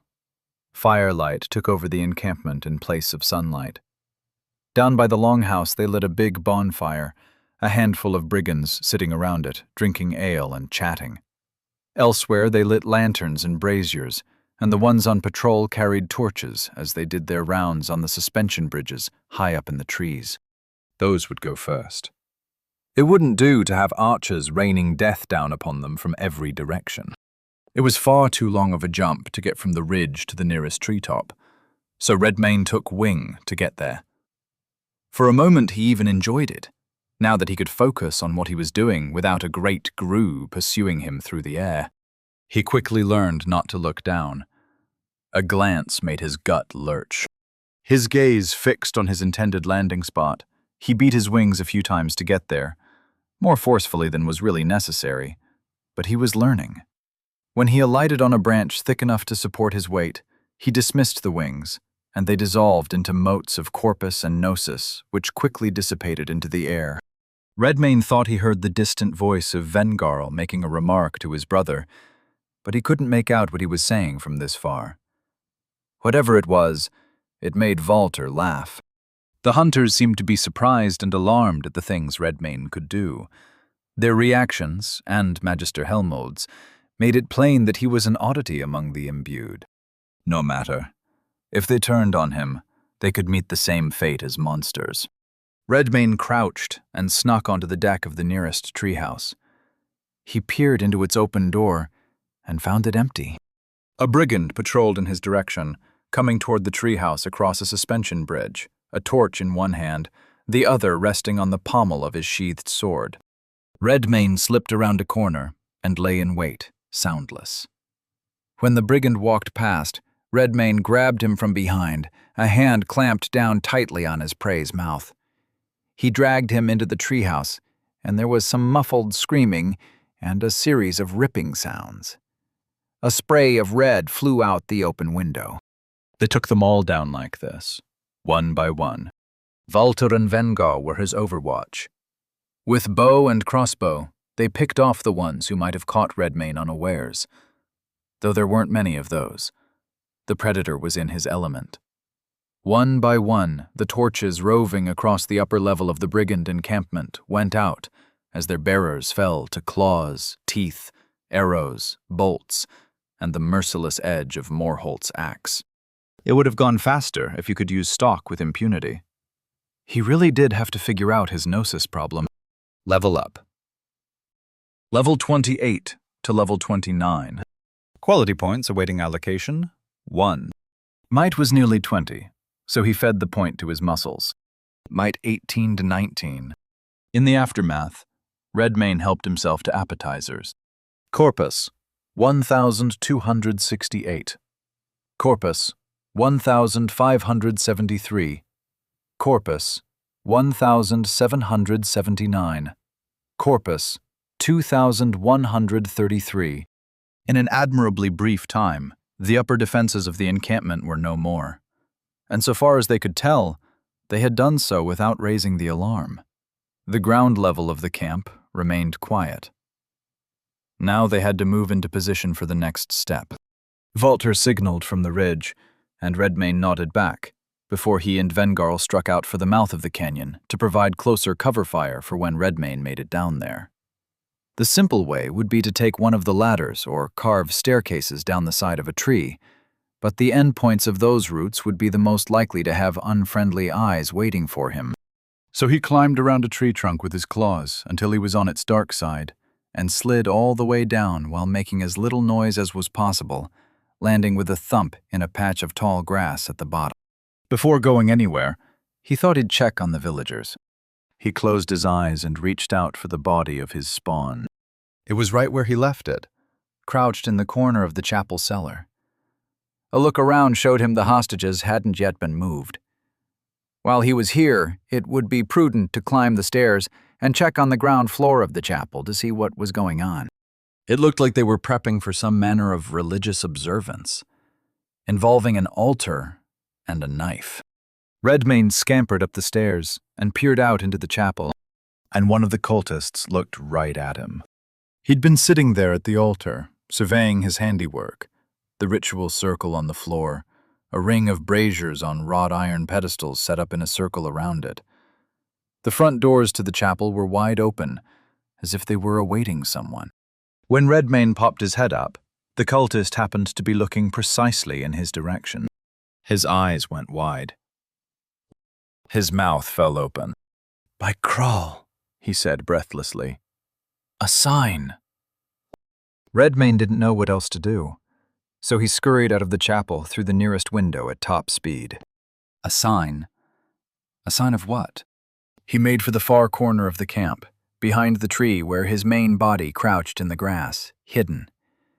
But on his way, he glanced to the side and noticed again the warg cages. Out of curiosity, he had a better look at one of the beasts sitting inside. Forest warg beast, level 27. They weren't classified as monsters. Interesting. He scuttled back to himself, and the two Redmaynes became one again. Redmayne opened his eyes and snuck through the tall grass, backtracking toward the warg cages. They smelled him before they saw him, but none raised their hackles or growled. They merely looked curious. Redmayne wouldn't have cut an imposing figure against wargs. Each one was roughly the size of a horse. "What is that?" one of them said to his cellmate, looking right at Redmayne's hiding spot. The other warg sniffed the air. He's got the stench of Gru all over him. But he smells like a man and a monster, and one of those new things, the ones who look like men and talk like men, but aren't. The first warg dipped his muzzle in a kind of nod. The soulless ones, made of power. Yes, I've smelled them too. Redmayne emerged from his hiding spot and crept toward them, keeping low in case a brigand happened to come around the corner. "If I got you out of there, would you fight for me?" he asked. The warg tilted his head to the side, examining Redmayne curiously. "Why would you free us?" he said. "Are you not one of them?" Redmayne shook his head. "They're my enemies. My comrades and I slew Grandmother Gru. Now we're here for the Beastmen." He paused to consider his next words. If he did let these wargs out, it would be unfortunate if they turned out to be friends with the final monster he'd have to slay in this forest. Better to find out while they sat in cages. "And next it'll be one of your own, a warg they call Umber." The mention of that name made the warg growl for the first time. "That one is not one of ours. That one is corrupted, as is his pack." Redmayne grinned. That was the answer I hoped for. "So, shall I free you? Will you help me slay these beastmen?" The two wargs looked at each other, then at the others in their cages. All of the wargs had perked up and were listening. There were 13 of them, corralled into 5 cages which had probably been fashioned for oxen or horses. "Not the beastmen," said the warg. "We make for Umber's Hollow after, to slay the corrupted." "We have an accord," said Redmayne.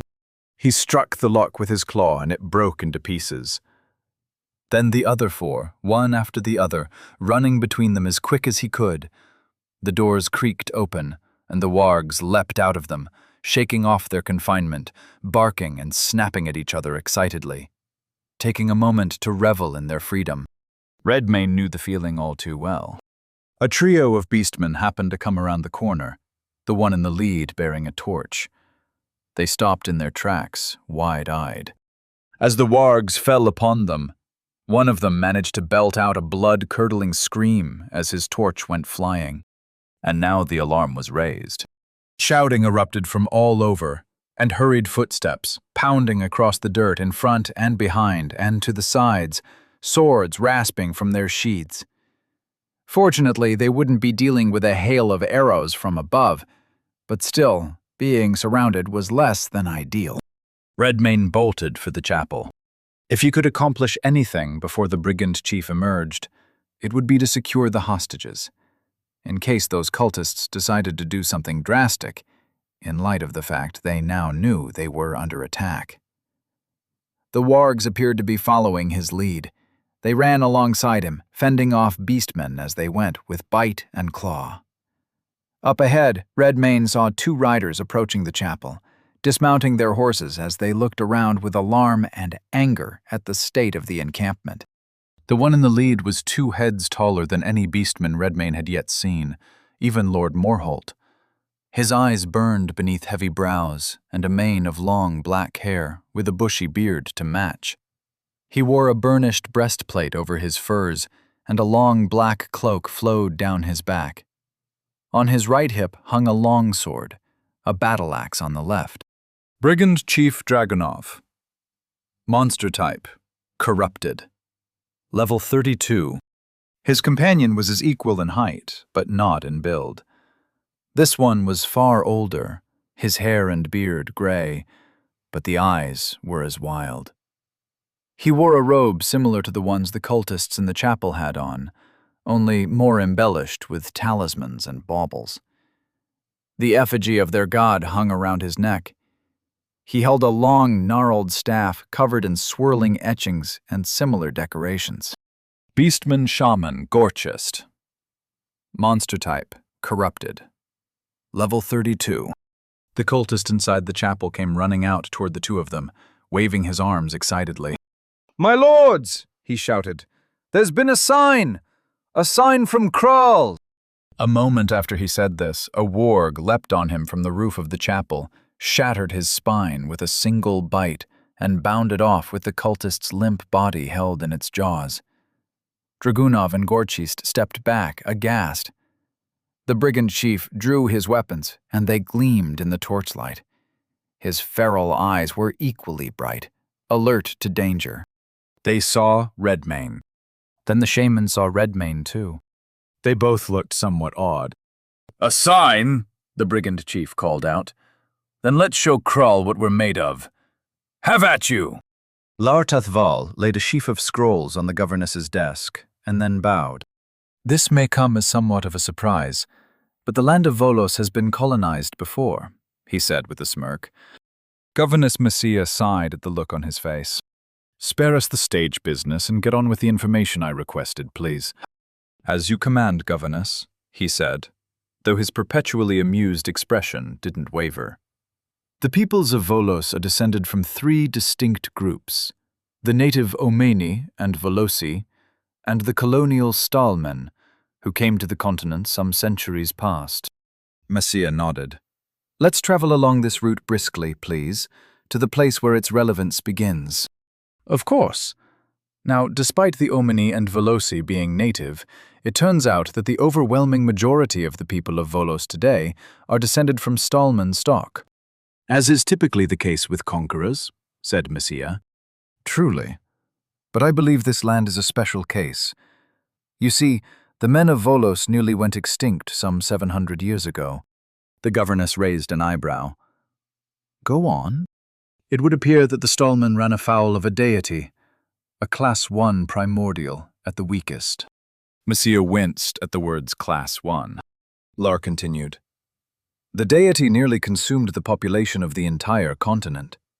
It was a rather indiscriminate eater. Historical reports describe the thing consuming whole cities, castles and all. What became of it? In the end, a band of 5 tribal chiefs who had previously been knighted by the Stahlman king, Census Karalis, rallied the people and brought the primordial down using a combination of magic and military force. Records refer to this period as the 5 Heroes' War. King Karalis perished at an indeterminate time during this conflict, but 6 of his daughters survived him, 5 of whom wed each of these chieftain knights and founded the new government. And since the population had been severely depleted, these 5 families were uncommonly, prolific in their reproduction." "What happened to the 6th daughter?" she asked.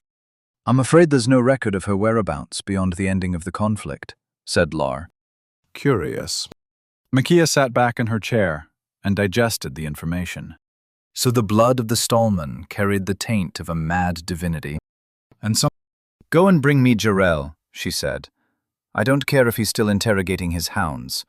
It's time I interrogated him." Lar smiled at the prospect and gave her a graceful bow. "At once, Governess." Chapter 18. Midva Forest, Brigand Camp. In an instant, the quiet of the brigand camp had broken into the din of battle. Wargs tore into shouting beastmen. Somewhere above, Valter and Vengarl sniped away at their quarry. Redmayne's foes were right in front of him. 2 instead of 1. How gracious of the gods to serve a side dish. Gorchist the shaman lifted his staff, his face raised to the night sky. "Bless us with fury, great Krull," he said. "Bless us with rage." Blessing of might. The head of his staff took on a red glow, as did the entire body of Dragunov. For a moment they were both wreathed in crimson light, and then the blaze of the brigand chief's eyes grew brighter, wilder. His muscles swelled, and he even seemed to grow in stature. Dragunov roared his approval and ran at Redmayne. Redmayne charged back at him. They clashed, split off and clashed again.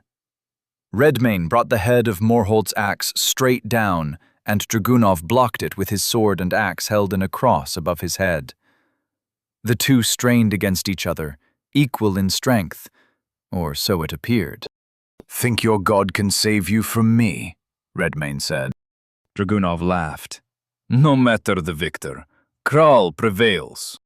The brigand chief let go of his guard so suddenly Redmane staggered forward, ducking at the last second before Dragunov's axe swept through the air his face occupied an instant ago. Gorchist closed his eyes, muttering incantations and waving his finger in the air with his staff held aloft. Another glow settled over the form of Dragunov as they fought, albeit briefly. Redmane's axe struck true, but the blade skidded off Dragunov's arm. He swept a claw across the beastman's face, and his foe came away with only light scratches. The shaman's spell had armored him with gnosis, weakening his attacks. He was already fed up with it. Redmane shoved Dragunov aside and sprinted for Gorchist, ready to end it with one stroke of the axe. The old shaman smiled and let him come. The axe of Morholt swept through Gorhist's form, and he flickered and dissipated. A decoy. Redmane wheeled around to find the shaman standing all the way on the other end of the dirt cul-de-sac, already chanting to let loose another skill. He tried to catch him before the skill went off, but couldn't. 3 missiles of pure gnosis streaked at him, leaving trails like blue comets, and he evaded them at the last second by gracelessly diving face first into the dirt. But Dragunov was still on him. The point of a sword bit into Redmane's side before he could roll away. When he did push off the ground, it was an instant before an axe struck it, spraying dust and pebbles as he somersaulted backward and sprang to his feet. A warg came barreling between them, in pursuit of a screaming brigand who fled for his life from the beast. Redmane crouched before it passed. In the instant it stood directly between them, he sprang over its back. Lion's lunge. Having Dragunov's armor was the trick, especially while he held this axe. Redmane struck diagonally down Dragunov's breastplate, from left shoulder to right hip. The blow sliced steel right open and bit into flesh, rewarding him with a generous spray of dark blood. Dragunov staggered backward, coughing up blood, and fell to a knee. Gorchist lifted his staff. "Great Kral, bless your warrior with vitality." Shaman's heel. Dragunov's grievous wound glowed red and knitted itself together before Redmane's eyes. Redmane snarled. He turned and bolted for the shaman again, and again he cleaved through an illusion. Gorchist now stood upon the roof of a nearby house, chanting to deliver another skill. Dragunov came at him the same moment 3 more streaks of gnosis streaked through the air in his direction. Redmane ducked to the left, and then the right, but he couldn't come away clean. A gnosis bolt clipped his shoulder, and he gritted his teeth as he felt its fire sear him down to his very soul. The brigand chief pressed his attack, coming in with sword high and axe low, grunting and barking out mad laughter. He had strength, speed, and fury behind his blows. Redmane could see the light of something like religious fervor in his eyes. Remarkable how closely it resembled the basest of hungers. But he wasn't like the Gru. He had a sharp eye for parries and counters. Redmane found he couldn't simply bait the bandit chief into exposing himself. Dragunov wouldn't leave such an opening, even in his magically enraged state. He struck aside Redmane's claw with the blade of his axe, trapped the haft of Morholt's axe in the crossguard of his sword, and shoved him back. An experienced warrior. More experienced than Redmane, certainly. If only he could remove those damned skills from the bastard. Gorchist remained on the rooftop, supervising the battle and assisting the beastmen in their struggle against the freed pack of wargs. He turned and shot more comets of gnosis down at the beasts, but for the most part, they were too nimble to be caught, despite their great size. It did, however, give the wargs another thing to keep track of while they chased down beastmen and gorged on them, until an arrow struck Gorchist's back. He vanished, appeared on the roof of the house next door, and the instant he reappeared, a crossbow bolt punched through the back of his head. Volter and Vengal were supervising too, and they noted how much time it took Gorchist to recast his displacement skill. Gorchist stared wide-eyed at the night sky above. A line of blood flowed down the bridge of his nose. Then he fell and tumbled off the roof, and lay face down on the grass, motionless. Thank the gods! No sooner did the life leave Gorchist's eyes did Dragunov's subtle glow seem to fade. He remained formidable, and the loss of his blessings did nothing to dim his aggression. Indeed, it enhanced that. But now Redmayne felt his advantage. Raw power. When they clashed, he was the one pressing Dragunov back. When he struck, his axe and claw found armor and flesh and rent them asunder. When he pushed, the beast-man had no choice but to give way. Redmayne marched him down, grim-faced, hunger boiling up inside him. The brigand chief's face showed the strain of his new situation, but he didn't try to flee. He stood and made his foe pay for every drop of blood spilt, for every inch of ground gained. Redmayne brought down Morholt's axe in a final swing, and Dragunov roared and caught it between his weapons. This time the brigand gritted his teeth, face slicked with blood and sweat, and twisted his grip sharply to the right. He wrenched the axe of Morholt free from Redmayne's hands and sent it skidding across the dirt. Fortunately, Redmayne had 3 more weapons, which would not be so easily taken. Dragunov struck downward from either side, meaning to cut a great X across his foe's body. Redmayne caught his forearms, one in either claw. Dragunov gritted his teeth. His arms shook. Veins stood out on his neck. Redmayne stared him down, still as stone. Then he dug his claws into Dragunov's flesh. Deep.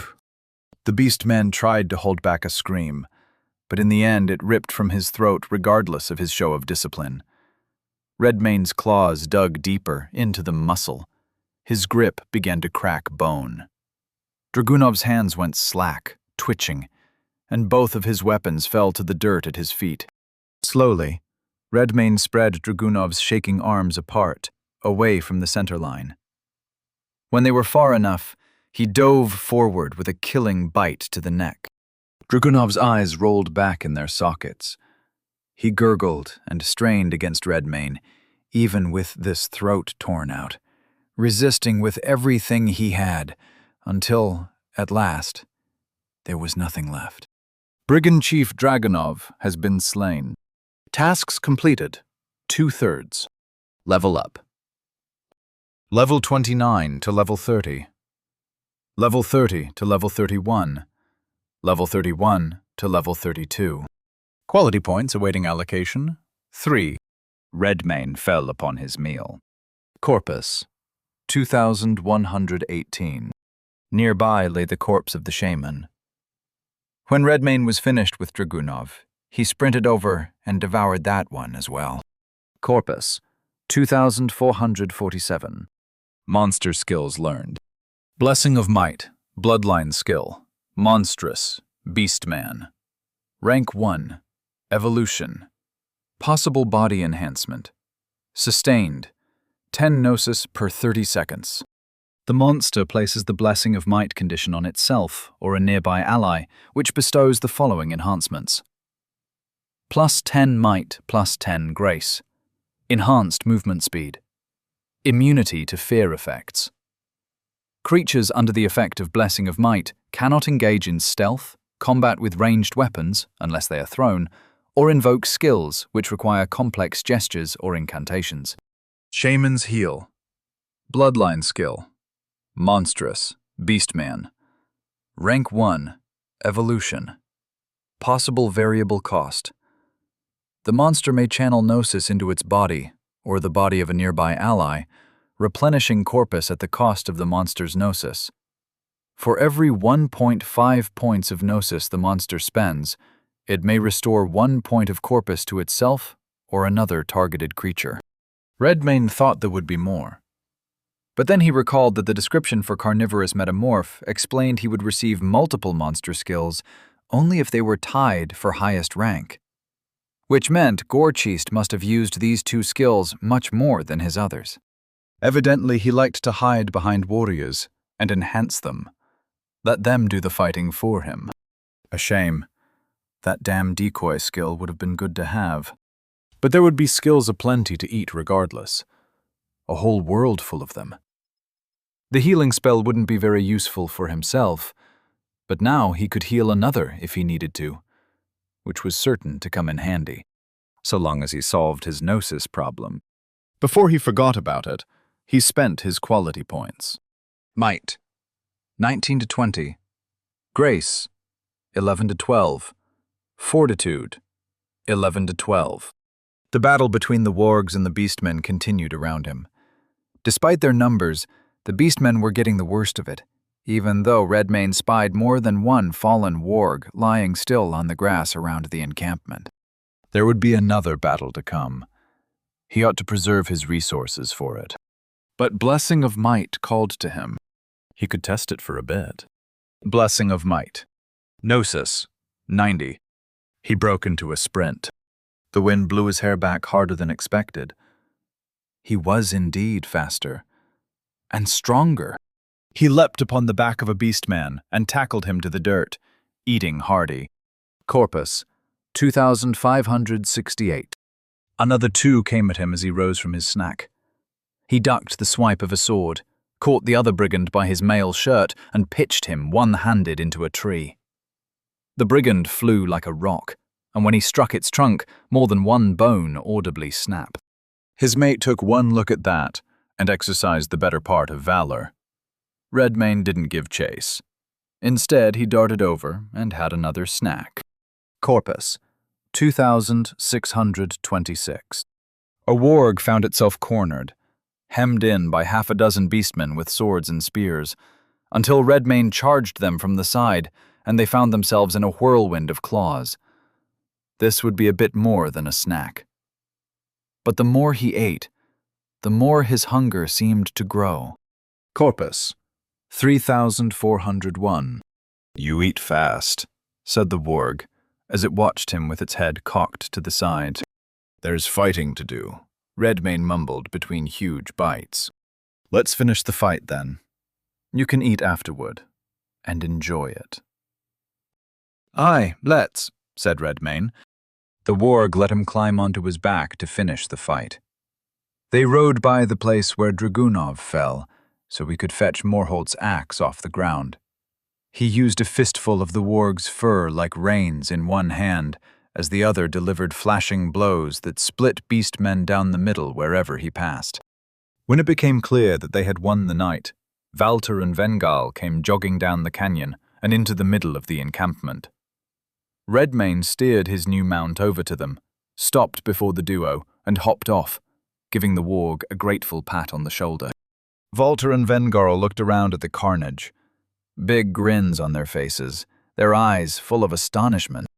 Quite the rowdy affair this evening, said Valter. If only we'd been invited. Alas, we had to invite ourselves, said Vengarl. Redmayne grinned. You'll be welcome at any revel of mine. I may hold you to that, said Valter. Chapter 19. Midva Forest, Umber's Hollow. While wargs chased down the last of the brigands, Redmayne, Valter, and Vengal entered the chapel to see to the captive townspeople. Many broke out into tears of gratitude. Some began helping release the others the moment they were free. A few simply sat, catatonic, even after their gags were removed and their bonds cut. The little girl who had seen Redmayne in the form of a weasel stared up at him with wide eyes. Evidently, she recognized his coloration. "It's you," she gasped. "How'd you get so big?" Redmayne reached down and ruffled her hair. "I ate what my family served me, without complaint." The girl. Once they were all freed, the trio of hunters ushered the captive townsfolk out of the building and into the open air. More than one recoiled in fear at the sight of wargs encircling the encampment, running down beastmen who, for the most part, had given up on fighting and were attempting to flee to the tree houses. It wasn't going well. One warg would run behind a pack of scrambling beastmen, ushering them toward the trunk of a tree and the ladder there promising freedom, only for the brigands to be ambushed by the wargs lying in wait behind it. Their periodic screams disrupted an otherwise tranquil evening. "It's all right," said Redmayne. "They're on our side." This did not comfort the townsfolk overmuch. Velter folded his arms, looked around the encampment. "Think we'll root about for provisions. This lot look like they could use a meal before we take 'em anywhere." Redmayne nodded. "Would you two bring them to Haet's castle? There should be a woman there, Letha, and an imbued, Magister Helmold. They'll help you keep these folks safe." Vengar looked at Vault. The two of them smirked at each other. "Aye," said Vengar. "We'll do you one better even. House Redmayne has received faction membership requests. Vault Cazador. Hunter. Vengarl Cazador. Hunter. Do you accept these applicants? Yes/no. This might piss off our coterie, said Vengarl. Velter shrugged. All the better. I could do without Irina's harping on, couldn't you? Vengarl chuckled and nodded in agreement. Redmayne signaled yes without hesitation. Then he clasped their shoulders, bowed his head in gratitude. I had some doubts about you at first fight, said Volter. Then he nodded in the direction of the group of rescued hostages. But this here proves your quality. That being said, you're a mighty unusual imbued, said Vengarl. Don't take it personal if some treat you funny.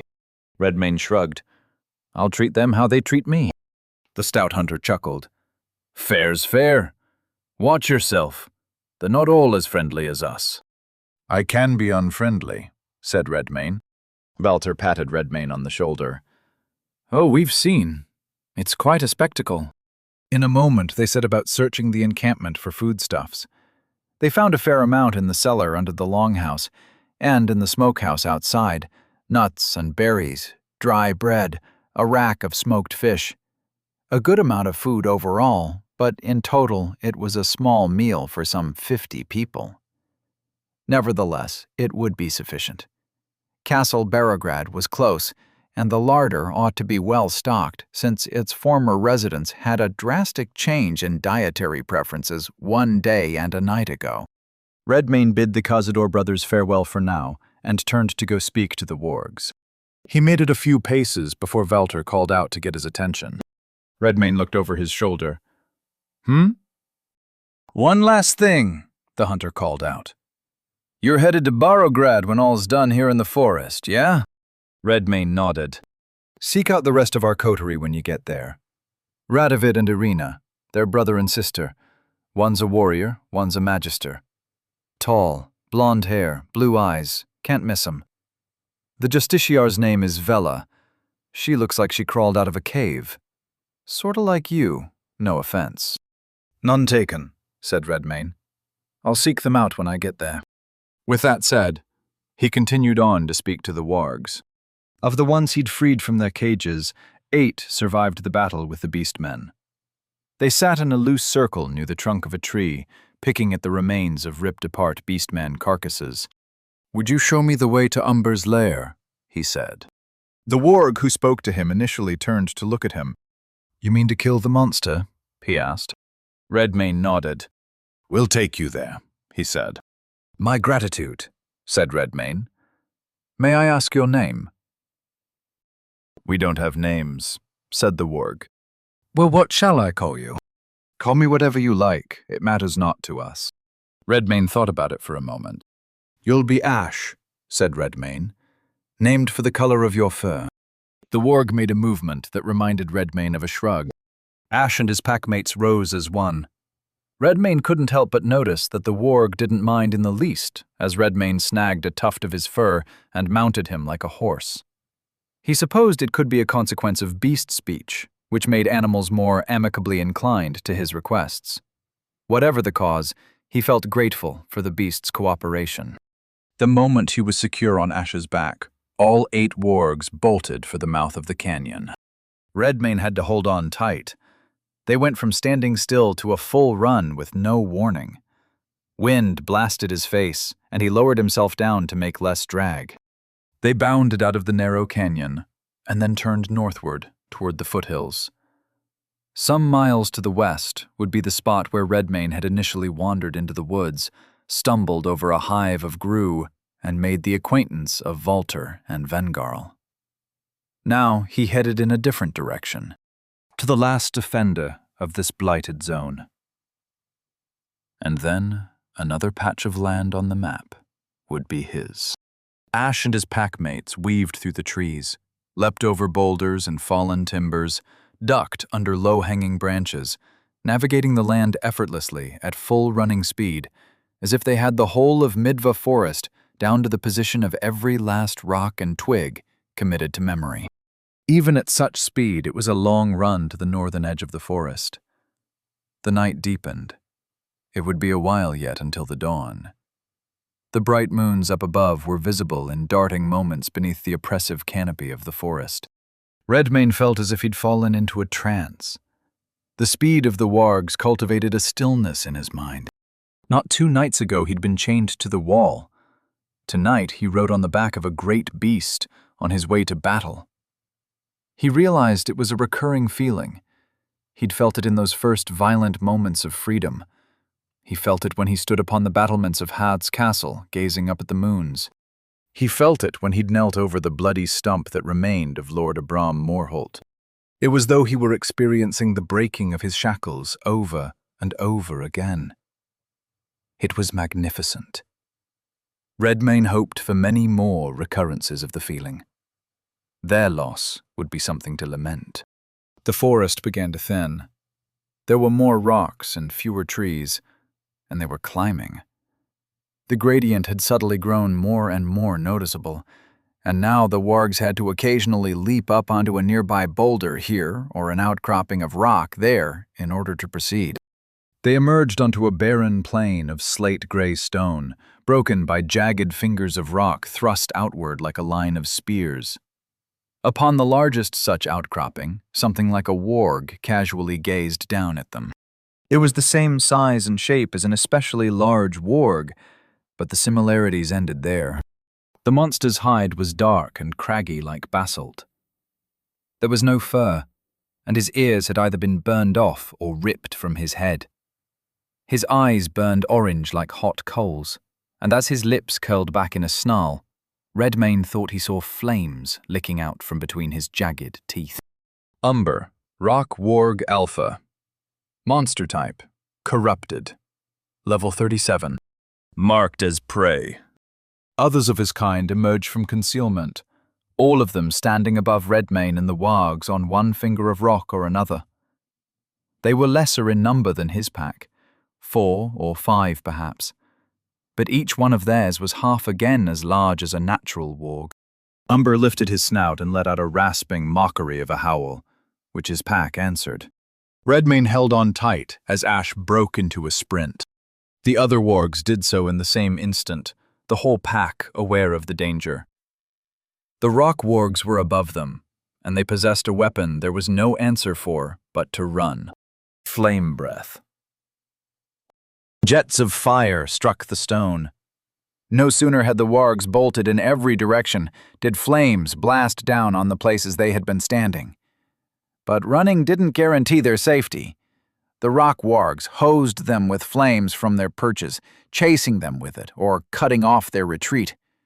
Wargs leapt over fences of fire that bloomed before them, while others ran flat out to escape their tails being singed by the flames trailing behind them.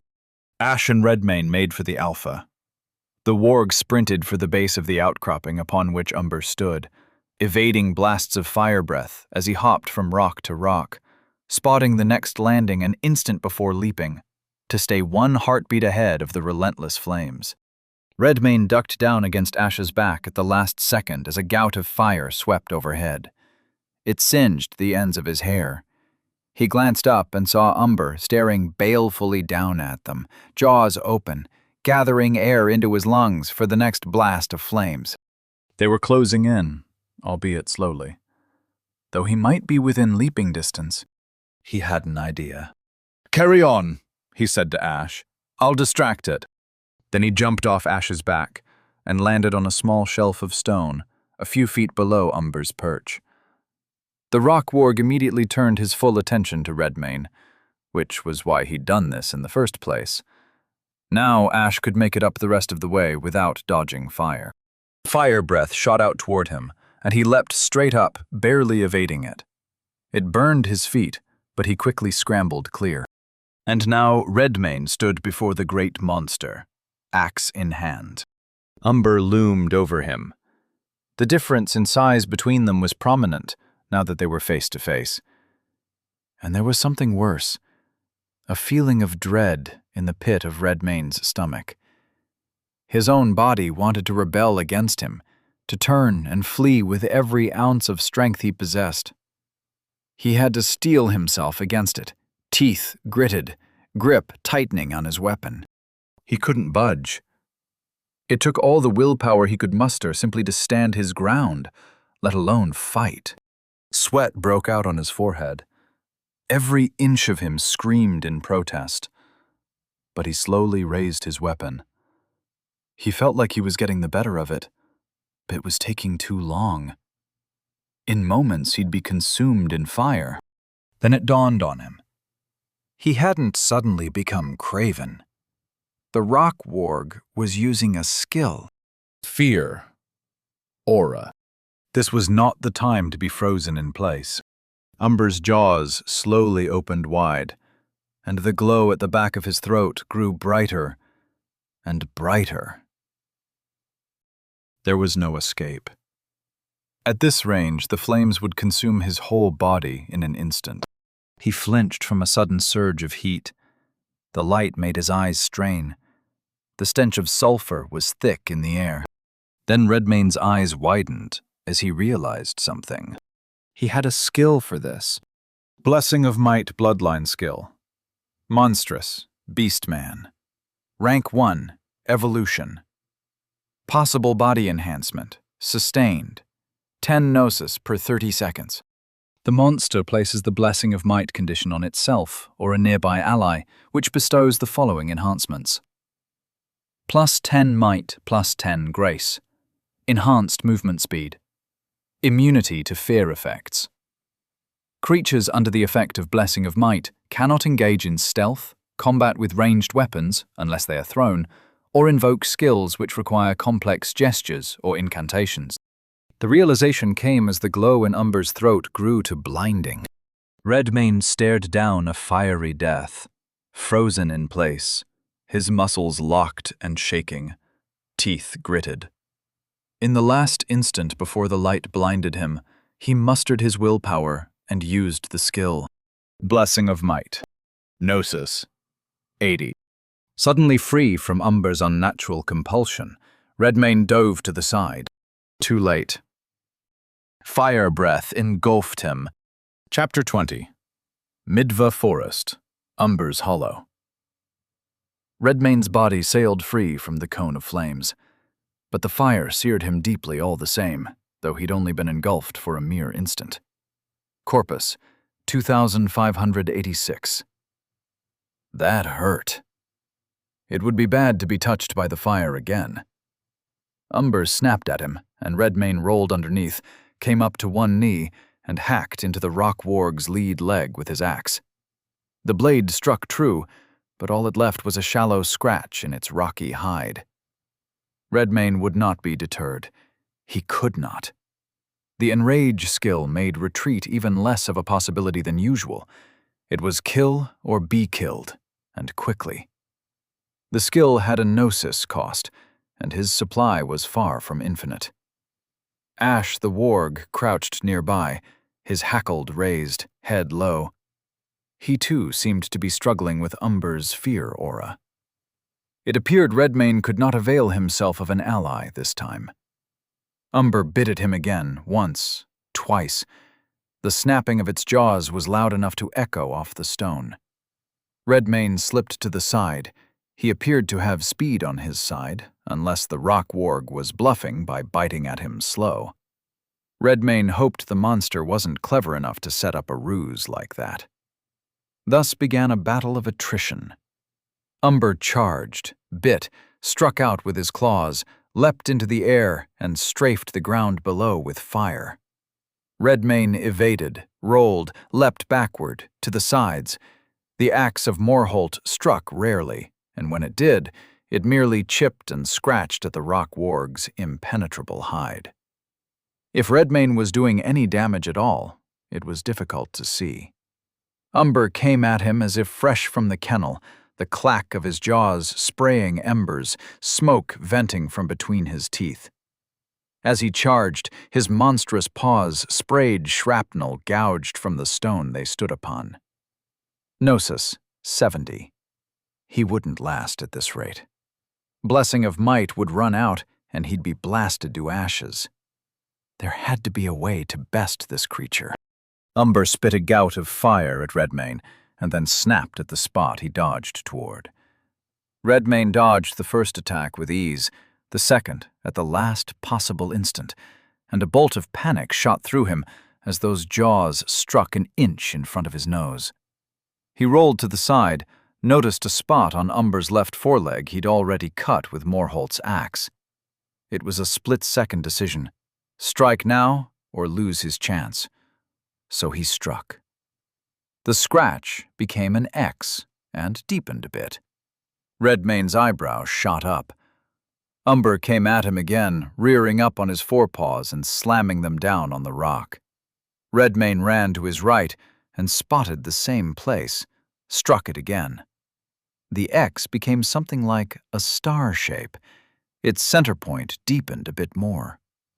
The rock warg filled its lungs with air and opened wide to blast Redmayne with a whole column of flame.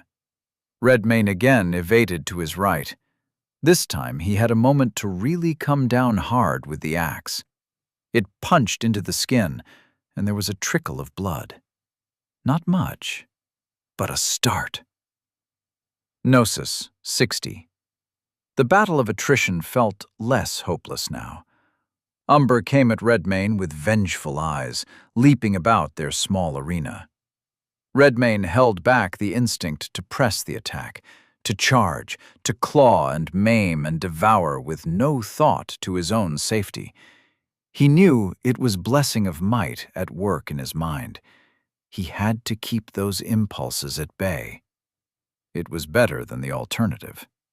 Every time an opening presented itself, Redmayne struck the weak spot he'd created, over and over again, until it bled heavily, at which point he switched to his claw to make the bleeding even worse. Bleeding 1, bleeding 2, bleeding 3. This would help him sap that health away. The monster had vitality to spare, and he'd only been wounded for the first time. More and more stacks of bleeding seemed to slow Umber down, draining away his speed and power, and now he was even having difficulty bounding and leaping on account of the multiple axe blows to his leg. Gnosis, 50. Redmayne rolled to the side of another spray of fire breath, took his axe handle in both hands and brought it down on that leg with all his strength. It cracked and broke. Umber shuddered and fell onto his face. Struggling to stand again, there would be no better chance than this. The weak spot gushed blood. Within, deeper down beneath the flesh, there was an orange glow. Redmayne dropped his axe and ripped into the wound with both claws, rending it as fast as his muscles would let him. Bleeding, 9. Bleeding, 10. Bleeding, 11.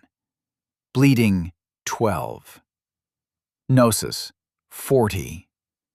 Then he noticed, too late, the glow inside Umber's body was gradually intensifying.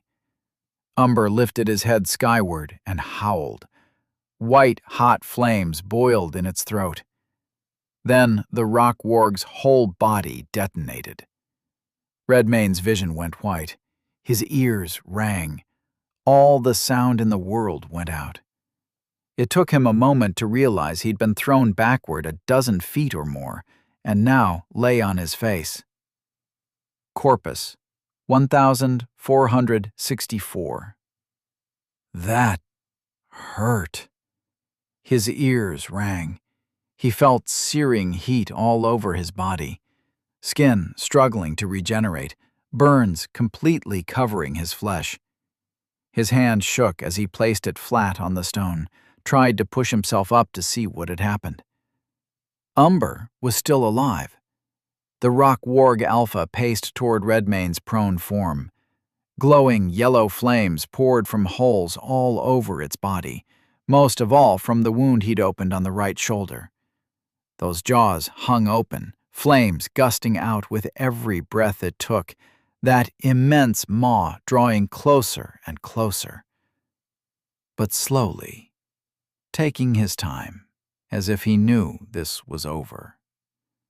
Redmane glanced to his side. Ash still stood nearby, crouched, growling. Blessing of Might. Gnosis, 40.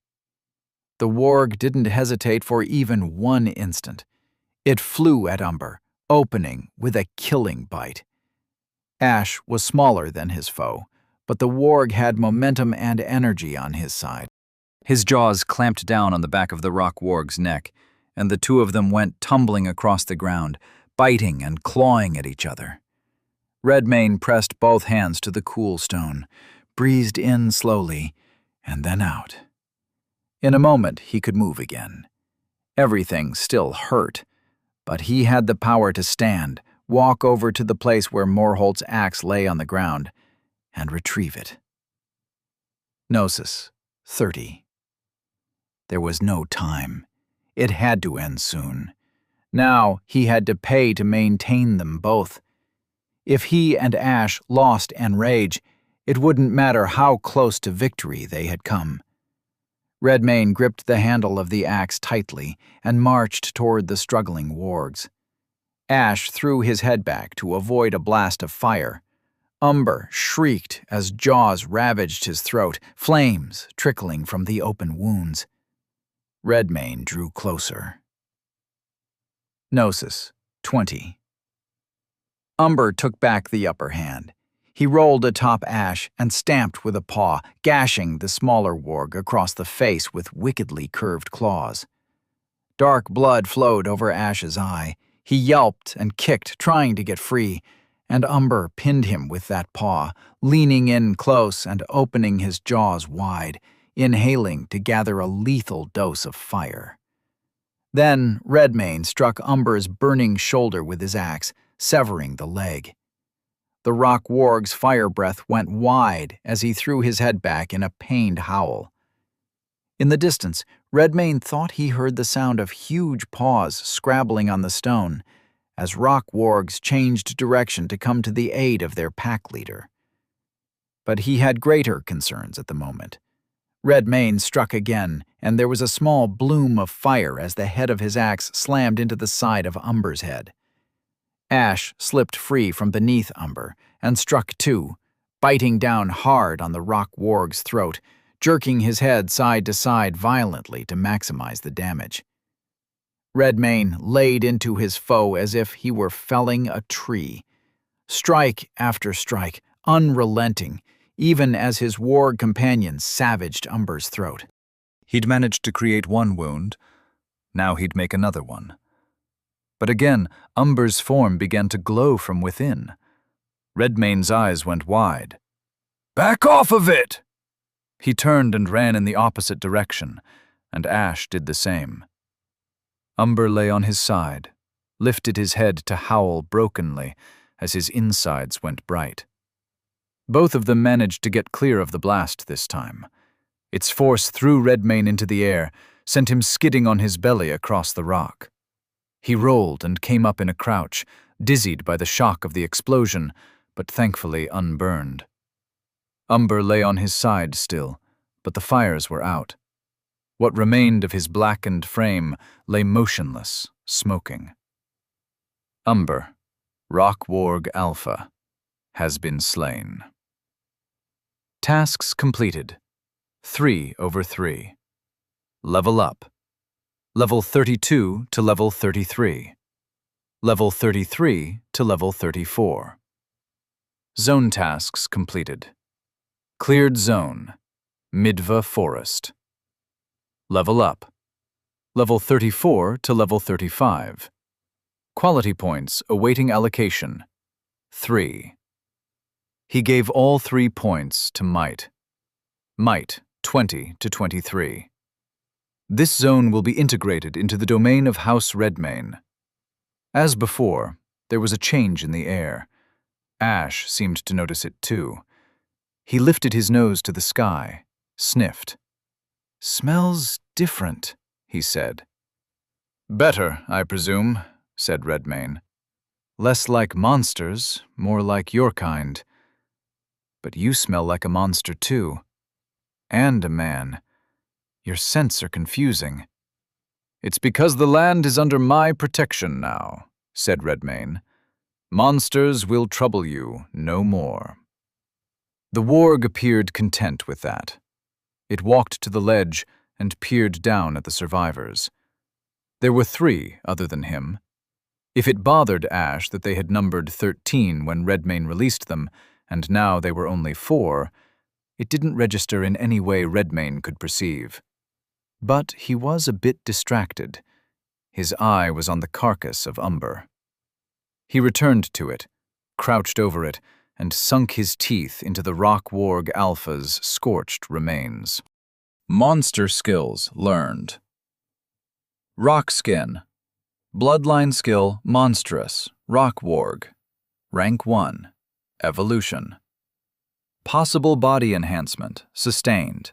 10 gnosis per 30 seconds. The monster may harden its flesh, or the flesh of an allied creature, against physical attacks, granting the following enhancements. +10 fortitude. +10 armor. Enhanced fire resistance. Damage ablation, 50. Caution. Damage ablation may be eliminated if a creature attacks the same target on the monster's body repeatedly. Fear aura. Bloodline skill. Monstrous, rock warg. Rank 1. Evolution. Possible aura. Range, 10 yards per rank. Sustained, 10 gnosis per 30 seconds. The monster radiates menace. All creatures within the radius of the fear aura fall under its influence. Affected creatures will either flee at maximum speed, cower in place, be able to move and fight at a penalty to all qualities.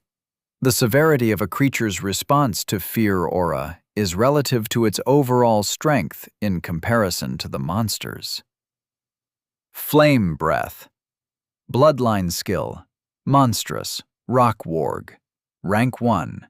Evolution. Possible. Active. 20 gnosis. The monster belches forth a cone of fire. This attack has the following weapon profile. Damage, +15. Armor penetration, 5. Evasion negation, 8. Spread, 4. Corpus damage over time, burning, 4. Greater ranks increase the dimensions of the cone and the damage and qualities of the fire.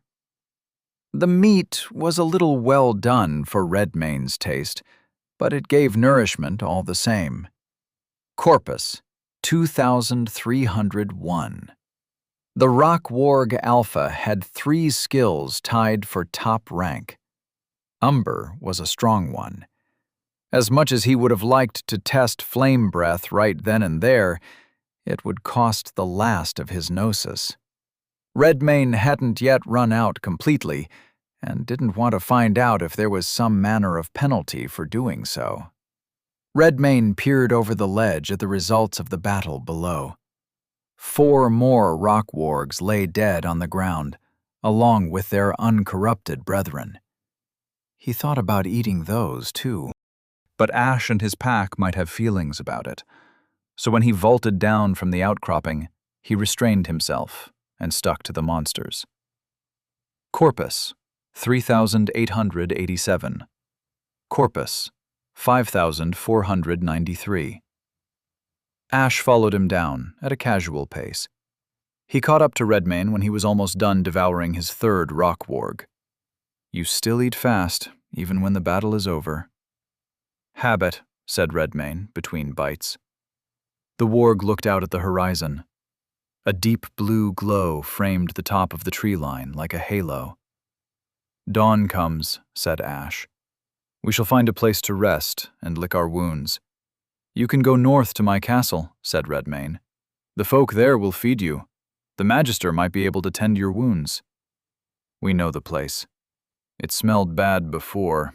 It smells worse now. And with that said, the warg and his 3 surviving relatives walked back into the forest. Redmayne didn't know if they would go to Haird's castle. Most likely not. But he'd offered. He rose from the last carcass and wiped his mouth. Then he too looked out at the tree line. His tree line.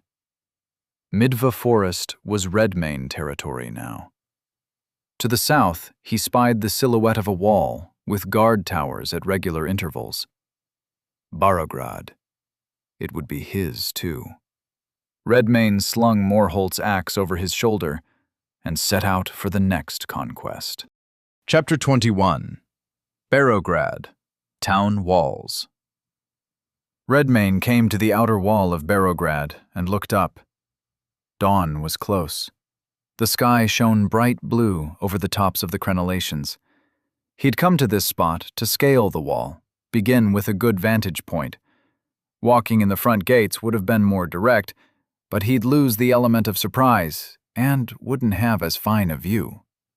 While he was thinking about it, he selected beastmen as prey again. And then he put the axe of Morholt on his back so he could sink his claws into the stone and climb. Halfway up the wall, it occurred to him that he could have used carnivorous metamorph to sprout wings, but perhaps it was better this way. His gnosis was already near empty. You have entered Dungeon, Barograd Township, Rank 1. Tasks: 1. Slay Burgomaster Sigvar. 2. Slay Pieter, High Priest of Kral. 3. Slay Agnieszka the Stitcher. 4. Slay Powder Keg Pavel. Tasks completed. 0/4. The list of tasks appeared to him as soon as he came up onto the wall. So this place had 4 masters. Not so different from Haird's castle, except in that case, one of those had been hidden. Perhaps there would be hidden ones here, too. The place was large enough. There were also allies down there. Valter and Vengarl's comrades, Radovid, Irina, and Vela. Redmayne looked out over the town's densely packed rooftops. Narrow streets wound between them, their course decided by the hilly terrain. The Bear River ran straight through the town in a gentle S-curve, dividing it into northern and southern halves, which were connected by a wide central stone bridge. 2 lighter wooden bridges sat on the east side of the central bridge, and there was one more on the west side. The town had its own keep on the south side of the river, built up against the southwest corner of the town wall. But he only had a moment to appreciate the view. He heard soldiers' boots approaching, 2 of them walking in step with each other. Redmayne looked around, Spied the squat roof of the guard tower next to him, and leapt up onto it. "Do you believe what they're saying?" one said to the other. Redmayne recognized the familiar distortion in his voice. A beast man. "Hard to imagine it," said the second. "Hard to imagine Lord Morholt laying down for it, either." They came around the corner and into view. 2 town guards with mail shirts and Morholt tabards. They had swords belted at their waists, and the one on the right had a long dagger tucked into his belt on the opposite side. Beastman Soldier Monster. Type Corrupted. Level 30. "Classic case of clergy getting ideas above their station," the second guard added. The first shook his head. "Pieter says the master is close. Any time now he'll appear. Morholt won't stand no chance against him, he says. No one will." "Well, what happens after that?" "Then the master takes command, and we go out and conquer the whole world." The second guard let out a guttural laugh. "Pieter got a good imagination, don't he?" The first looked panicked by his mate's laughter. His gaze darted around, and then shushed him. "Watch what you say. Are you mad?" Redmayne grinned down at them. That one was right about one thing. The master was indeed here, but not the one they were expecting, perhaps. He jumped down and landed in front of them. They halted immediately, looking up at him in alarm. It wasn't much of a fight. Corpus 5787. Redmayne stood up from his snack and belched. There would be more of those. Stocking up on Corpus would be prudent. These monsters kept hitting harder and harder. He'd have to keep up. The town was twice the size of Castle Barograd. Perhaps he could spend the morning hunting beastmen. The simple size of the place ought to buy him more time before its defenders realized they were under attack. Stalk would be most useful, but again, no gnosis. What was he going to do about that? Magister Helmold sat at the table with Letha and her son, Kale. The three of them had finished breakfast together in a small dining room for servants, adjacent to the kitchen of Castle Barograd. Helmold had seen to the mess in the kitchen before letting Letha try to cook. It wouldn't do to let a lady labor in a charnel house. As for the cries of help from young Eric Morholt, he'd done his best not to listen. "That was a fine meal, my dear." He dabbed the corner of his mouth with his handkerchief, smiled at her. "You have a gift." Letha smiled back. "'Twas no trouble, my lord." He laughed, reached out and placed his hand over one of hers. She looked uncomfortable, but held the smile on her face anyway. "No need to be humble. You're as talented as you are lovely," said Helmold. Kale kicked his feet under the table, looking between his mother and the Magister curiously. "Hey, Ma, can I go up to the castle yard now?" "Of course, lad," said Helmold. "Run along now." Kale blinked, looked between Helmold and his mother. He could see the stress on her face, but he didn't appear to understand why it was there. "Ma?" Letha nodded quickly. "Go ahead, dear. Mind those hounds, they aren't the playful sort." Kale lingered a moment, an eyebrow raised at her peculiar facial expression. Then he shrugged, hopped off the chair, and scampered out of the kitchen. Helmold's eyes followed the child as he ran off. Then they slid back to Letha, and his smile returned. "Would you like some tea?" she asked. "That would be splendid," said Helmold. She quickly rose and put a kettle on the fire, fetched mugs and tea and honey. Helmold made small talk with her while they waited for the water to heat, but his eyes continually roamed over her body in ways that made her keep her gaze fixed on the kettle. In a few minutes, she served the Magister a steaming mug of tea and sat down with one of her own. "Many thanks," he said, smiling as he held the mug. "Forgive me for being so forward, miss, but are you wed?" Letha hesitated. She stared at her empty plate. "Kale's father died in a battle," she said. "Ah, I see. My condolences to you. So you've no one to care for you and the lad?" Letha smiled thinly. "We get along fine, my lord. Kale's a good boy. He's no trouble." "Surely it would ease your burden if there were a gentleman in your life, yes?" His smile changed character. Letha seemed to understand the intent behind it. She shifted in her seat uncomfortably. Kale's little footsteps echoed back toward them, running at full tilt. "Ma!" he yelled out. "Ma!" Alarmed, Letha's gaze snapped to Kale as he rounded the corner back into the little dining room. Kale was huffing and puffing, his little face flushed. "Ma! There's a huge flower in the castle yard. It's coming up out of a bush, and the bush got these blue fruits sprouting all over it. Ma, the flower's the size of a whole pumpkin."